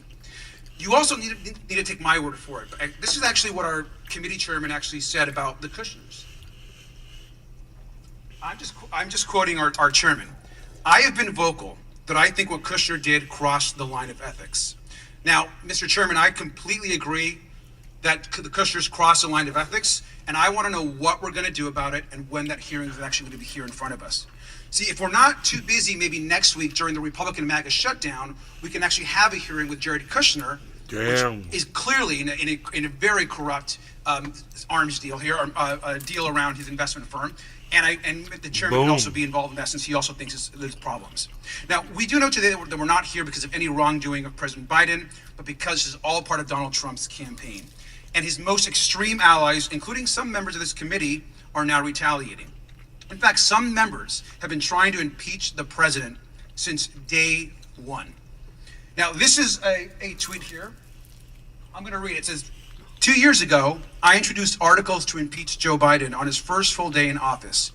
We will impeach Biden, bolded with an exclamation point, and you see the actual resolution here. So we have the receipts to prove it. There really is no reason why. They don't care why they want to impeach the president, but they've been trying to do it now for years. Here you have, of course, a member of this oversight committee posting about introducing articles of impeachment on President Biden's very first day in office.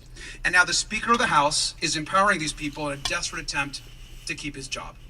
Ultimately, the person pulling the strings here is Donald Trump, a dangerous man facing federal and state indictments who's out for revenge. And he's been doing this his whole career. And I want to show you a second tweet, again by a member of this committee. They are trying to expunge Donald Trump's impeachment, as you can see here, which is also unconstitutional. I'm going to read this tweet. Expunge the wrongful Trump impeachments. Impeach criminal Biden. These are political stunts to appeal to an extremist base, and they seize control of this conference. If we don't act, they'll threaten our democracy again. 500,000 This impeachment is a farce with no evidence, and with that, I yield back. Mr. Chairman? Chair recognizes. Mr. Chairman, I would just Mr. add to the Jordan. gentleman's remarks that Jared Kushner was a key player in the historic Is this a Abraham point of Accord. order? Or, Comment. excuse me, is this a point of order? Chair now recognizes Mr. Sessions from Texas for 5 minutes. Mr. Chairman, thank you very much. Mr. Gerhardt, you had been asked a question earlier that I heard a quick reply to, and the answer to the question was about the timing of a government shutdown and an impeachment. You quickly responded, never. Do you want to revise or extend that remark Jeff Sessions. about the timing of a government shutdown and an impeachment occurring at about the same time? And you said never. I understand the question, and if you're talking about 2019, I am. there was not a shutdown. There was not. There's not now. I understand, but There's not now. So the people on this side are simply taking advantage of your answer. In fact, the indictment, the impeachment of Donald Trump was December 18th, 2019, and then the president signed the funding of the government December 21st, 2019, 3 days later. So the question that you were asked, perhaps you responded to correctly, never. But in fact, there is a nexus that suggests that people on this side of the dais are taken the wrong way. Second, Mr. Chairman, I also find that some of our members are talking about baseless accusations of a government shutdown. All you have to do is go to Google Ohio to apply it for WIC, which was the supposition brought up, can be gathered in all 88 Ohio counties. It is run by the state of Ohio, not the federal government. I think that we need to be careful when we make accusations here. Thank you very much. Ms. O'Connor, you have a history of understanding tax implications and inside the Department of Justice. These are serious matters, and when they Would you do... yield to the gentleman? I will Gentlewoman not. from Ohio? I will not. I will not. The implications of this endeavor that we are It's so attempting funny. to understand is He's no gentleman. decision-making inside the Department of Justice. And that inside the decision-making, we've already heard back a number of times how the Department of Justice did not move forward in compliance, I believe, to their job to make a determination whether the facts would or should be taken further. With President Clinton, the FBI went and actually interviewed the president and the vice president about these matters and other people in the White House, and President Clinton lost his law license over that, and it ended up that there was an impeachment from the House side. Can you please talk about what should be done from normal and regular Department of Justice officials to see whether this has occurred? That we are entitled to ask questions about that investigation from the Federal Bureau of Investigation and the DOJ. Thank you, Mr. Sessions. I think you're more than entitled. I think that you're obligated to look into the allegations that the whistleblowers have brought. The whistleblowers were very detailed in the investigative steps that they took, in those that they wanted to take but were prevented from taking, but would have taken in any other investigation. We don't have a window into where the roadblock was thrown. We don't know who threw it. Would you think it would be proper for this committee to bring those individuals and to properly vet them about that? Or is that the duty of the Department of Justice through the Federal Bureau of Investigation to get that done? Well, I think it's your obligation. We know that the whistleblowers tried to remedy the obstruction from within the Internal Revenue Service and got no backup at all. They were left out to dry. Does that include asking for metadata that might have supported any other investigation like this? Absolutely. For example, the WhatsApp message where Hunter Biden says that he's sitting next to his father and is in the process of shaking down a Chinese businessman. The agents wanted to find out whether that was a true statement, and they could have found out, but they were denied the authority to pursue that inquiry. By what authority? We don't know exactly. All we know from the testimony is that they would request search warrants. They would. So, Mr. Chairman, let the record reflect this as an inquiry for us to make a determination. Mr. Chairman, I'd also absolutely unanimous without objection to order placed into the record the articles which I had previously provided to this committee in testimony. Mr. Chairman, without objection another to order. unanimous consent motion. I'd like to offer a press release from the same Southern District of New York that you introduced for Lev Parnas that's entitled Devin Archer sentenced to a year and a day in prison for the fraudulent issuance and sale of more than $60 million of bonds. Devin Archer, Hunter Biden's business partner and best friend. That's correct, sir. Okay. Without your objection star to order. witness. Yes, Chair- your star witness. Chair recognizes Mr. Gomez from California for 5 minutes.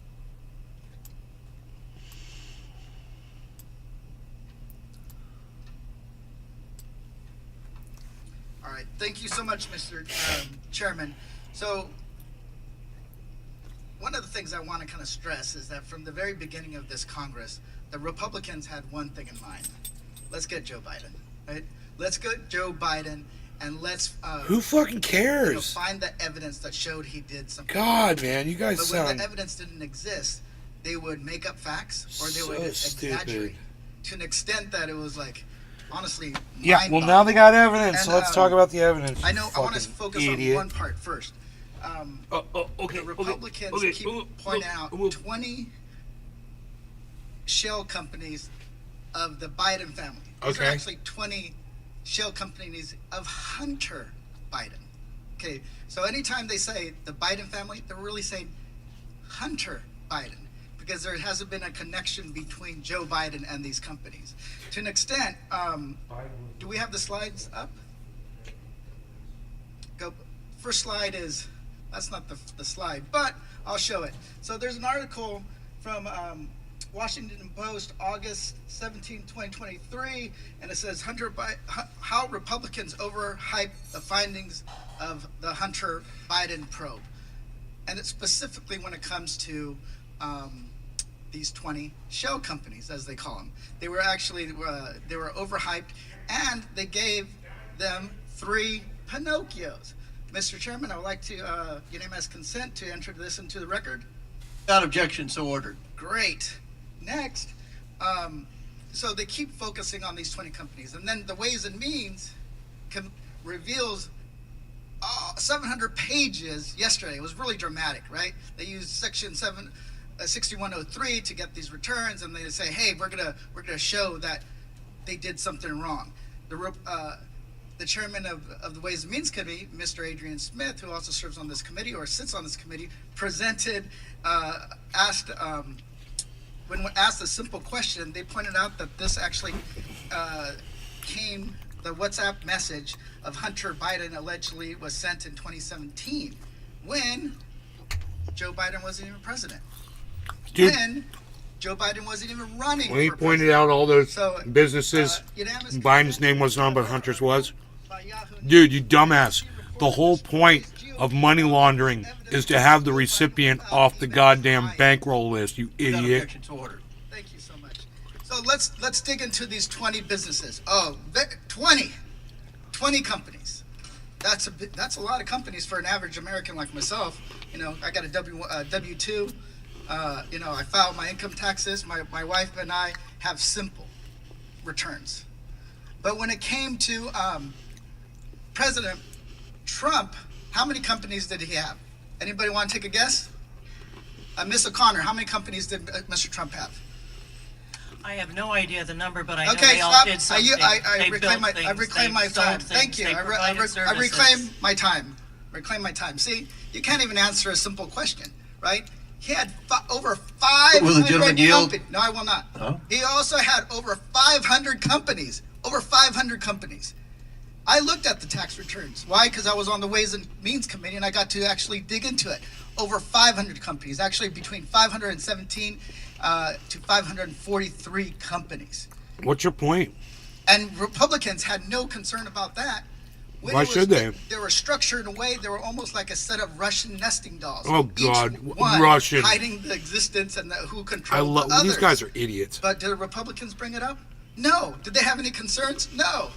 But what happened last week or this week? Donald Trump's a Let's take a businessman. guess. He owns businesses, A you moron. judge said that President Trump committed fraud, business fraud, for inflating the value of his net worth and his companies. But when it comes to the Republicans, they have no problem with that.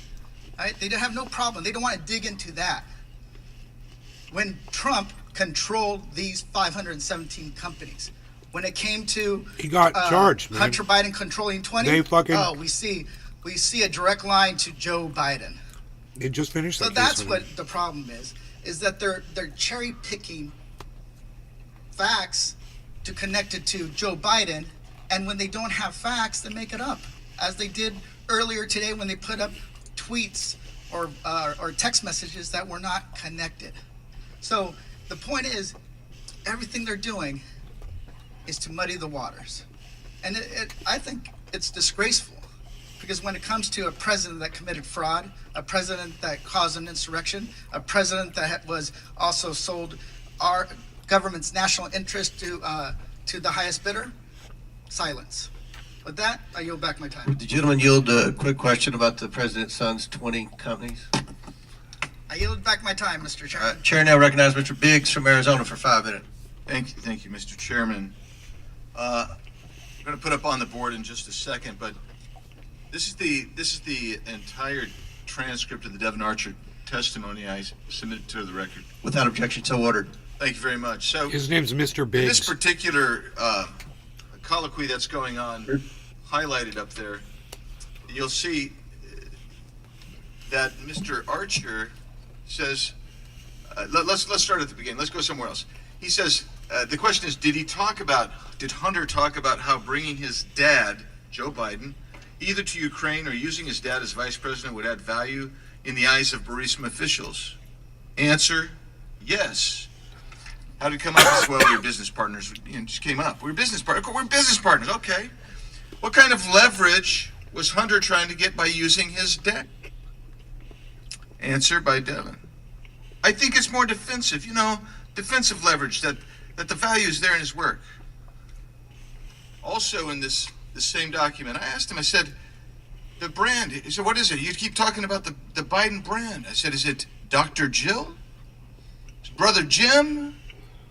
No, just looks at me like I'm an idiot. He says, of course it's Joe Biden. Of course it's Joe Biden. Then you go back and you see Tony Bobulinski. What does he say? Quote, the Biden family aggressively leveraged the Biden family name to make millions of dollars from foreign entities, even though some were from communist-controlled China. And who is the Biden family asset? Is it Dr. Jill? No. Brother Jim? No.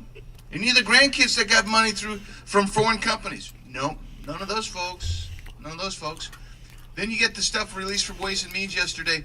This is Hunter Biden saying to his uncle Jim, BS, Jim, all around BS. Explain to me one thing Tony Bobulinski brings to my table that I so desperately need that I'm willing to sign over my family's brand. What's the brand? Joe Biden. And pretty much the rest of my business life. Why? Because that's the only product I got. Joe Biden, the vice president at that time. It's plain English. I'll be back later. I'm gonna go make some food and shit. All right, brother. Take care. Would I give this marginal bully the keys to my family's only asset? Oh, okay. So, but we're told that there's nothing linking them. So I got to ask this question. Ms. Turley, I'm going to ask you a question. If the brand and what you're selling is Joe Biden, the then vice president, and we have a pennant forming, guys. Biden or his family is receiving some kind of benefit on by Bitcoin. the sale of access, or I'll leave it there. Selling of access, or even the illusion of access to Joe Biden. What does that lead you to conclude? Well, if you look at actual cases I've cited in my testimony, benefits to family members can be viewed as a benefit to the principal. So there's not much debate about that. The issue of the inquiry is whether... Who's still here, guys? Let me stop saying there has been progress. Let me know in the last chat if few you're weeks still that here. many people, Biden after should be in the jail. testimony said, I agree. that it's influence peddling. I agree. Some have said it's the illusion of access. But unfortunately, that's not what impeachment does. But I think that calling it That's by its not how correct name impeachment is works. important, and it is a form of corruption. The benefits to the family Okay, members rubber can be ducky, attributed you're to the one, principal rubber ducky, you're criminal trying cases. to So fun, what rubber remains, ducky. the question is, did the All right, president anybody in the know that, Rumble? direct that, participate in that? Well, we know that he Let me made know if you're 20 here, calls guys. to business associates. We know he's having dinners with those associates, which leads me to the follow-up question, which I think is critical here, because these guys are looking for the gold bars or the cash stuffed in the Menendez coat. That doesn't happen very often, in my experience, having tried a lot of cases. So my question for you is, tell us about when you have circumstantial evidence vis-a-vis direct evidence. What's its value? Can you rest a conviction on circumstantial evidence? You can. One of the things I point out, though, in my testimony is the Supreme Court has narrowed some of the elements on things like bribery, denial of honest services. Those elements are now narrower than they were. But it is notable in the Menendez indictment that they brought the conspiracy on honest It just showed that services, David they still Kushner believe or that Jared these types Kushner was of doing the gifts, exact same thing, obviously right? can be based on a conspiracy theory.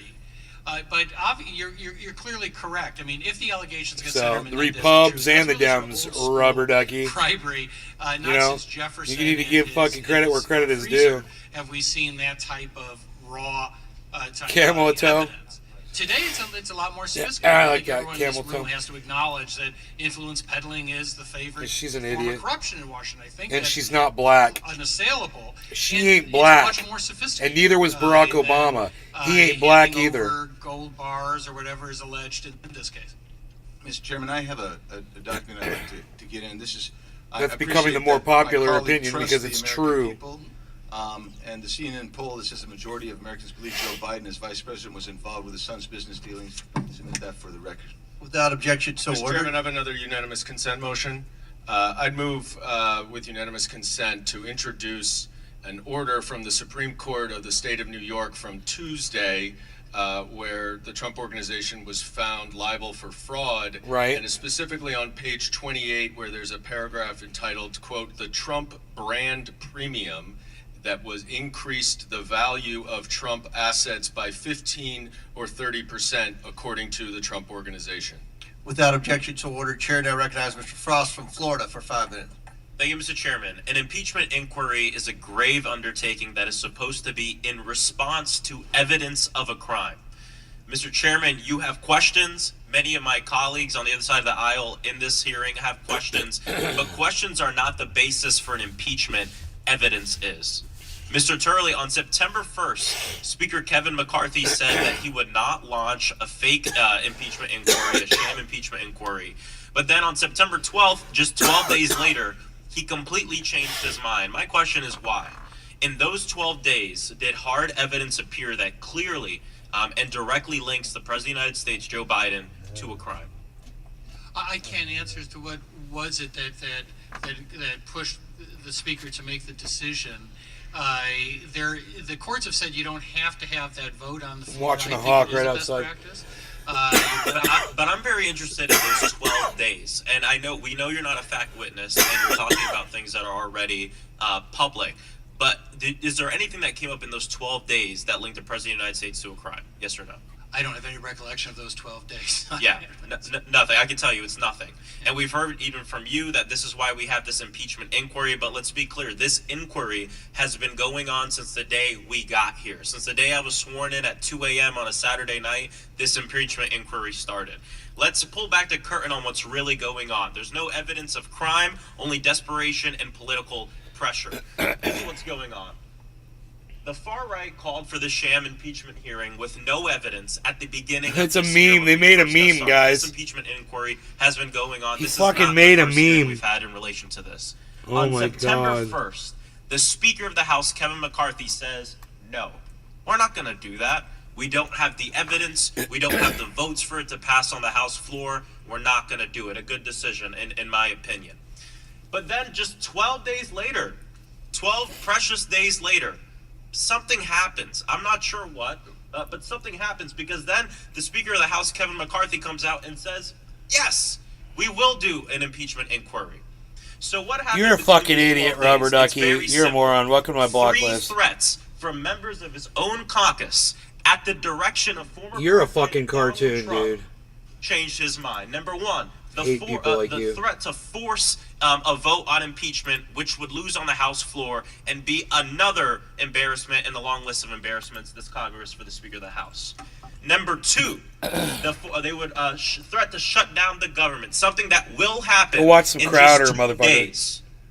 And number three, and this is the one that really got to him. Go They watch said, some fucking Matt you about Walsh. to lose your job. And they said, we will remove you as Speaker from the House. And that scared him so much that Kevin McCarthy, the Speaker of the House of the United States of Representatives, third in line of the presidency, completely caved due to the threats of people within his own caucus.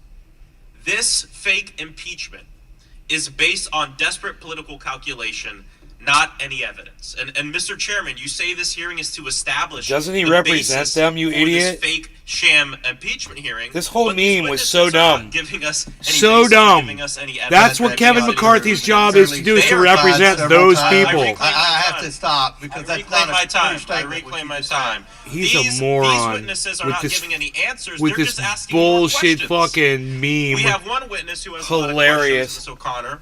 Dubinsky, one witness who knows something about accounting but has no real involvement in what's going on. And Mr. Turley stopping here on his way to his next Fox News hit. This is not a serious inquiry. And this impeachment is something that's very serious. And we have to ensure that we focus on the wants and needs of the American people. This is all for nothing. Half the crowd is left. There's no line outside. The goal here to distract from the government shutdown is not going to work. And to the Speaker, I have to say, you're being played by these extremists and Donald Trump. It's costing us our economy. Bullshit. And this entire fake impeachment Shut inquiry up. isn't about the United States. It's about Hunter Biden. And the Fuck only off. thing the president can be guilty of here is being a father. Oh God! What? Oh, being a Chair, father. now recognize Mr. Turner. Oh yes, such sweet words. Yep. Yes, he could be a father. Then from Florida yielded back. He's Chair. a father. And he yielded back to the I vice yielded ranking back. I member. yielded to the vice Biden's ranking guilty Thank you, of and I'll being a ask father. for Everyone. extra time back as well. Much of the Republican case and evidence has relied on words from Hunter Biden. Hunter Biden said this, Hunter Biden said that, therefore, case closed, there's something here. Professor Gerhardt, we know, I believe it's wide knowledge with the public, that Hunter Biden sadly was dealing with substance misuse disorder, correct? Dude. Correct. He's been under indictment, correct? Correct. So Is this a reliable witness? That Oh, would what a deal- bitch. Probably not. In your assessment? Gentle's ladies, times. Thank you That's very much. bullshit, Chair now dude. recognizes Mr. Armstrong. What a bullshit Recognizes question. She attacks the, Yes. One you is a know. hearing notice from December, hold up. Sorry. June 10th, 2019, with an impeachment hearing with Joyce. She attacks Vance, the who was son of the fact fucking witness, Barbara president, saying he's McQuaid, not a who's credible fact witness. witness, Wow. 70s story time. Didn't he with used to John use Key. drugs? Secondly, there's Joe another Biden's son's not a credible witness. AOC, everybody. Two witnesses here just a week before we voted on impeachment in 2019 with Michael Gerhardt and Jonathan Turley. Appreciate you both being here very much, but you were not fact witnesses at that point in time. And the Webster's definition of hypocrisy. Without objection, so ordered. Chair now recognizes. Mr. Chairman, I request unanimous.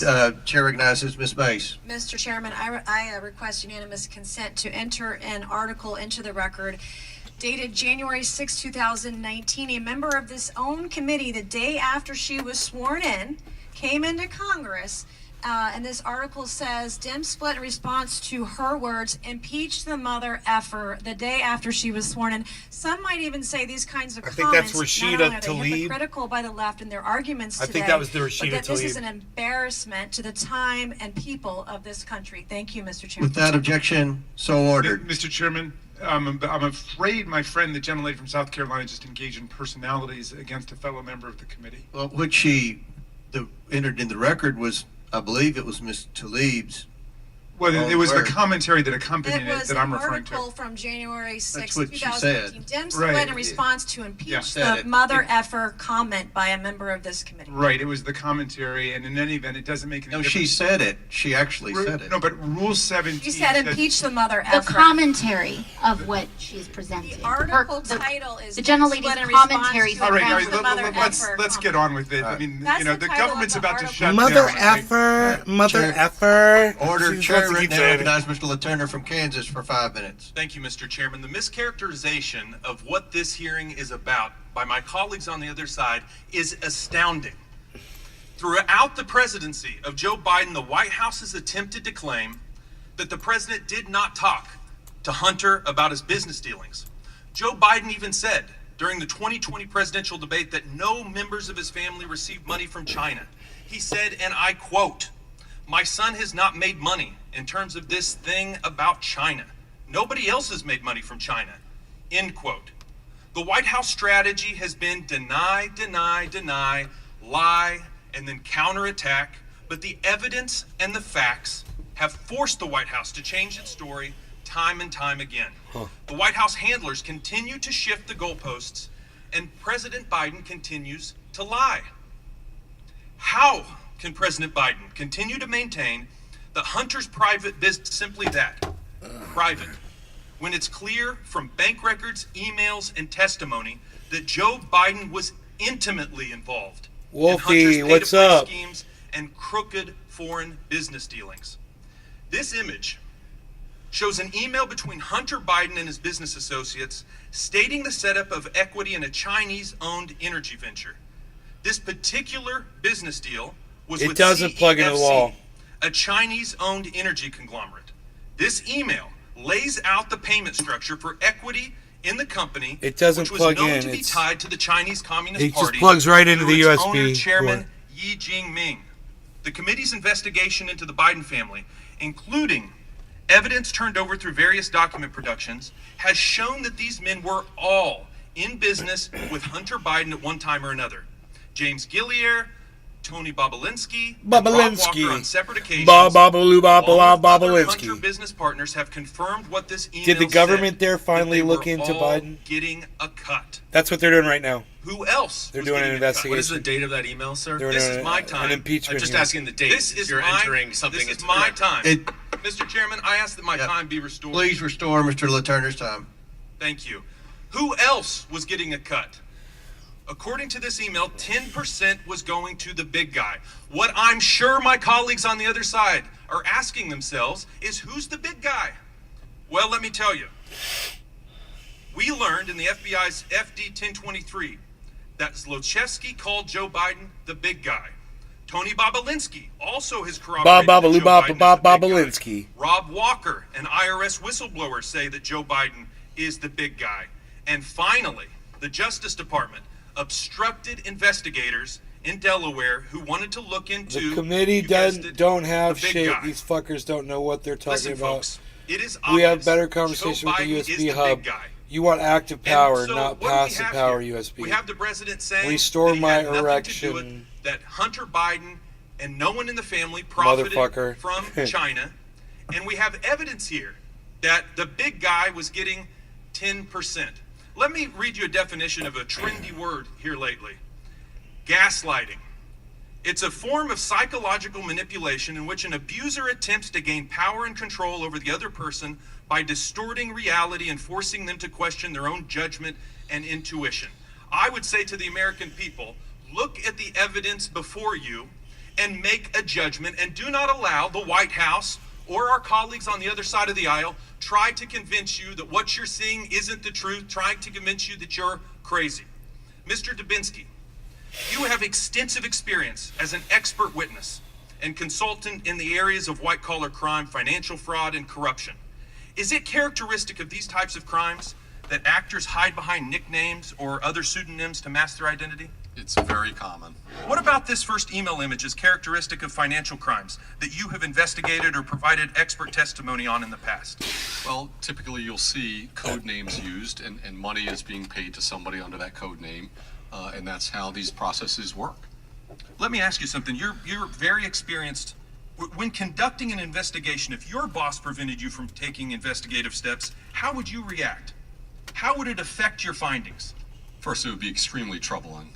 If I was told not to continue to investigate something, and if I was put in that position, I'd probably withdraw from the investigation. Has the Department of Justice ever restricted any of your investigative steps?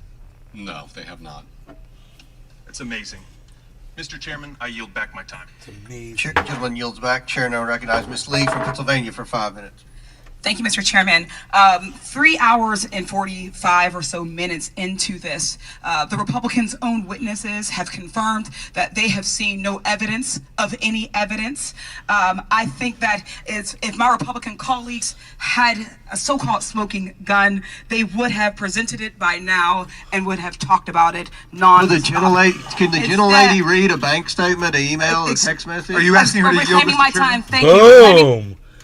Boom! With no fact witnesses and no evidence in this sham so-called impeachment to distract from their inability to fulfill their basic duty to fund and run our government. Republicans know the American people don't want their shutdown. So instead, the Republicans on this committee are attempting to divert and distract the American people's attention by spending taxpayer dollars on this sham impeachment hearing 2 days before they shut the government down in hopes that the media, and I don't just mean Fox News, will fall for their scheme and give more airtime to the lies being told on this committee today than the real life impact their shutdown will have on even their own constituents' lives.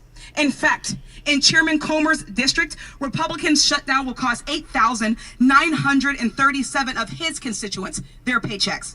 In Jim Jordan's district, Republican shutdown will cost 3,939 of his constituents their paychecks. In Marjorie Taylor Greene's district, Republican shutdown will cost 6,306 of her constituents their paychecks. In Lauren Boebert's district, Republicans shut down. Democrats are the party of shutdowns. You guys love shutdowns. Thank you very much. In Lauren Boebert's district, Republicans shutdown will cost 9,016 of her constituents their paycheck. In Paul Gosar's Arizona district, Republicans shutdown will cost 12,349 of his constituents their paycheck. In Byron Donalds, 3,235 folks paycheck. In Andy Biggs, 8,433. In Lisa McLean, 7,286. In Scott Perry's Pennsylvania district and the capital of my Commonwealth, Republicans shutdown will cost 5,445 of his constituents who will lose their paycheck. Indeed, when you add it all up, Republicans' shutdown will cost 217,583 of their constituents on this committee's paychecks, their income for The monitor is here. The monitor is here. Those are our mothers, our fathers, caretakers, brothers, sisters, moms, dads, grandmas, grandpas, friends, neighbors, beloved community members, veterans who won't know how their food or medicine will be paid for or where their rent money is coming from. Many of them vote Republican, but I bet you not one of them cares more about Hunter Biden's laptop or helping Kevin McCarthy keep his gig as leader or speaker of his None of that has anything to do with the caucus than investigation, they care about honey. receiving their paycheck So- and making their ends meet. It doesn't matter. You're just wasting time. Blah, blah, blah, blah, blah. Engaging in partisan bickering Why- over their favorite buzzwords rather than talking Why about don't how you the say? MAGA Why don't you shutdown will crush say? all Make some of our sense. constituents. Both loud. To be honest, I don't quite care about private citizen Hunter, whom the proper authorities are dealing with, or the cable news culture war distractions. I care about the 7 million babies, children, mothers across this country who after Sunday will lose access to food and formula. Over 10,000 in my district alone. I care about 300,000 families to 20,000 veterans who after Sunday could face eviction from their homes. Rare diseases and cancer patients whose experimental trials will be delayed for months.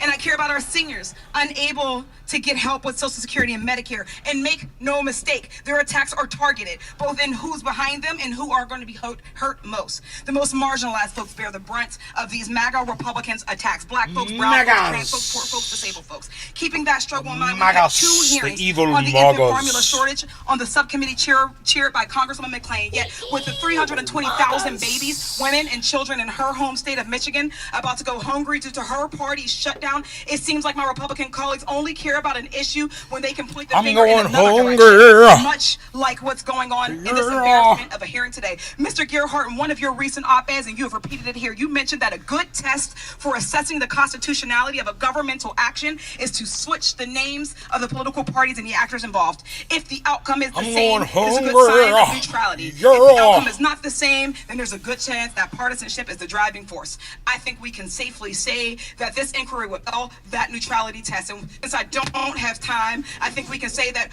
we are here, America, in this sham hearing, prioritizing the political needs of the Republican Party, pushing a lie for Donald Trump as you go hungry and you lose your homes. Shameful.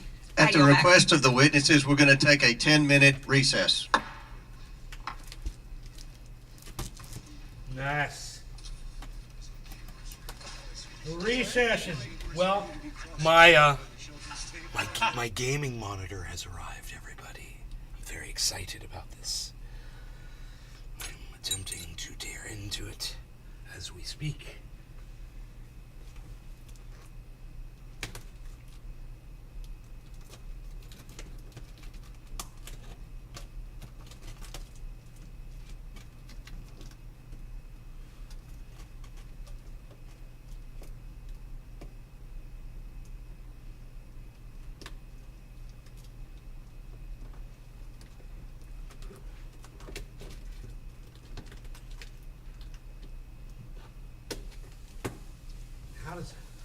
I don't know how it opens. It's a secret.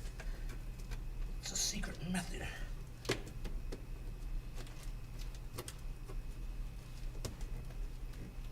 It's some sort of a locking top here. I do not quite understand the locking mechanism here.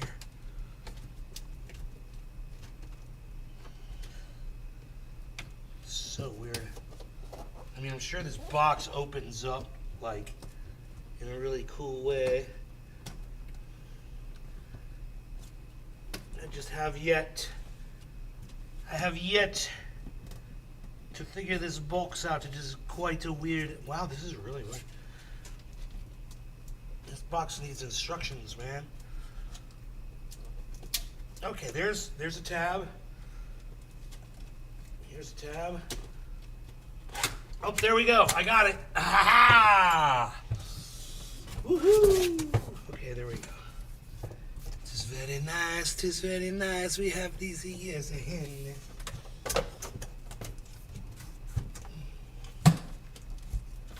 All right. it smells brand new, man. It's got that brand new smell.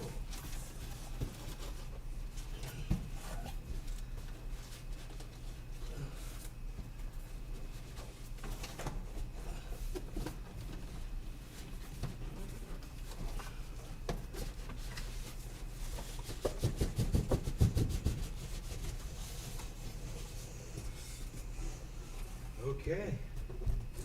We're able to deboxify it. It came with its own cable. Hey, hey. We're excited about that. We're going to need that. Or probably not, but we'll just see what kind of cable we got here. Now,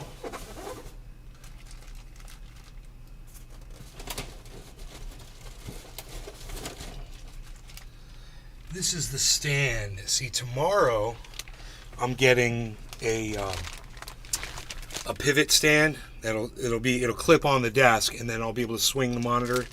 It's a swing stand. Should be cool.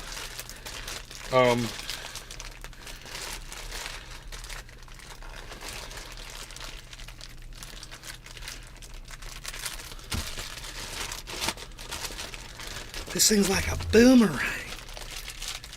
It looks like a goddamn boomerang. It looks like a goddamn. I'm an X-Man.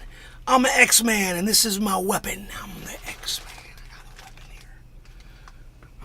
I don't know which way. Okay, but the good news is it fits on my stand, so that's great. Smancy, what'd you get? I got a gaming monitor that is 240 megahertz. So I should be able to see a little bit smoother. So this obviously goes here. Yes, indeed. Yes, indeed. This is going to go like this. And then we're just going to give this a good to everything. Turn, turn, turn. There is a season. Turn, turn, turn. And to everything a purpose under heaven. Okay, it's a little loose still. I don't like it loose. But we're going to make sure it's on there. Nice and tidy. Okay, there we go. Nice and tidy.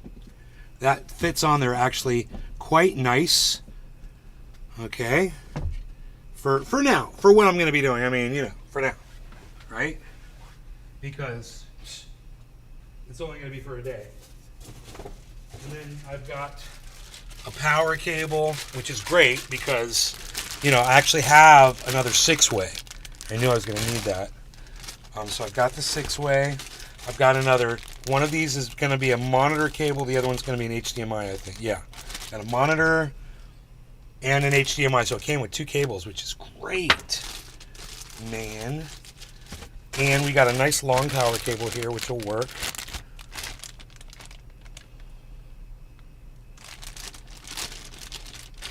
So we got a power cable, plug the monitor in, and my my new 6-way for power. Now I've also got power over there, so I might just use that. I might just plug into that. I got a 6-way under there and plug right into that, and it's fucking good, done deal.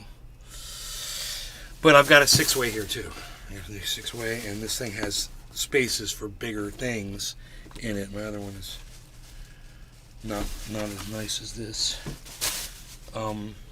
Okay, now the monitor itself is a curved monitor. It's over here.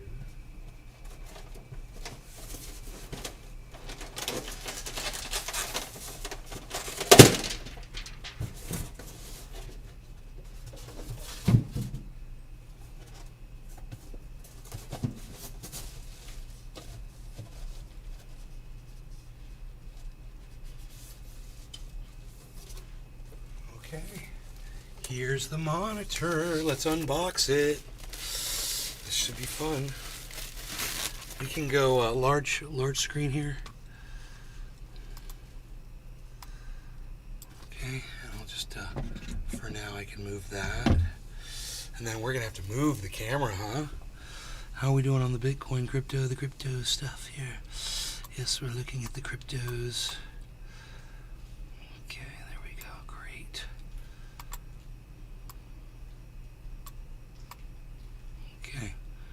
This should be fun for the whole family here. Everyone loves unboxing 240 megahertz monitors because they can't see shit anyway. Okay, so what we have here is a beautiful monitor. Yes, looks gorgeous. So the connections are monitor, HDMI. I don't see a USB, but I don't use that anyway. Regular power. Power button's right here underneath, and then this just slides on. This is the regular connection. So, what I can do, there's a couple things I should do here. It says world-class warranty included on here. I don't know how to pull this. Oh, this is a sticker. It says Respawn warranty program. Respawn. The fuck does respawn mean? Does that mean this thing is used? I don't get it. It was sold as brand new, right? Better be fucking brand new, bitch. Fucking half a millisecond. Goddamn bitch, motherfucker. Don't piss me off. You don't piss me the fuck off. You won't piss me the back up. Now this gotta come off, right?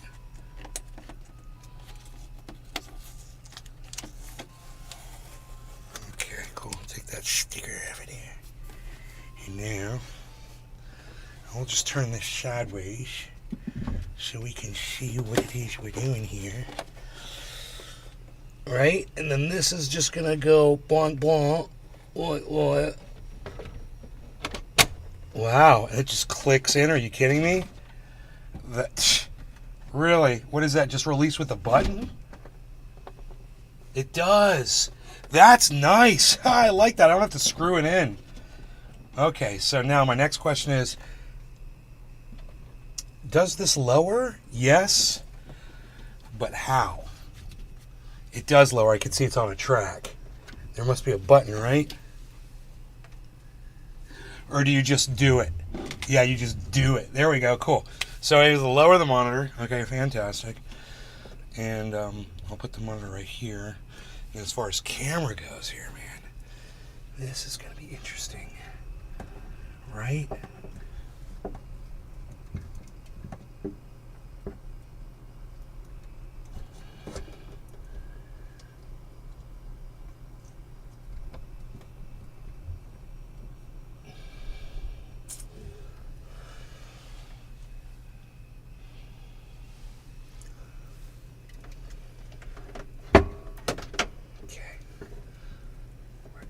We're good.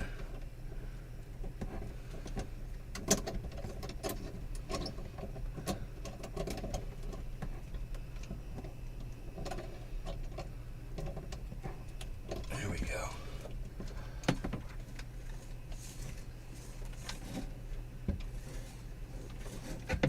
Three, two, one. That was pretty good, man. I was just about on that. Okay, now I'm just saying that this camera can now go here. You guys are going to be a little bit closer for now. But we can also do this. Now I cannot see you right now, so I'm going to have to do this. Use my upper monitor. There we go. There we go.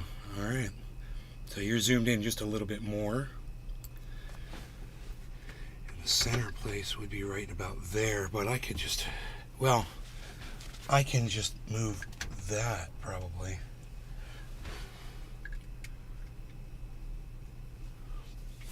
And for now, I mean, this is all temporary. It doesn't have to be a big deal. But I know it is a big deal. I still have to take my dog outside. I don't know where he is. He's laying down sleeping in front of me. He's so badass. All right, so now, what kind of a connection is this using here? It's using a monitor connection. So this is the monitor I'm going to use. since I've already got it here, right? I've already got monitor cable plugged into my computer. Now here's the problem, wait. It's coming from the wrong video card. That's not the one I want to use. I'm going to have to unplug one of my fucking four goddamn screens. I just realized that. Now, I could re-plug one of those into the other video card, though. It's not going to be that big of a deal. But in order to do this right, I have to unplug. Okay, this is my thing. This is going to be unplugged from here. There's a button. Yes. And now, instead, you are going to be plugged in, and I hope these are monitor and not HDMI. That top one is a monitor. It's a slant on the top. Slant on the top. Boom. It's there. It's plugged in. I almost didn't have it all the way plugged in. I didn't realize. Okay, cool. Now, this bad boy is going to go like this. Okay, and we're just going to plug this monitor into monitor 1. So give me a second here, 'cause I'm going to turn this sideways. Try to figure out what I'm doing, because these plugs are on the bottom, and I got to get my head down here and see where the monitor plug. Okay, so they're way over there. It's monitor. It's HDMI, monitor. So it's going to be the very first one, I believe. I believe it's going to be. Okay, come on, baby. Tell me we're going to reach. Tell me this little thing's going to reach this far. Tell me. Dude. I mean, it's a good thing I've got an extra cable here. Is that right? Ooh, I think I almost had it.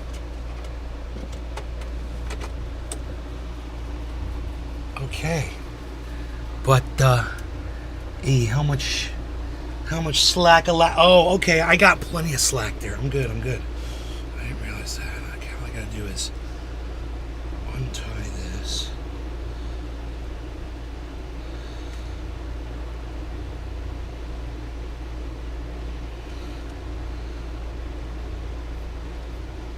Okay. You. Not you. You. Yes, you.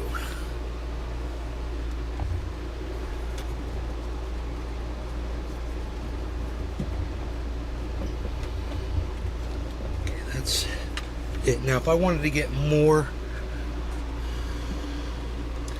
I'd go underneath here like this. So I'm gonna I need the extra couple that I'm gonna get just by doing this. I'm gonna do it.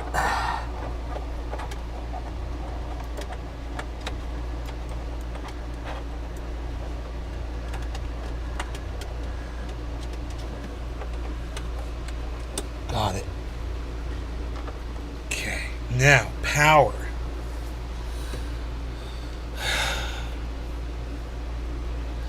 Unplug this.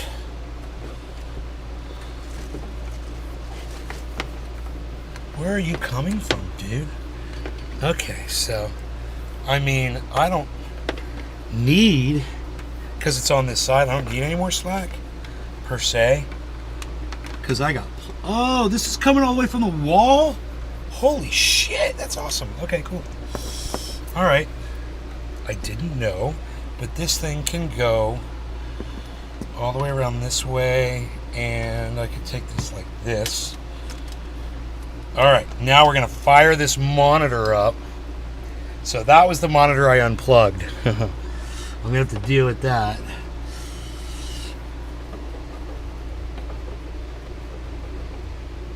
Okay, there, now we're plugging it into power. And this is gonna go like this.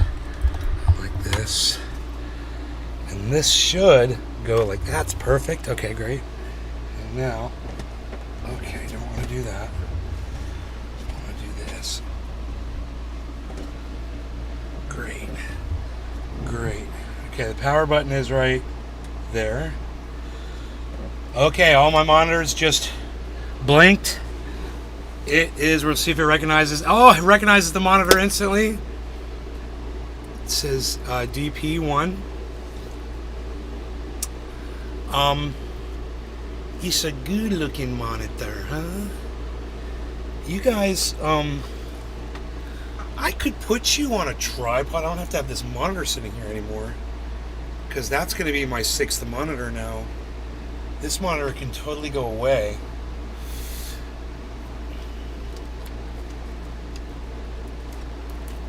Take my little signs. But let's make this go away.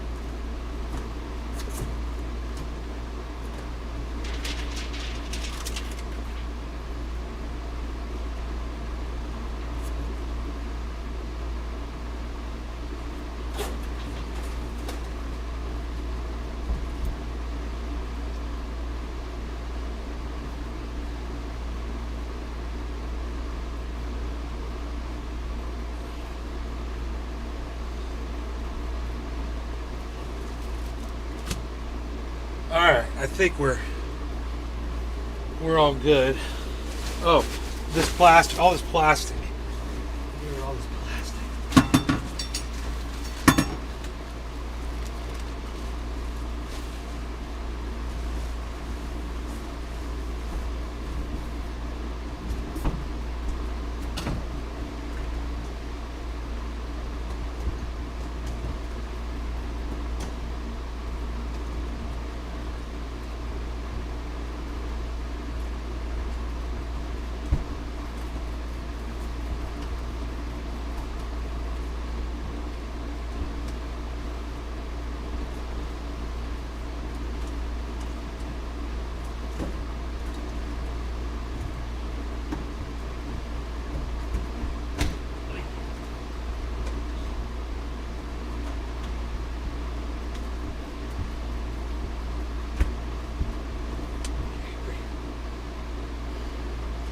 Wow, okay.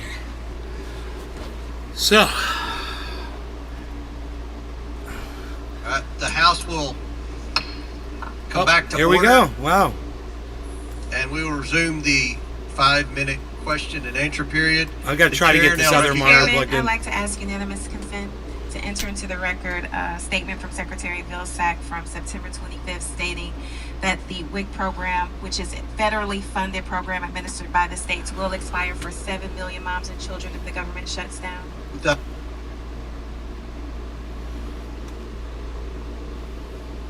Dude, my other monitor came on. Now I just have to organize them. Hold on. I'm sorry about the sound.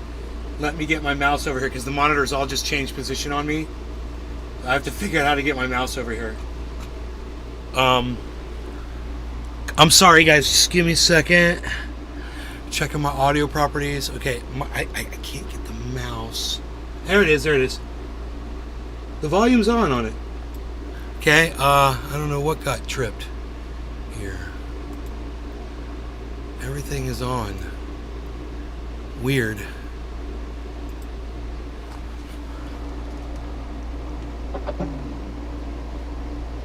I don't know what I did. Oh, it must have switched to this monitor for sound. That must have been what happened here. Let me see if I can switch that.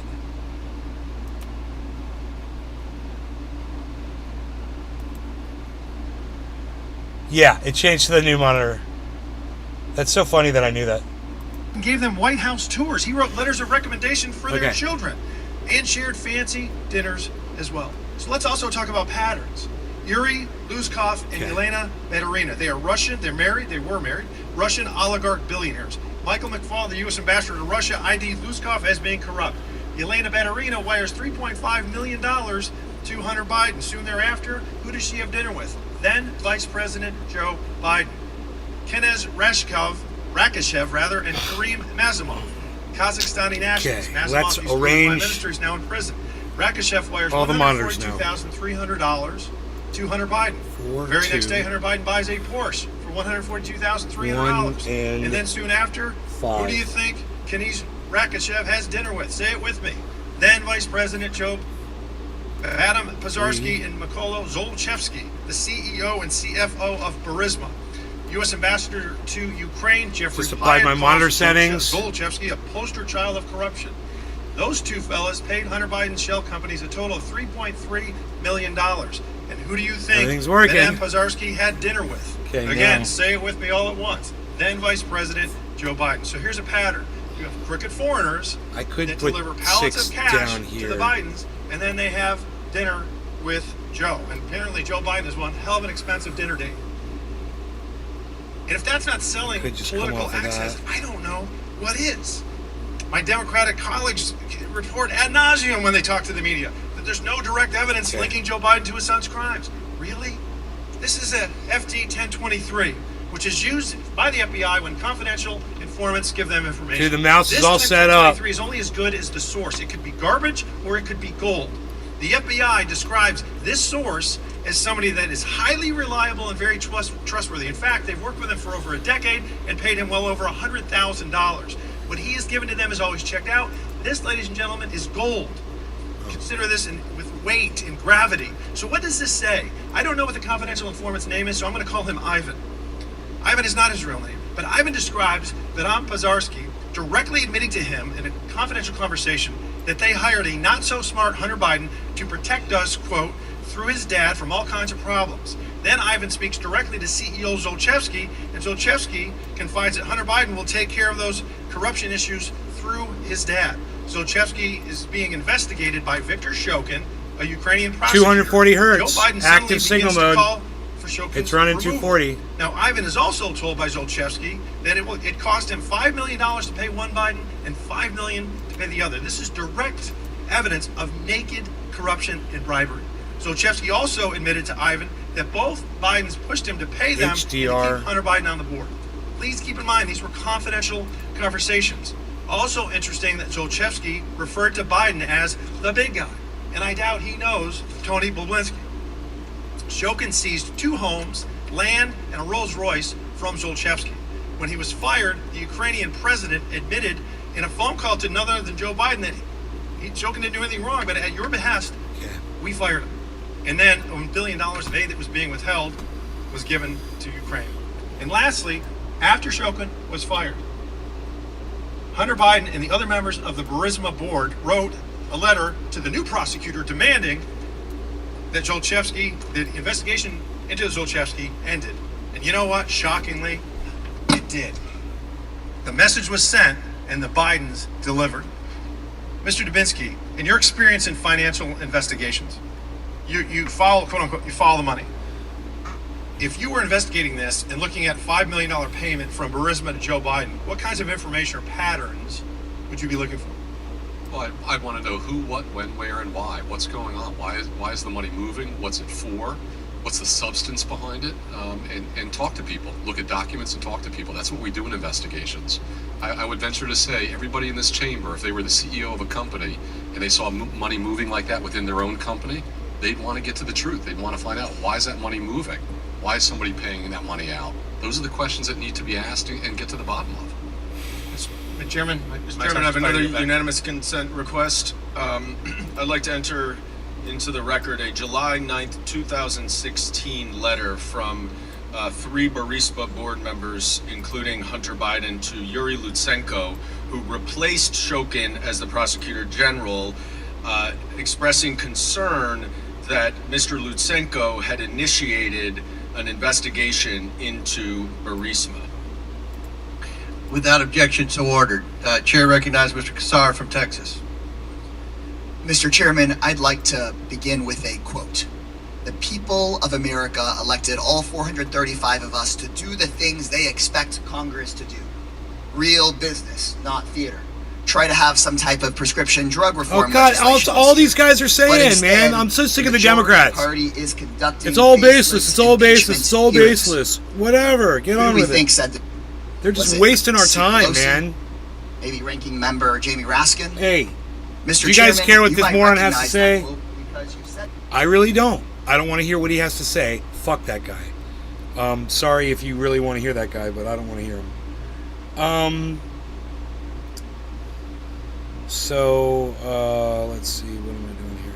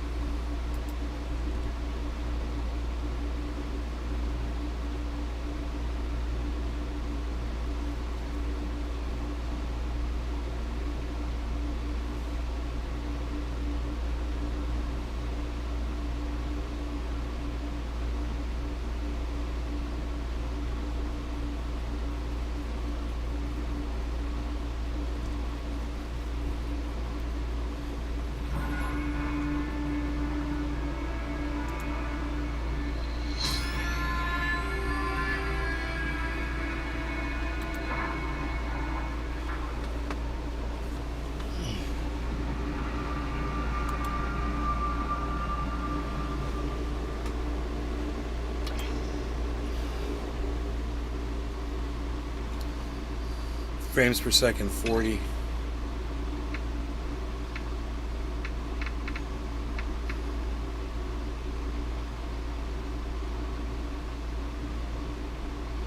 That's weird. Frames per second.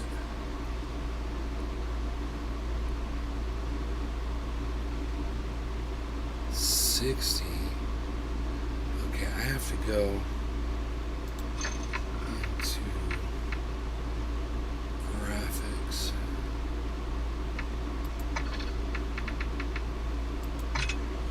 Alright, here we go. Now hopefully when I go up you guys will still be able to see it. So you go into quality and it says video memory scale 60.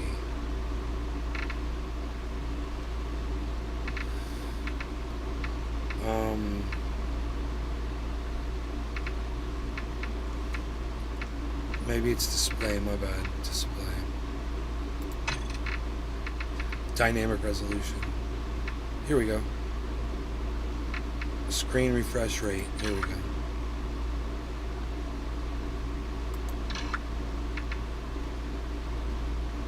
Dynamic resolution. On. Show more. Frame rate target.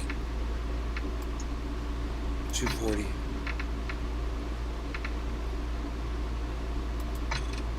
Full screen. Want to try borderless? Full screen borderless. We're on windowed, which is so easy for doing shit. But it'll probably work better.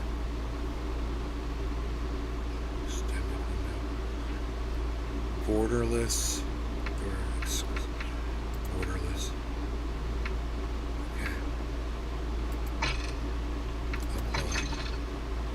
Okay, there's full screen borderless. Oh, I can get my mouse off of it. That's good. That's cool. Cool. So I can take my mouse off the screen if I have to. Alright, I think that'll work. Let's just see how it looks. And see. Well, let me. My frames per second are still saying 60. Let me see what happens when I start.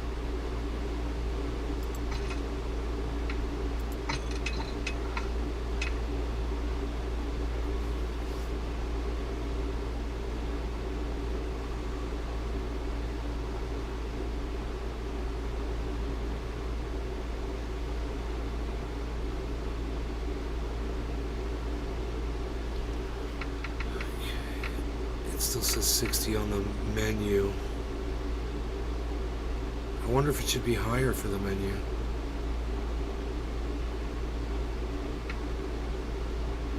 I don't know, but you guys are gonna have to be able to see this, so let's see what you guys are gonna see. Here we go. This is gonna be the test right here.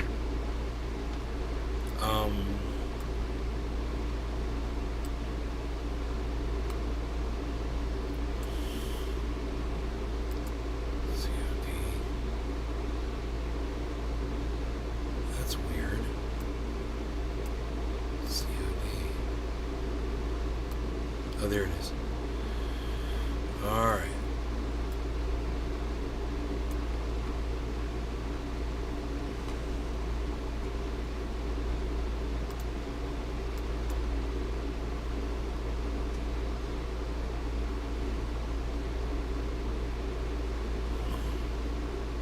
Dude, my computer's having a problem running this video. The president's son seemed to benefit. I'm probably gonna have to reboot my PC, but this is weird here. Let me make sure this isn't on auto. Often It's on auto. Positions as far back as 1996. He was his first job, and Still fucking doing that shit. I don't know. I might just turn that off.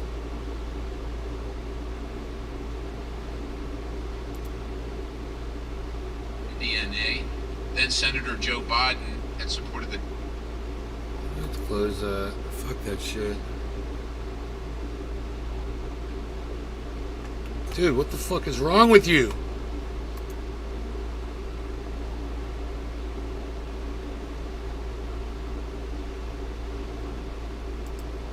Alright, let's leave Discord.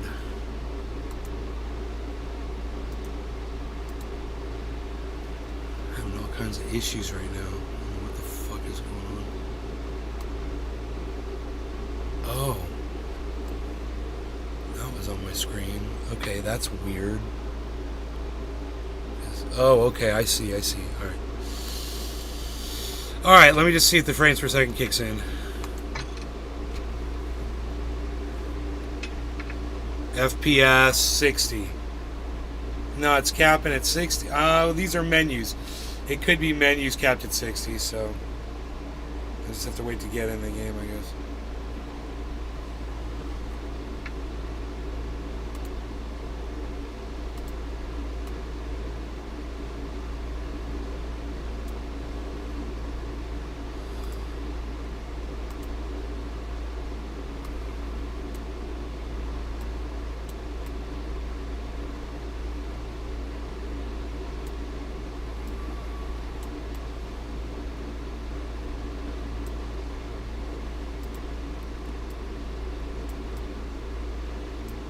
Okay. Frames per second 60 in the menu still. Frames per second 2360. Dude, I wanted to play in here too. Fucking A, dude. It's capped at 60 right now.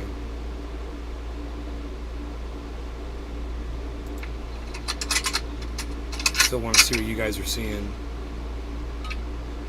Good, it's going. 60. Fucking A. Team deathmatch. All Saber, you've got the nod. Weapons free.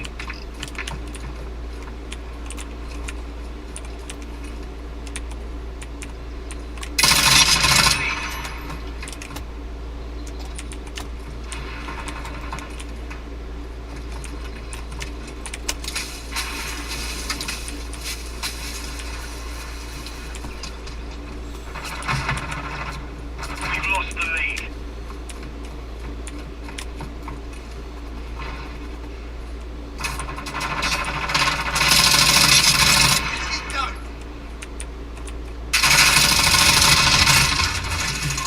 Got 3 kills already at 60 FPS.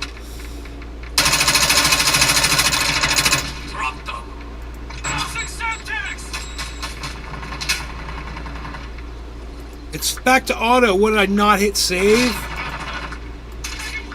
Dude, it's on fucking auto. Fuck this shit.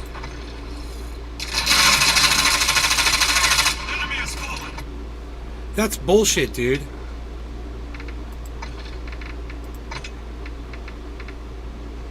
It says auto again. Look at this.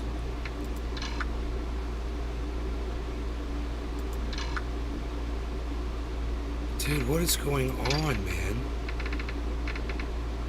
Screen refresh rate, auto. Because display mode is not set to full screen exclusive. Oh my god, how did I know that? That is so stupid. I hate you. 240. You guys suck. I had to get out of a game for that. Now it's saved, right? Oh, apply. There we go. Dude, why didn't it tell me that before? Oh, because it wasn't in that mode, I guess. Dude, I want to go back into that map. That map was awesome. I love that map. I could just keep escaping out until I find the right map. I don't even know what they're called, though, really. I'm such a noob.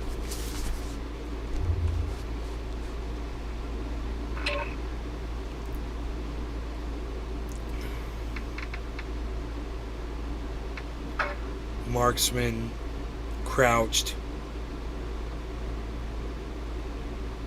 border crossing. I happen to like this one.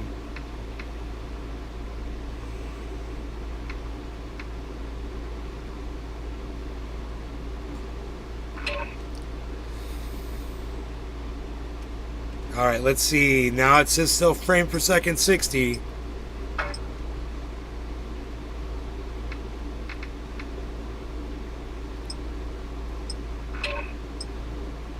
Dude, it's still saying 60. I'm like, okay, when the game starts, is it gonna go into there? I saw it pump up to 212 for a second. Still a menu. 60 menu. And here comes the game. 3860. Dude. 60 again. Dude, are you fucking kidding me? Are you fucking kidding me, man?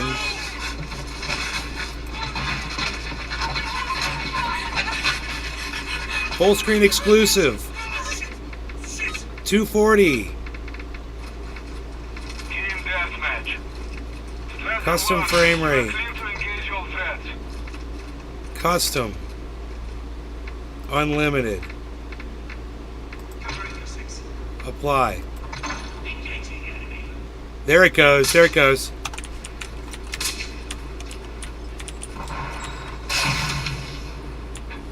We have the lead.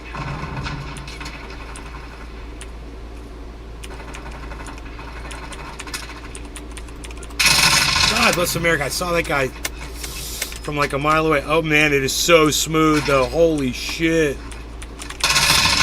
Oh my god, dude.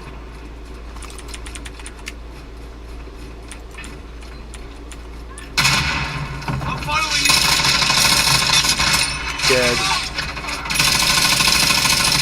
Dead.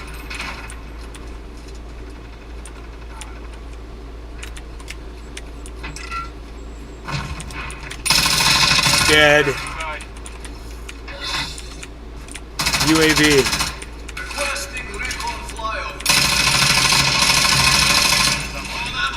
God damn it. Flashed. Reloading. Hell yeah, dude. Fighting your six.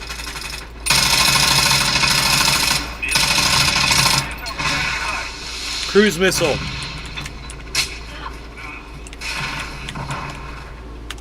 Target marked. Request fire. Where we going, baby? Where we going, baby? Where we going, baby? Ow! I got one of them.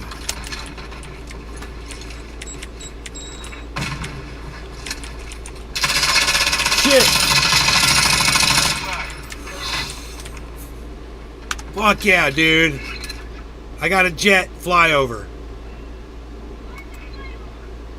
Go, baby. I don't know what to do. I don't know what I'm doing. I don't know what I'm doing.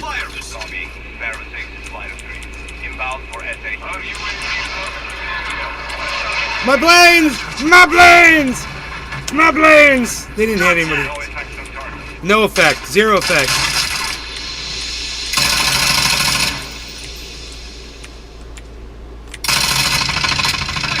Oh shit! There's another guy right there. Damn, dude, I was doing good. I got so many kills in a row. Holy shit. I got 7 kills in a row, guys. That's like the best I've ever done in my entire life playing this game. It has everything to do with the monitor. Holy shit.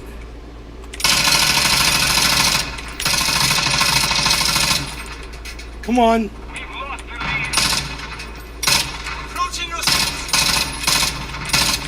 Come on, you little bitch.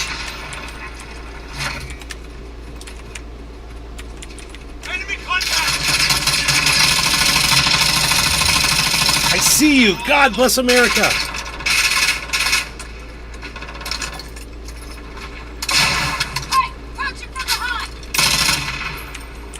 Oh shit. Ah, dude. I hit the wrong button there. I just flailed and hit the map. I didn't mean to. We just switched sides.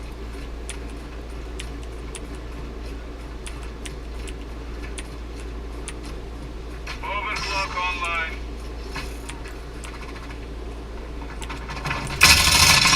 Taking effective fire. I'm coming up.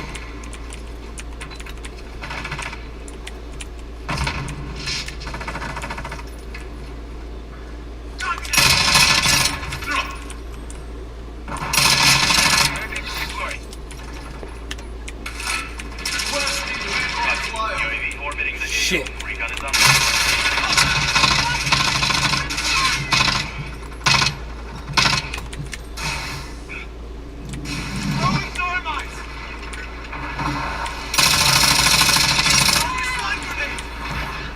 Dude, frames is everything. Oh my god, I had no idea what a difference it was going to make in my gameplay, guys.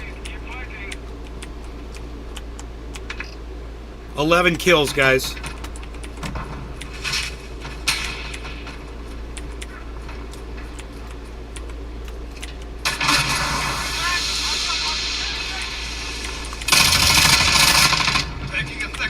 Shit. Oh, I ran right towards that dude. Trying to build up kills and get those perks, you know? Sorry, my bad.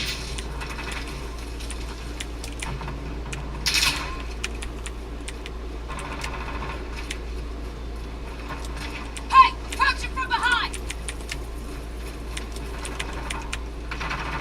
Shit. Oh, sorry, my bad, my bad.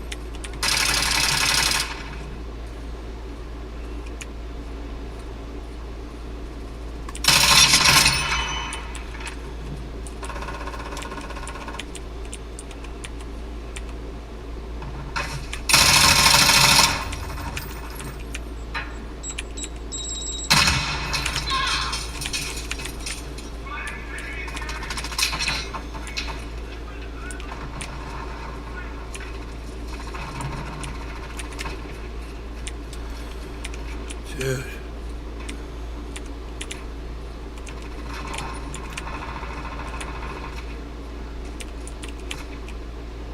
Where the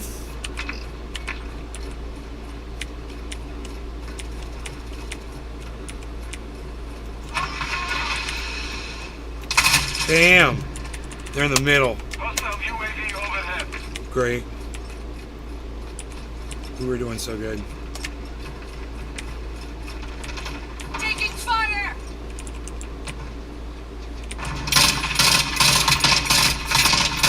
Got him. I got that sniper.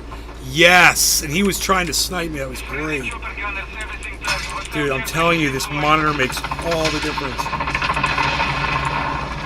Friendly chopper.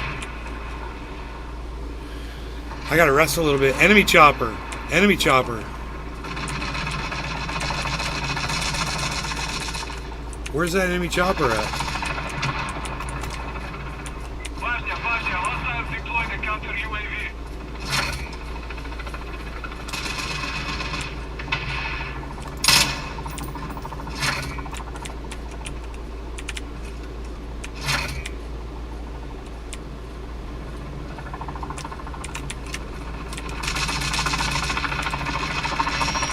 Damn.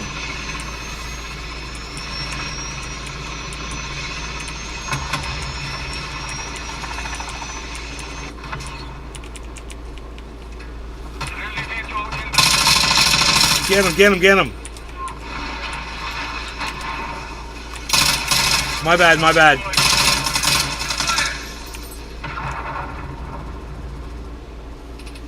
Couldn't tell who that was back there. If they get layered in front of behind each other, you can't fucking tell.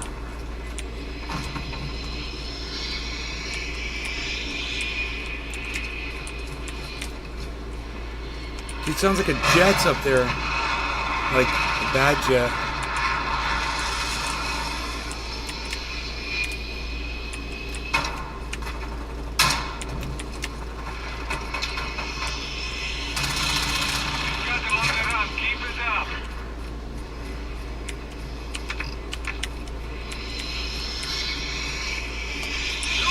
Is that a fucking drone? God damn it. He's just hanging out way back here. Or maybe he just spawned in. Or maybe the jet's just taking everybody out.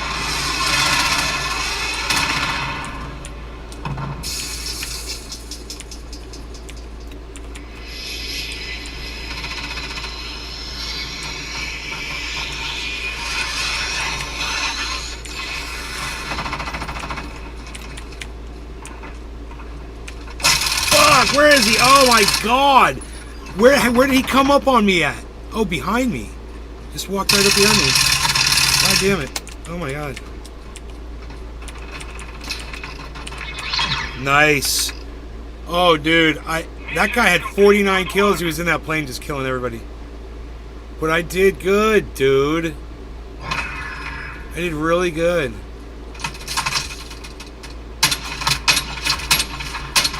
Ooh. Nice kill.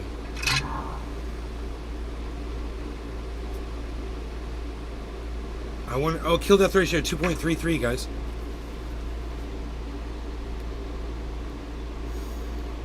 So. Oh, my menus are going fast now too. Oh yeah, the menus look way better. That's funny. All the graphics are pumping now. It makes a difference on everything. Because the game just uses a lot of resources. See, that wasn't totally smooth. But what are you guys seeing, man? I can't get out. I can't get out of the locked strike. I should cancel out of there. Because it locks my mouse in, so I got to Alt-Tab out and get my mouse out here.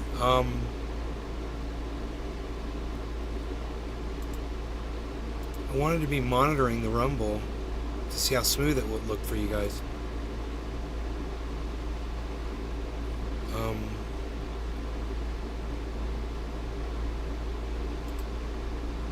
Good luck getting rumble to play normally. There we go. Okay.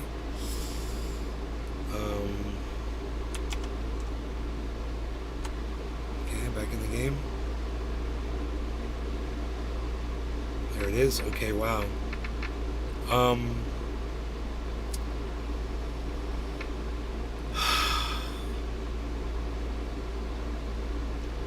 Get the first kill in the match. I got it. Oh, that's cool. I didn't realize that. Get 3 while crouched. Get 5 with the marksman. Okay.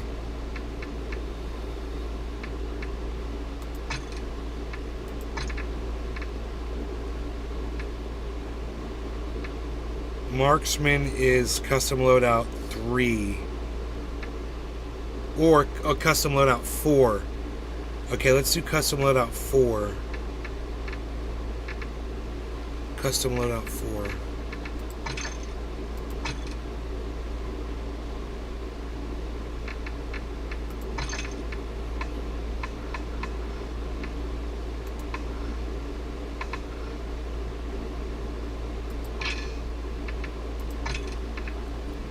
Alright, so custom loadout 4 until I get my 5 operator kills with the marksman crouched.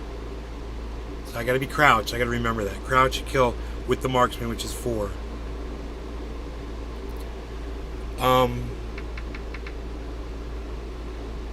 If you guys are commenting in the other chat, I don't see it. I have it off screen for some reason. There's the chat. There it is. Okay.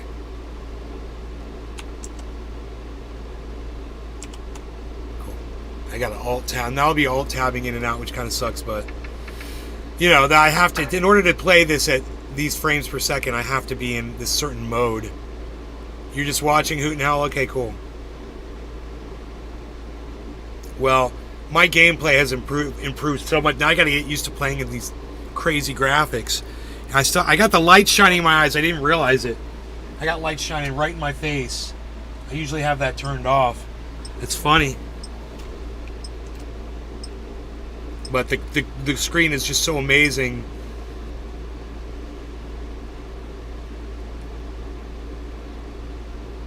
Okay, remember, crouched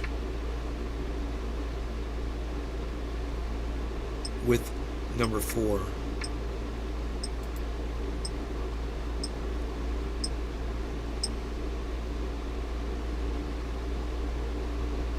Loadout 4. Crouched. Okay, crouched. Look at that guy with his shield, that's funny.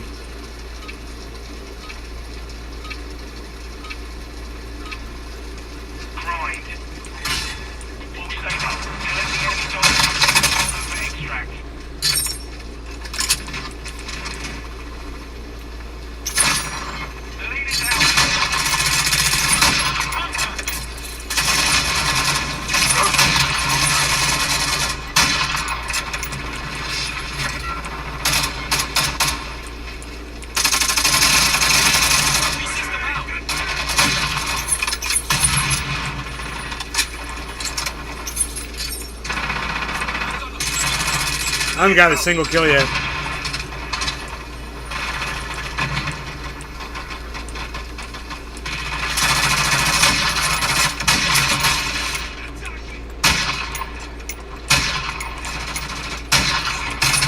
Oh, that was the third time.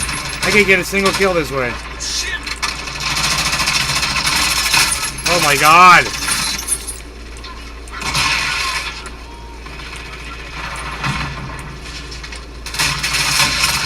Oh, all right. Maybe I should go for headshots, huh, guys? That should have been a double headshot.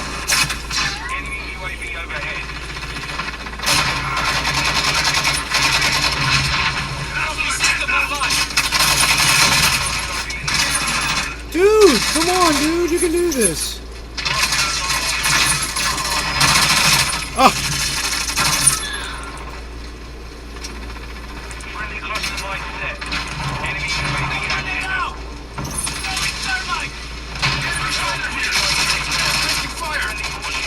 Nice, finally got one.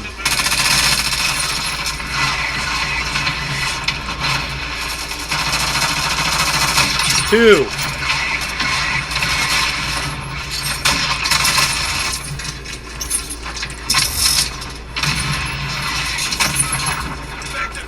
My bad.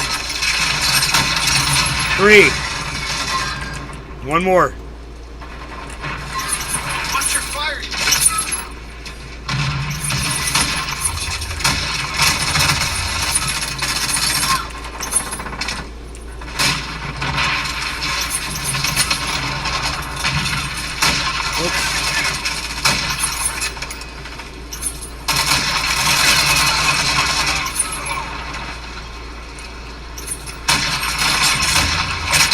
Oh, just last split second, I'm shorted.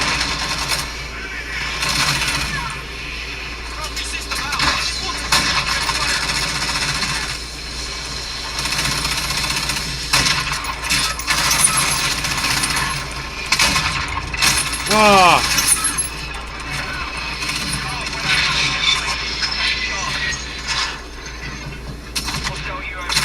Ah. Person just appeared to my right.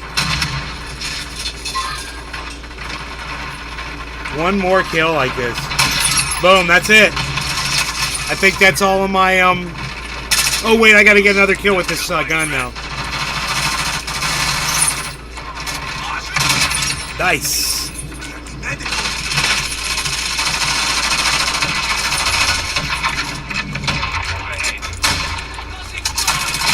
Dude! Dude, are you kidding me? What the fuck is going on there?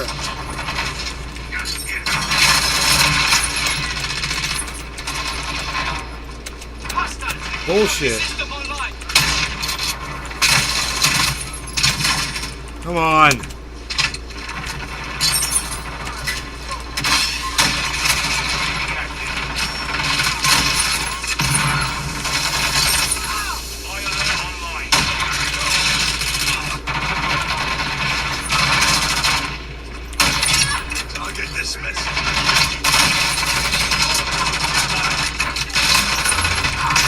God damn it.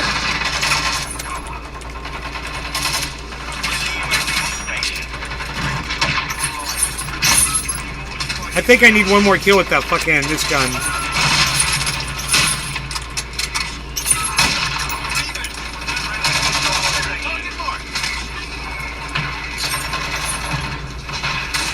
Oh shit.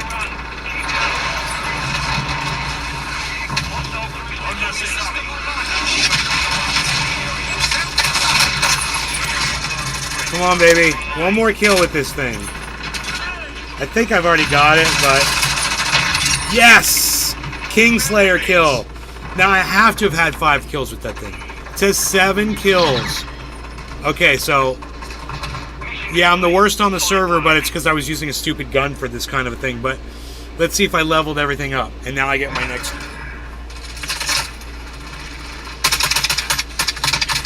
Nice headshot. Money. Alright. How did I do?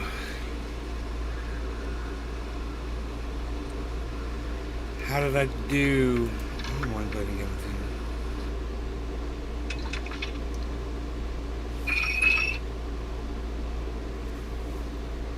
Here we go. Daily challenge. Crouch and marksman. Boom, boom. Got them both.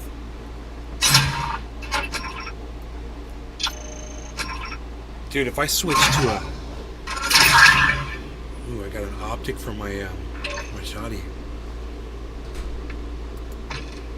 Okay, so here, let's fuck off. Get 2 operator kills while mounted, or secondary weapon using overkill. But using the secondary weapon. Okay. I can just do that because I can use overkill. This is overkill. Right? That's overkill right there, I think. Yeah, overkill, got it. So, we're good with that, and then we just need to get... How many kills with that? 5 kills with the secondary weapon. 5 kills with the secondary weapon. And then what else do I want to do? Oh yeah. Then we're going to switch. Guns. Then we're going to do this. This was the STB 556. No, it was the Rap H. I really liked the Rap H. That thing was great. But I'm thinking...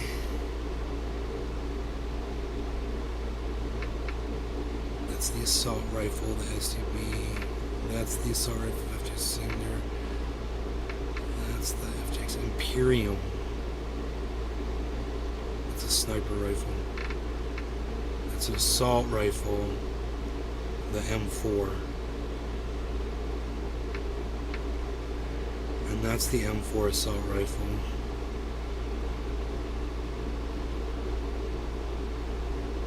I'm going to use like a...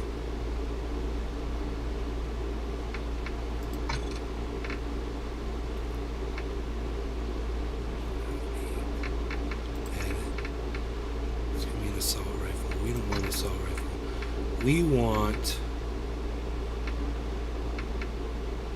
an SMG. Alright? And the one that we want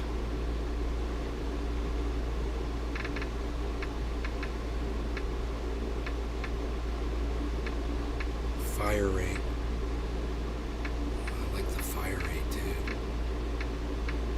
50 rounds. 40 rounds, 30 rounds, 25 rounds, 30 rounds, 30, 25, 30, 64 rounds. Ooh. 30, 30. I like that. Get the cast off 762 and get the cast off 545 to level 30. So I have to find those. And then get the cast off 74U to get that gun. It's 14 extra bullets. It's great. 108 in reserve. So I think I'm going to go with one of the 50s. Which one do I want? I might go with this one because it's got a faster fire rate. Okay, let's equip that one. And let's go to the gunsmith. Let's see if we can add anything to it. We've got it to level 14, so we get our good old holotherm in there.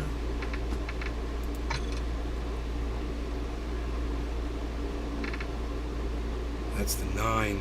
That's a ×9 thermo, dude.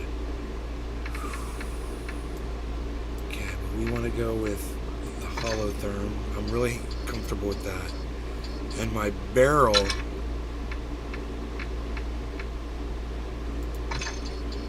muzzle.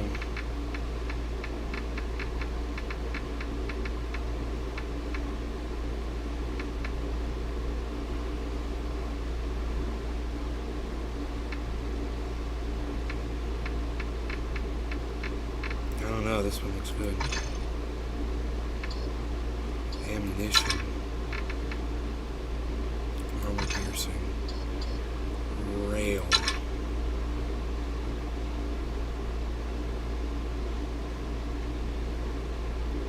Blocks optics. I don't want that. Rear grip. I probably can't do that. Okay, I could. So that's gotta be, that's 5 out of 5. So it's stock.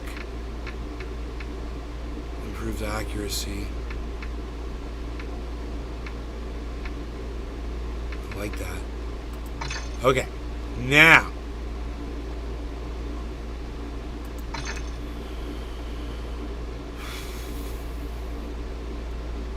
We got to get 5 kills with our second gun. That's cool, and this is going to be number 8. Now we got the shotgun here, so we're good. We got the shotgun. It's going to be custom loadout 8.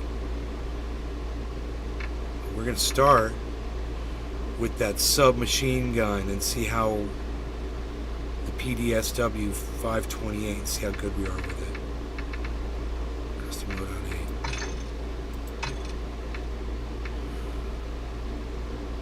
Secondary weapon overkill, okay? You absolutely have got better, Hoot and Howl. Did you overload the circuit? This is just the tip of the information they are presenting, and I think.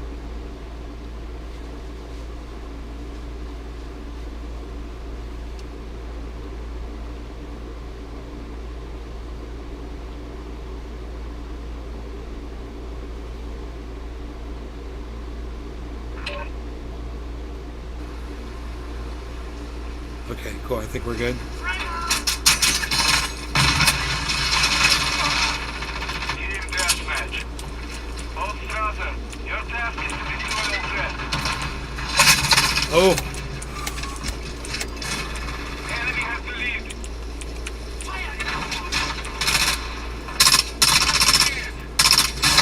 Oh, dude. Okay. Give me a second. Give me a second here, man.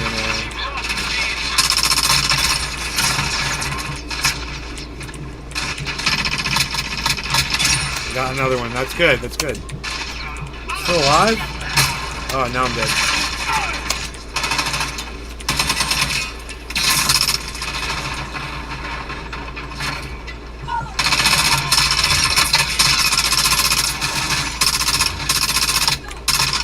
God, how is he not dead? I knew I was back there. That's funny.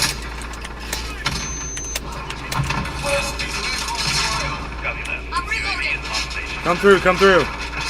Bitch. Dude, did I kill him? I don't know if I'm getting the kills or not.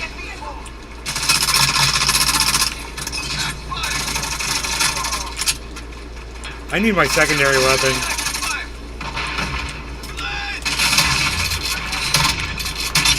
Yes. Dude, I need those secondary weapon kills. 5 of them and I'm good.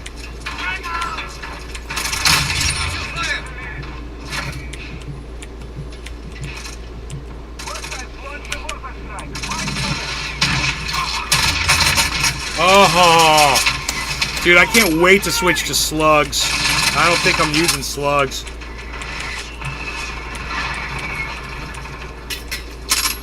Oh, wrong gun.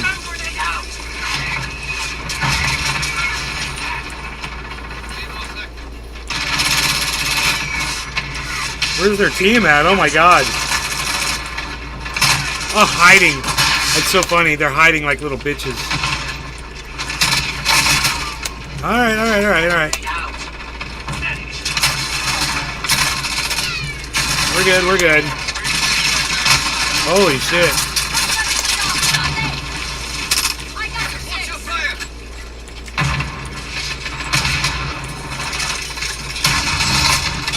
Got him. I didn't see you stand right behind. That was great.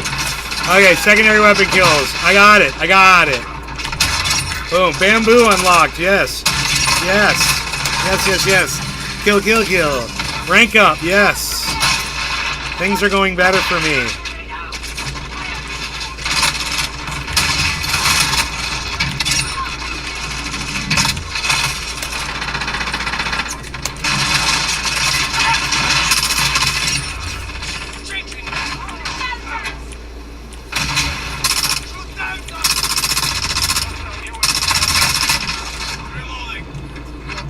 I like that shotgun in here, though.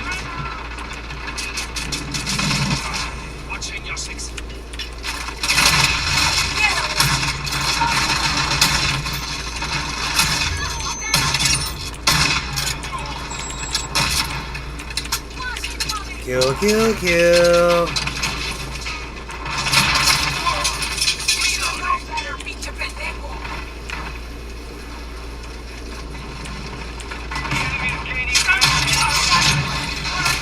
Kill, kill, kill.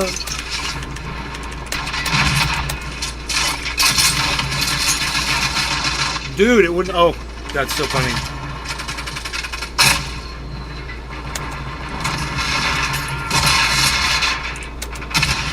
Oh my god, I keep.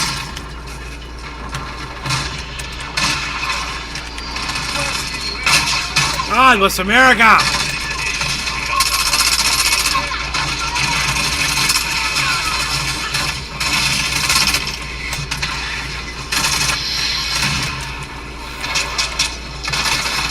Fucking plane.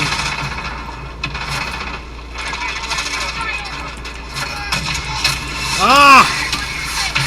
It's the fucking chopper. It's this plane, dude.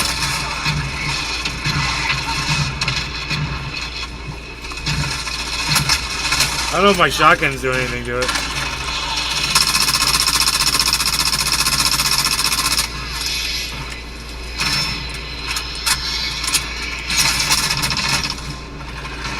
The plane saw me shooting at him.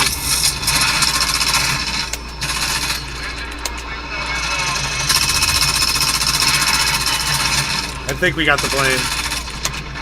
Boom. Down.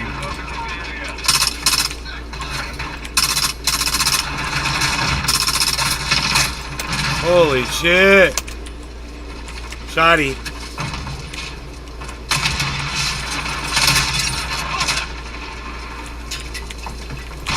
Shoddy. Level up, baby.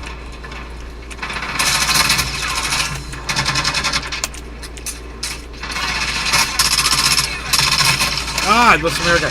Dude, it's got to be more headshots with these guns. My other one, it's really not about the headshots.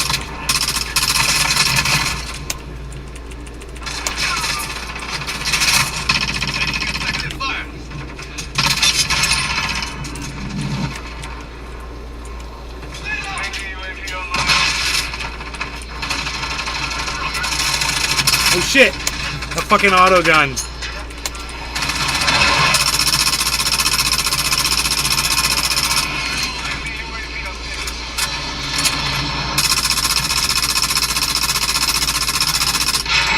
Oh, I got the plane.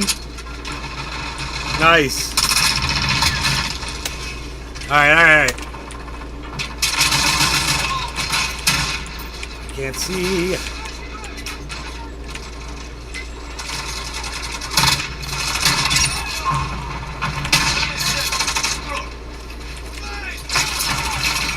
Oh.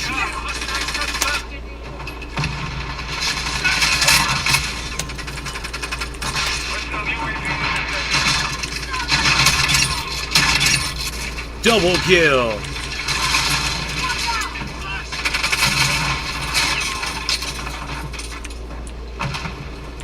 Trophy system activated.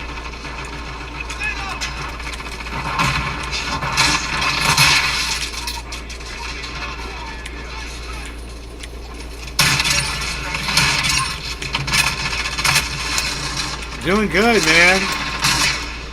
That was good. For me. 25 kills, 9 assists. Fucking saw everything I was doing. There was no lag while I was shooting people. So usually when I'm engaging somebody, it gets weird shit, you know? And it's like I can't move my gun. This time is just complete. Even while I'm getting shot, I'm able to keep the frickin'...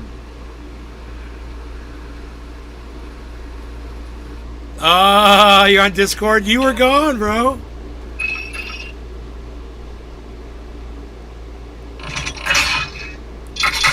This monitor is fucking amazing.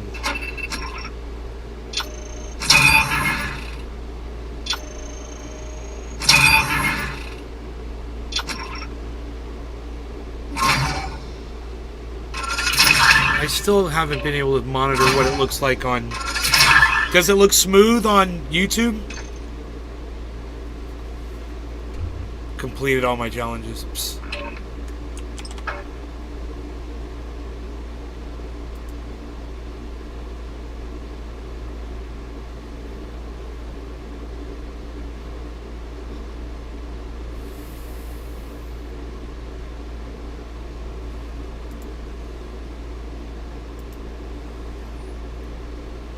Where'd my game go? Oh, right, Alt tab.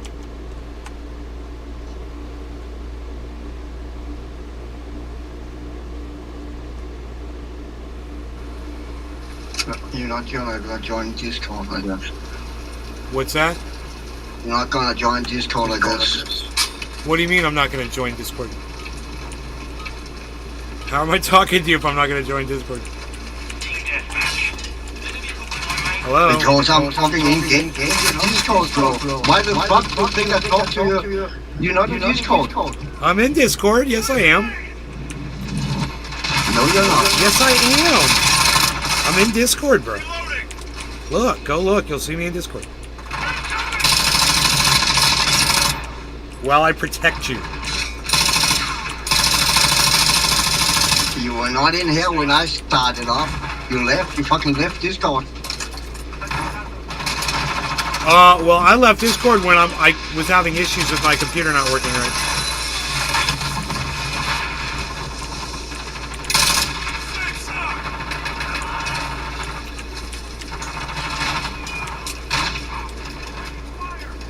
I couldn't know. I cannot read your mind.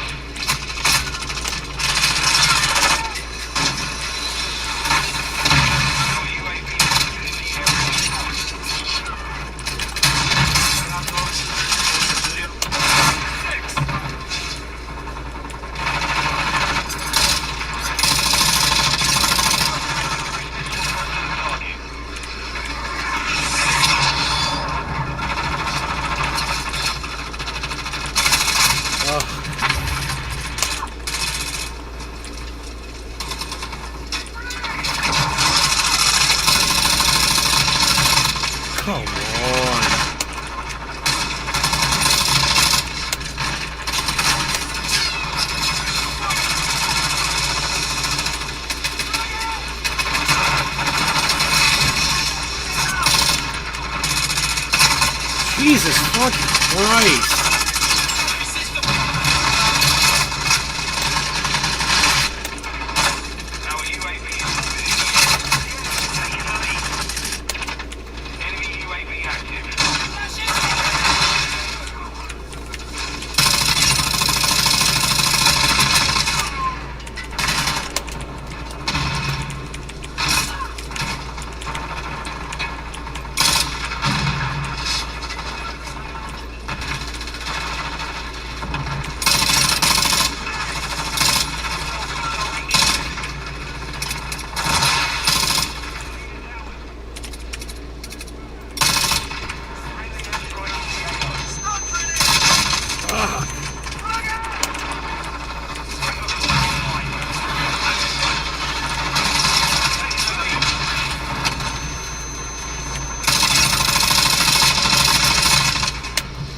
Dude.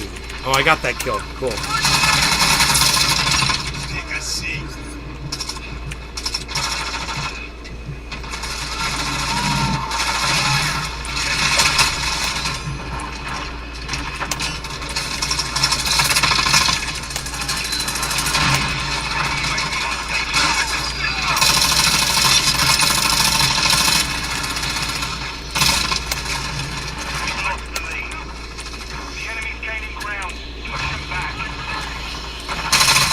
Oh. Oh, dude.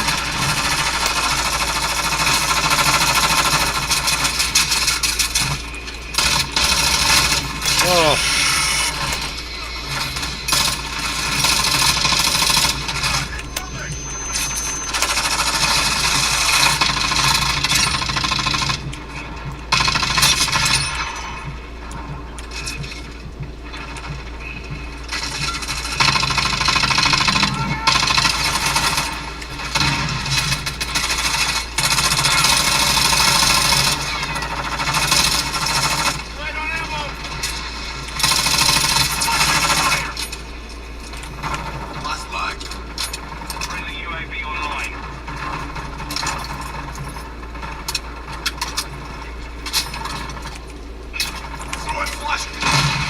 Flash myself, because, you know, that's what I do.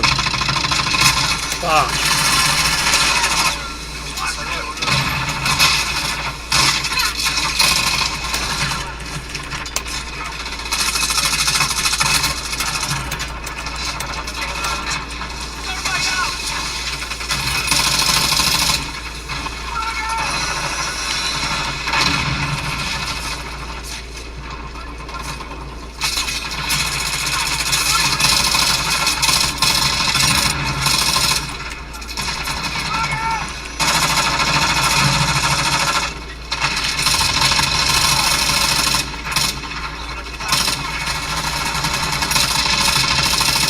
God bless America, dude.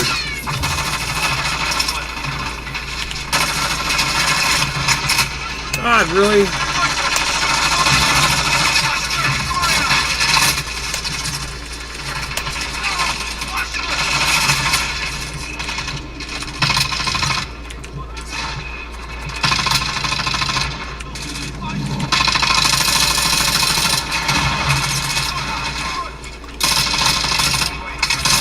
Damn.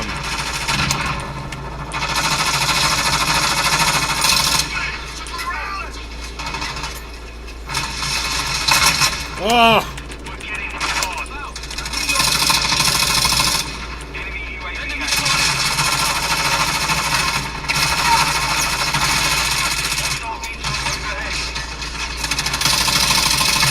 God bless America. I should have that guy.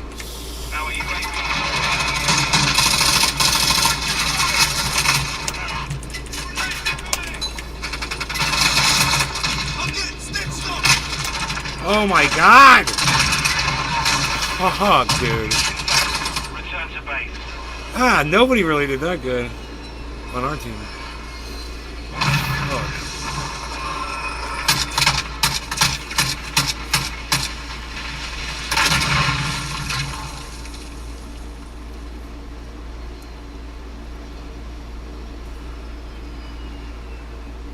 Last Stand, is that where you can heal yourself?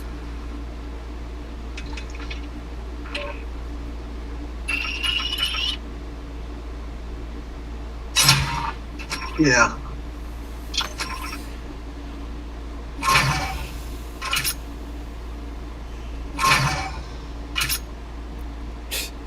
It's pretty effective, not on this map though, but sometimes people, because you drop down, they even stop, shoot at you, or keep running because they think you're dead. Yeah. I like killing them dudes when I see them on the ground.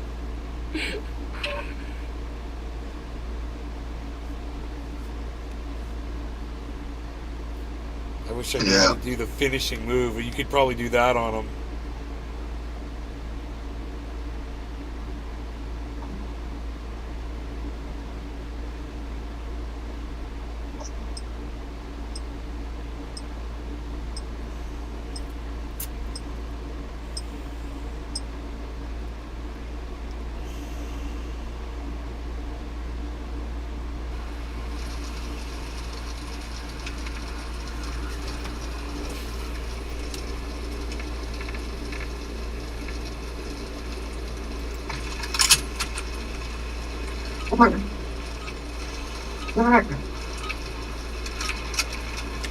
Domination. Saber 1. Lock down the objectives and keep them secure. Oh my god.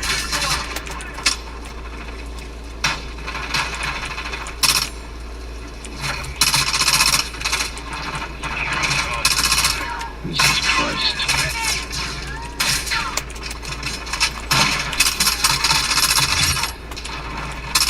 Oh, that's flash. Oh shit. It's a long reload for such a small gun. We control Alpha.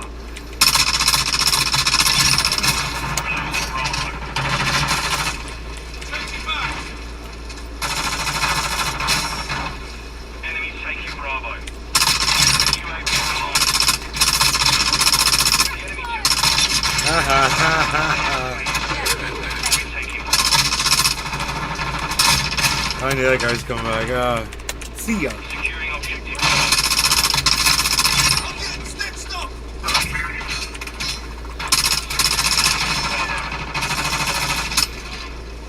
Jesus Christ.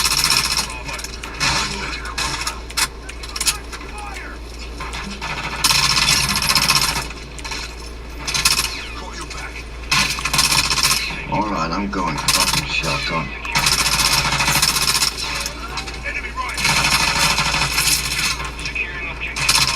Oh! Oh yeah. Oh yeah. Shotgun, I missed that. Oh yeah, oh yeah. I know, I love the shotty. Shotty, Yeah, shotty. this one with the magazine on is really good because you hold more bullets and you can shoot faster. And Triple faster kill. reload. I just got a triple kill. With the shotty. With the shotgun.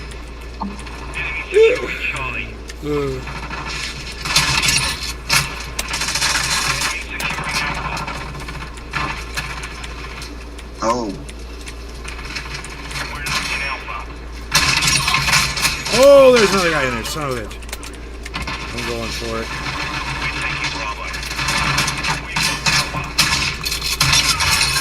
I knew he was in there and I got my kill. He's going to keep going in there. I'm going to keep going in there. Everybody's going in there. Okay, cool.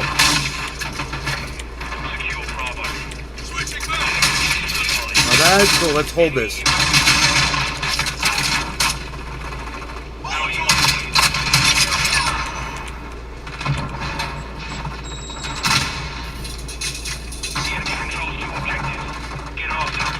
Oh, I got sniped. Jesus Christ.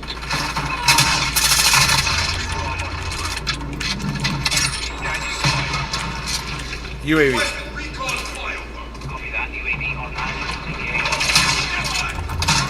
Oh, ho, ho. Dude, I'm just going to hang out right there. My spot.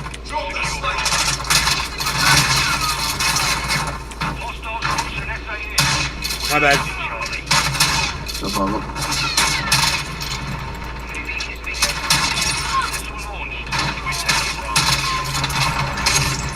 Oh, ho, ho.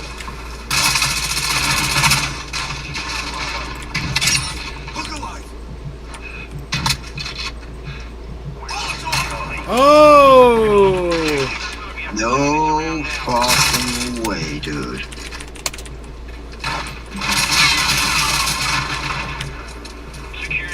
How would you survive a shotgun to the face, man? I don't get it. I don't even know how to find that fucking...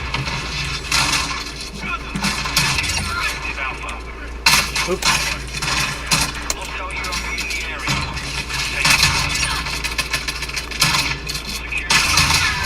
Mine. Mine, mine, mine, mine, mine, mine, mine, mine, mine, mine, mine, mine, mine, mine, mine, mine, mine, mine. Dude, I'm in second place. Ah! Nice. Yeah. Mine, mine, mine.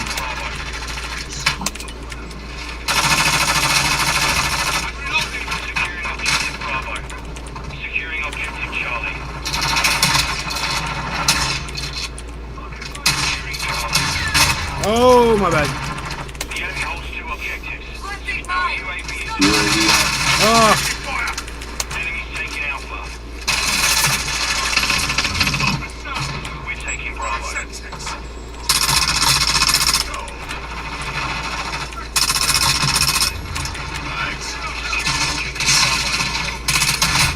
Oh, come on now, come on now. This is mine. Mine, mine, mine. Mine, mine. Mine.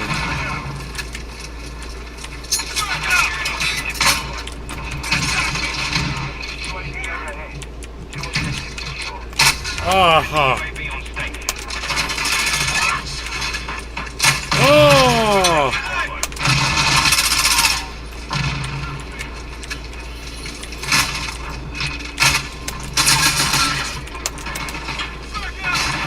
My bad. Ooh.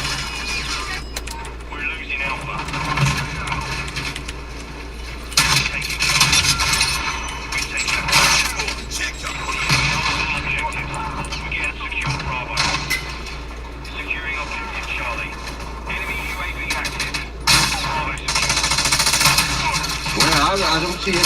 That's one. That's one. That's one. Oh!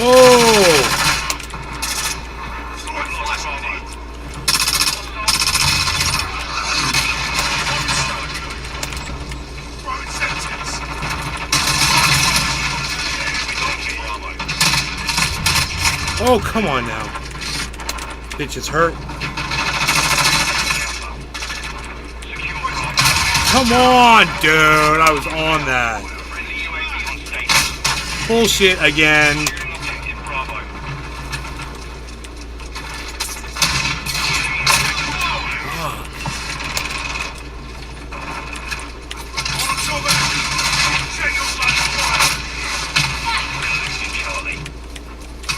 He's fucking camping back there. Jesus Christ.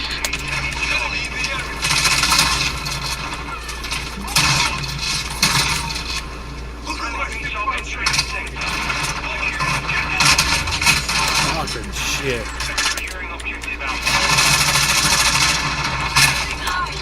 UAV up.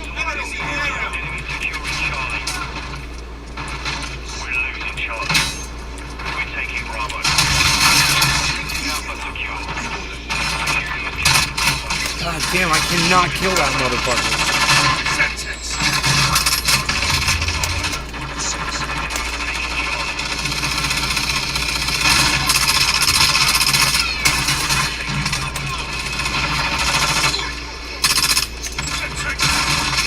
Come on, man. Shit.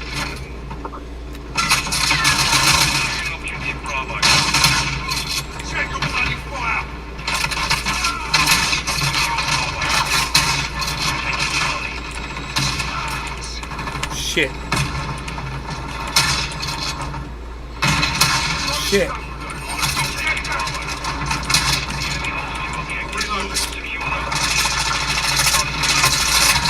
Fuck. That was bullshit. Too much bullshit.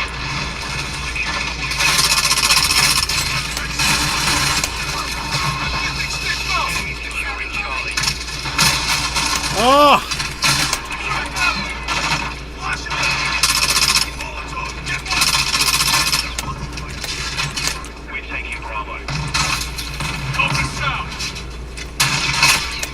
bullshit. Stun grenade out. Enemy contact. I am with you. Enemy securing outpost. God damn it.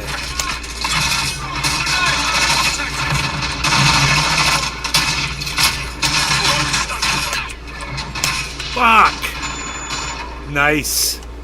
28 kills. Good game. Good game.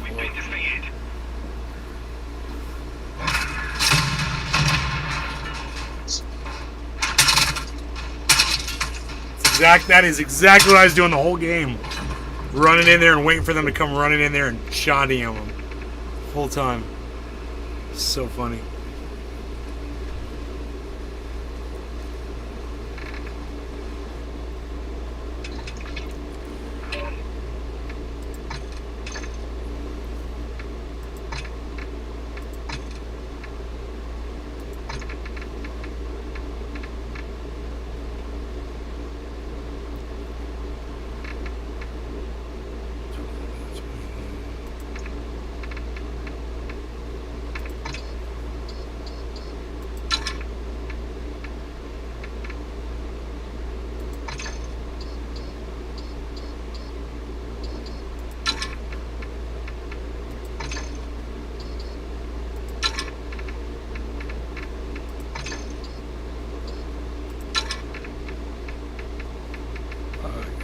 Nothing. Huh?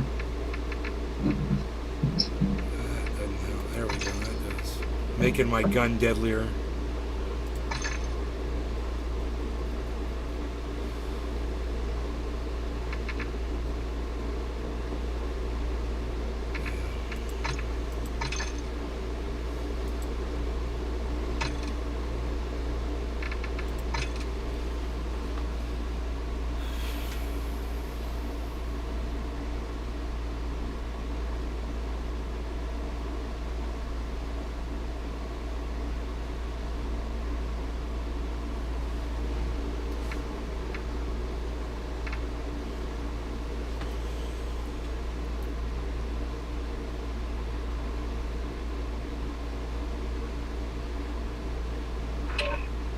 Hey Capper, what's up, buddy?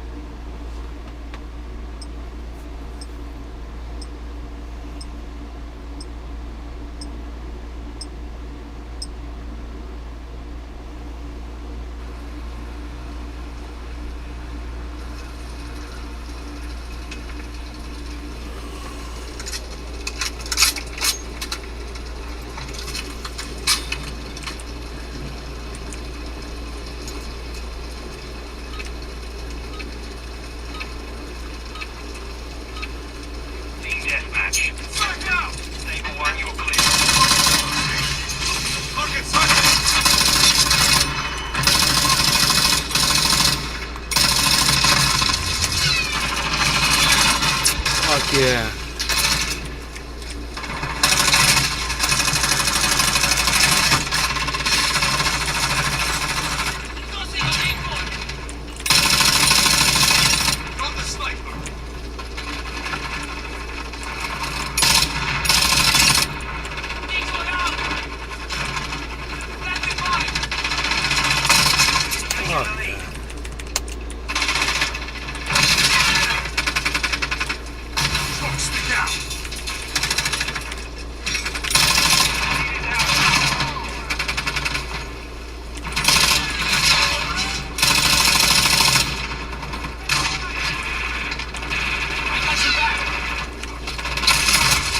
Need, really? The timing is horrible.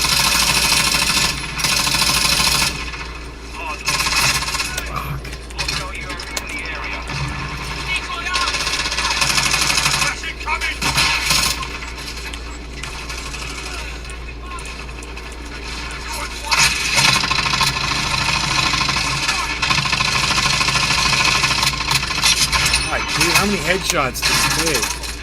Oh.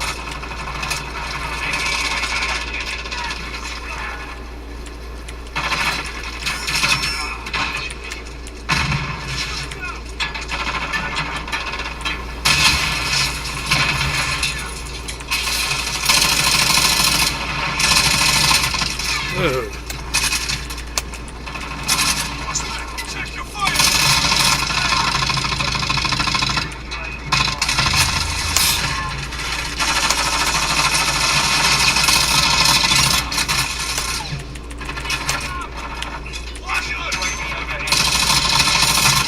Really? You're dead. What the fuck? Thank you.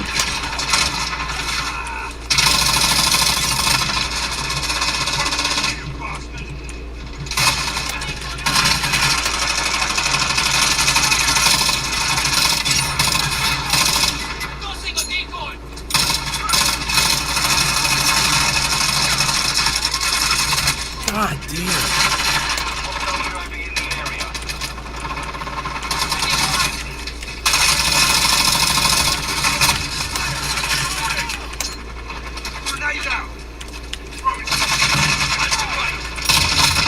Really? Fuck.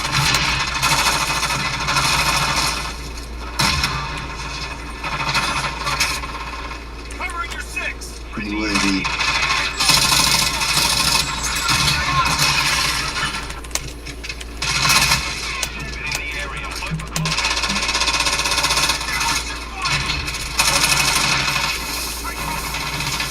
Jesus Christ.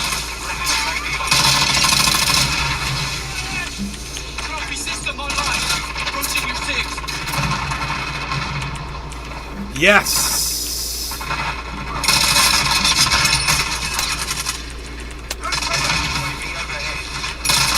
Come on.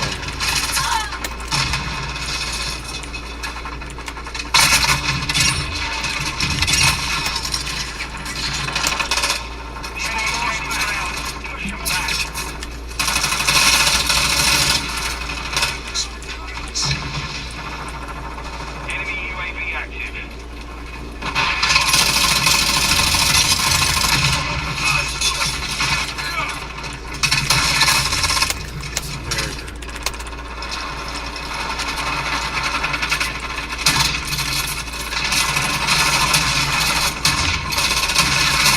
God damn it. UAV up.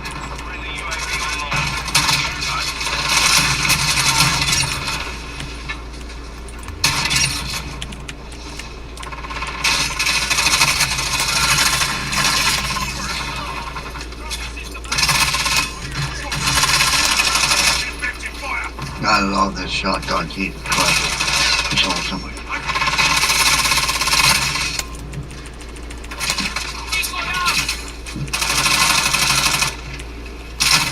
Come on, I shot that dude. Fuck.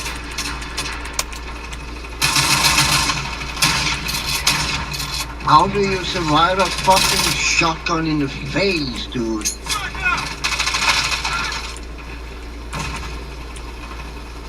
I got him with my grenade.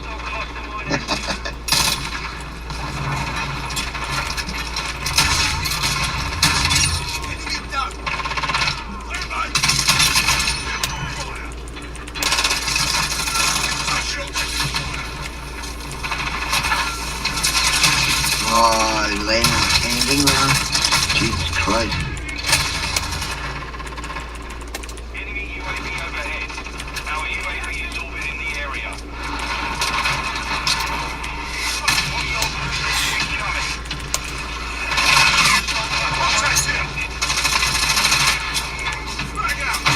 Of course, of course.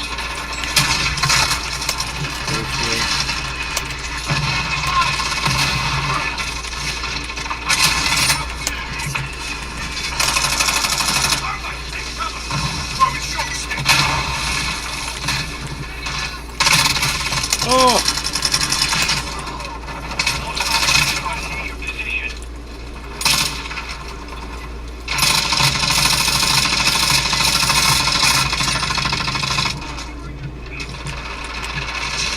UAV up.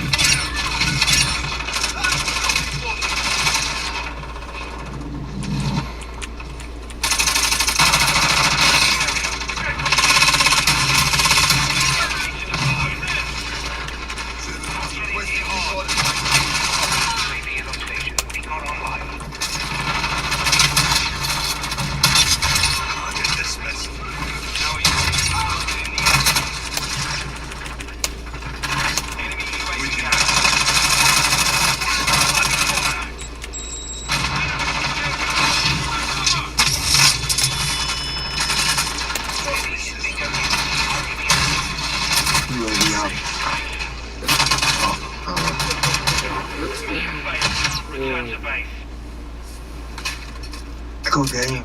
Yeah.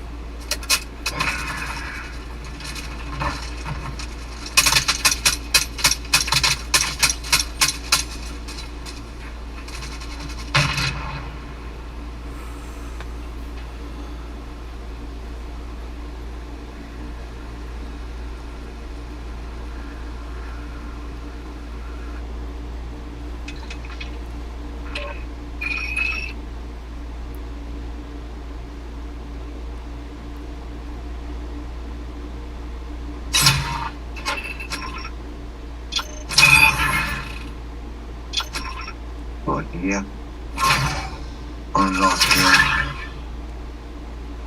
Another mag to the Bryson. 5 shell mag.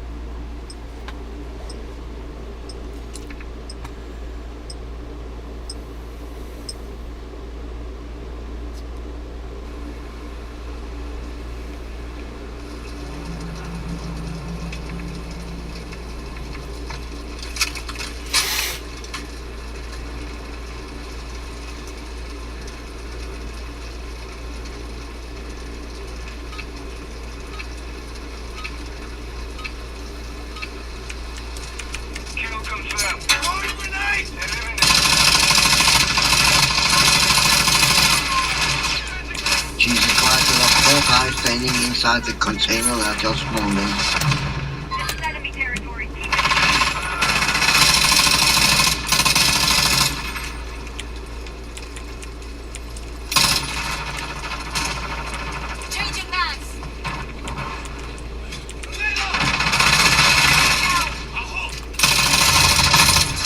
Dude, how did I not kill that guy? What the fuck was that?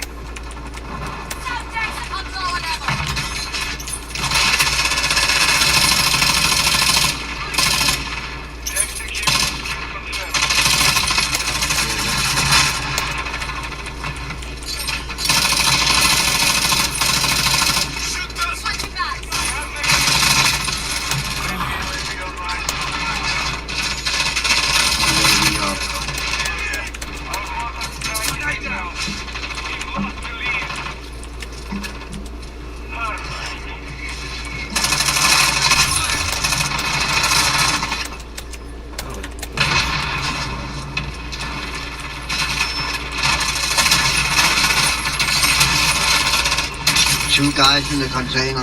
Not anymore. In the middle. Not anymore. Good God.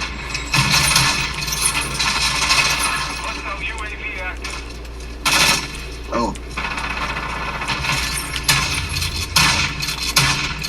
Die, dude. Jeez, really? Holy shit.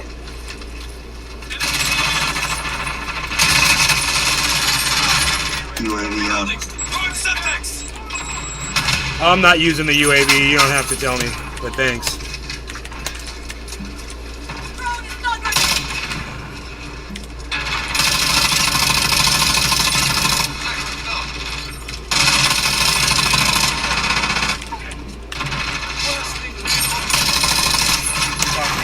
Spin around more, dude.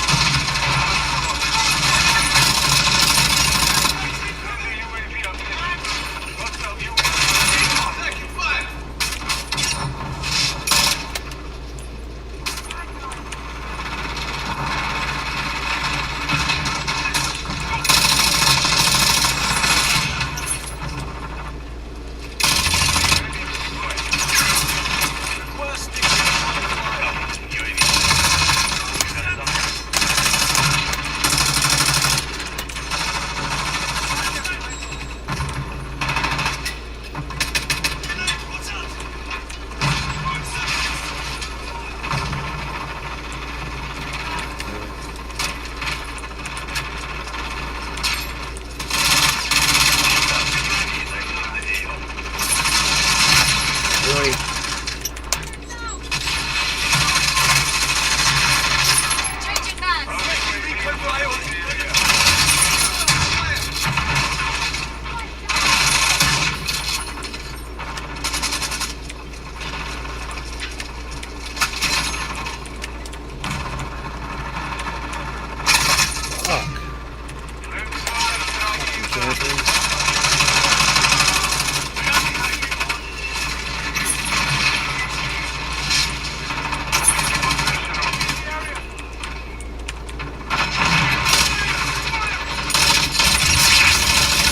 What the fuck? What the fuck? Why'd my gun keep firing? That was bullshit. Stop holding the mouth down.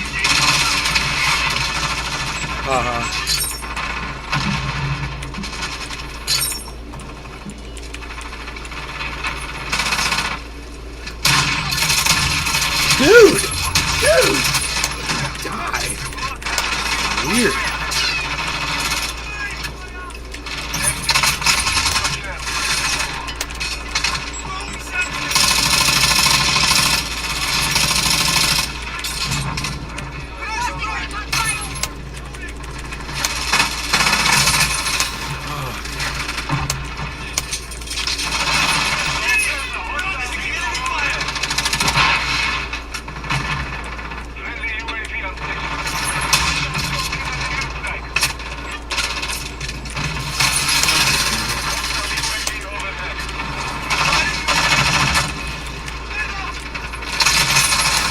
Oh, wrong gun. God damn it.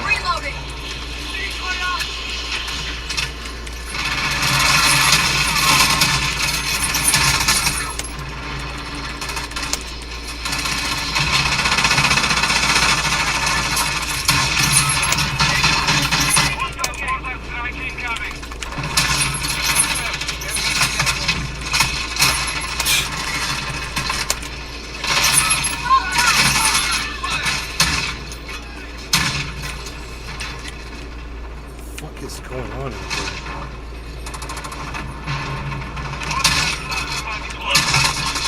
Fire, dude.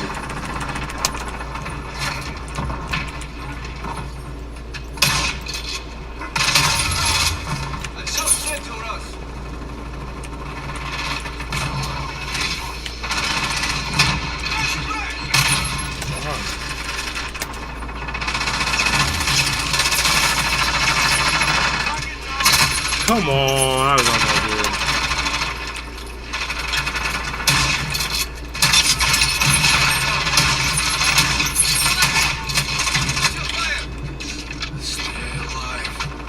I'm with you. I'm running low. Oh,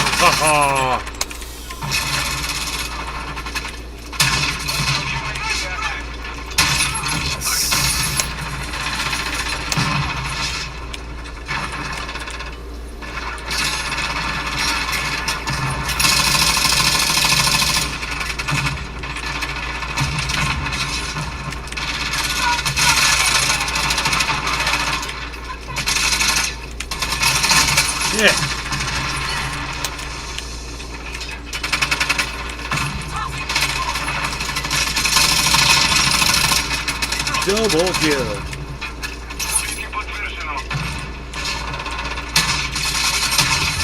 Ha ha ha ha ha.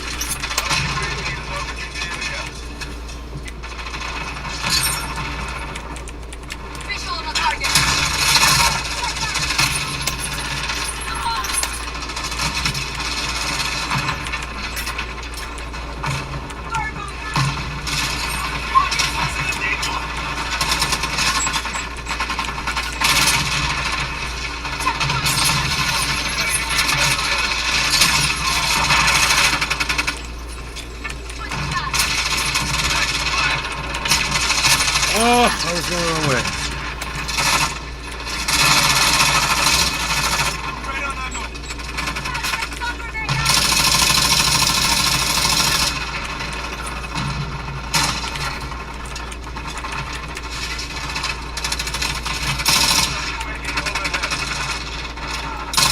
There he is. Ha! I got him. Flashed him, then I stunned him, then I got him. And I got his head.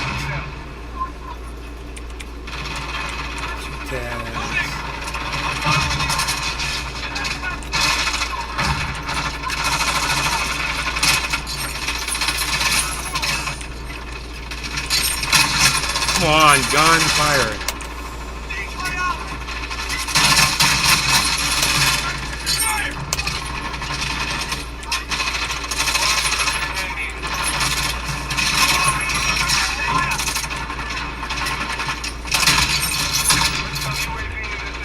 How is she still alive?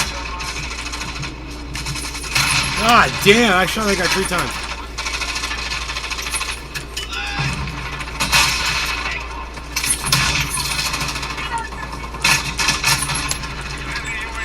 Damn it.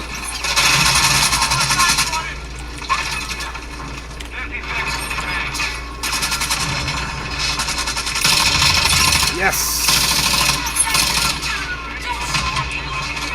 Yeah, that was a good one. Nice. Yeah. Alright, Rumble Bears. Yeah, nobody cares about your stupid pedophile shit, dude. You know, I guess it sucks to be you. But welcome to my fucking block list, you fucking dumb cunt bitch. Your mom's a dumb cunt bitch, too. Just so you know. Banned forever. Fuck off. Alright, everybody, thanks for watching. If there are more of you in the chat, I'd keep going. I could do this all day, but you guys won't chat, so I'm not going to live broadcast. Thanks for watching. Everybody, take care.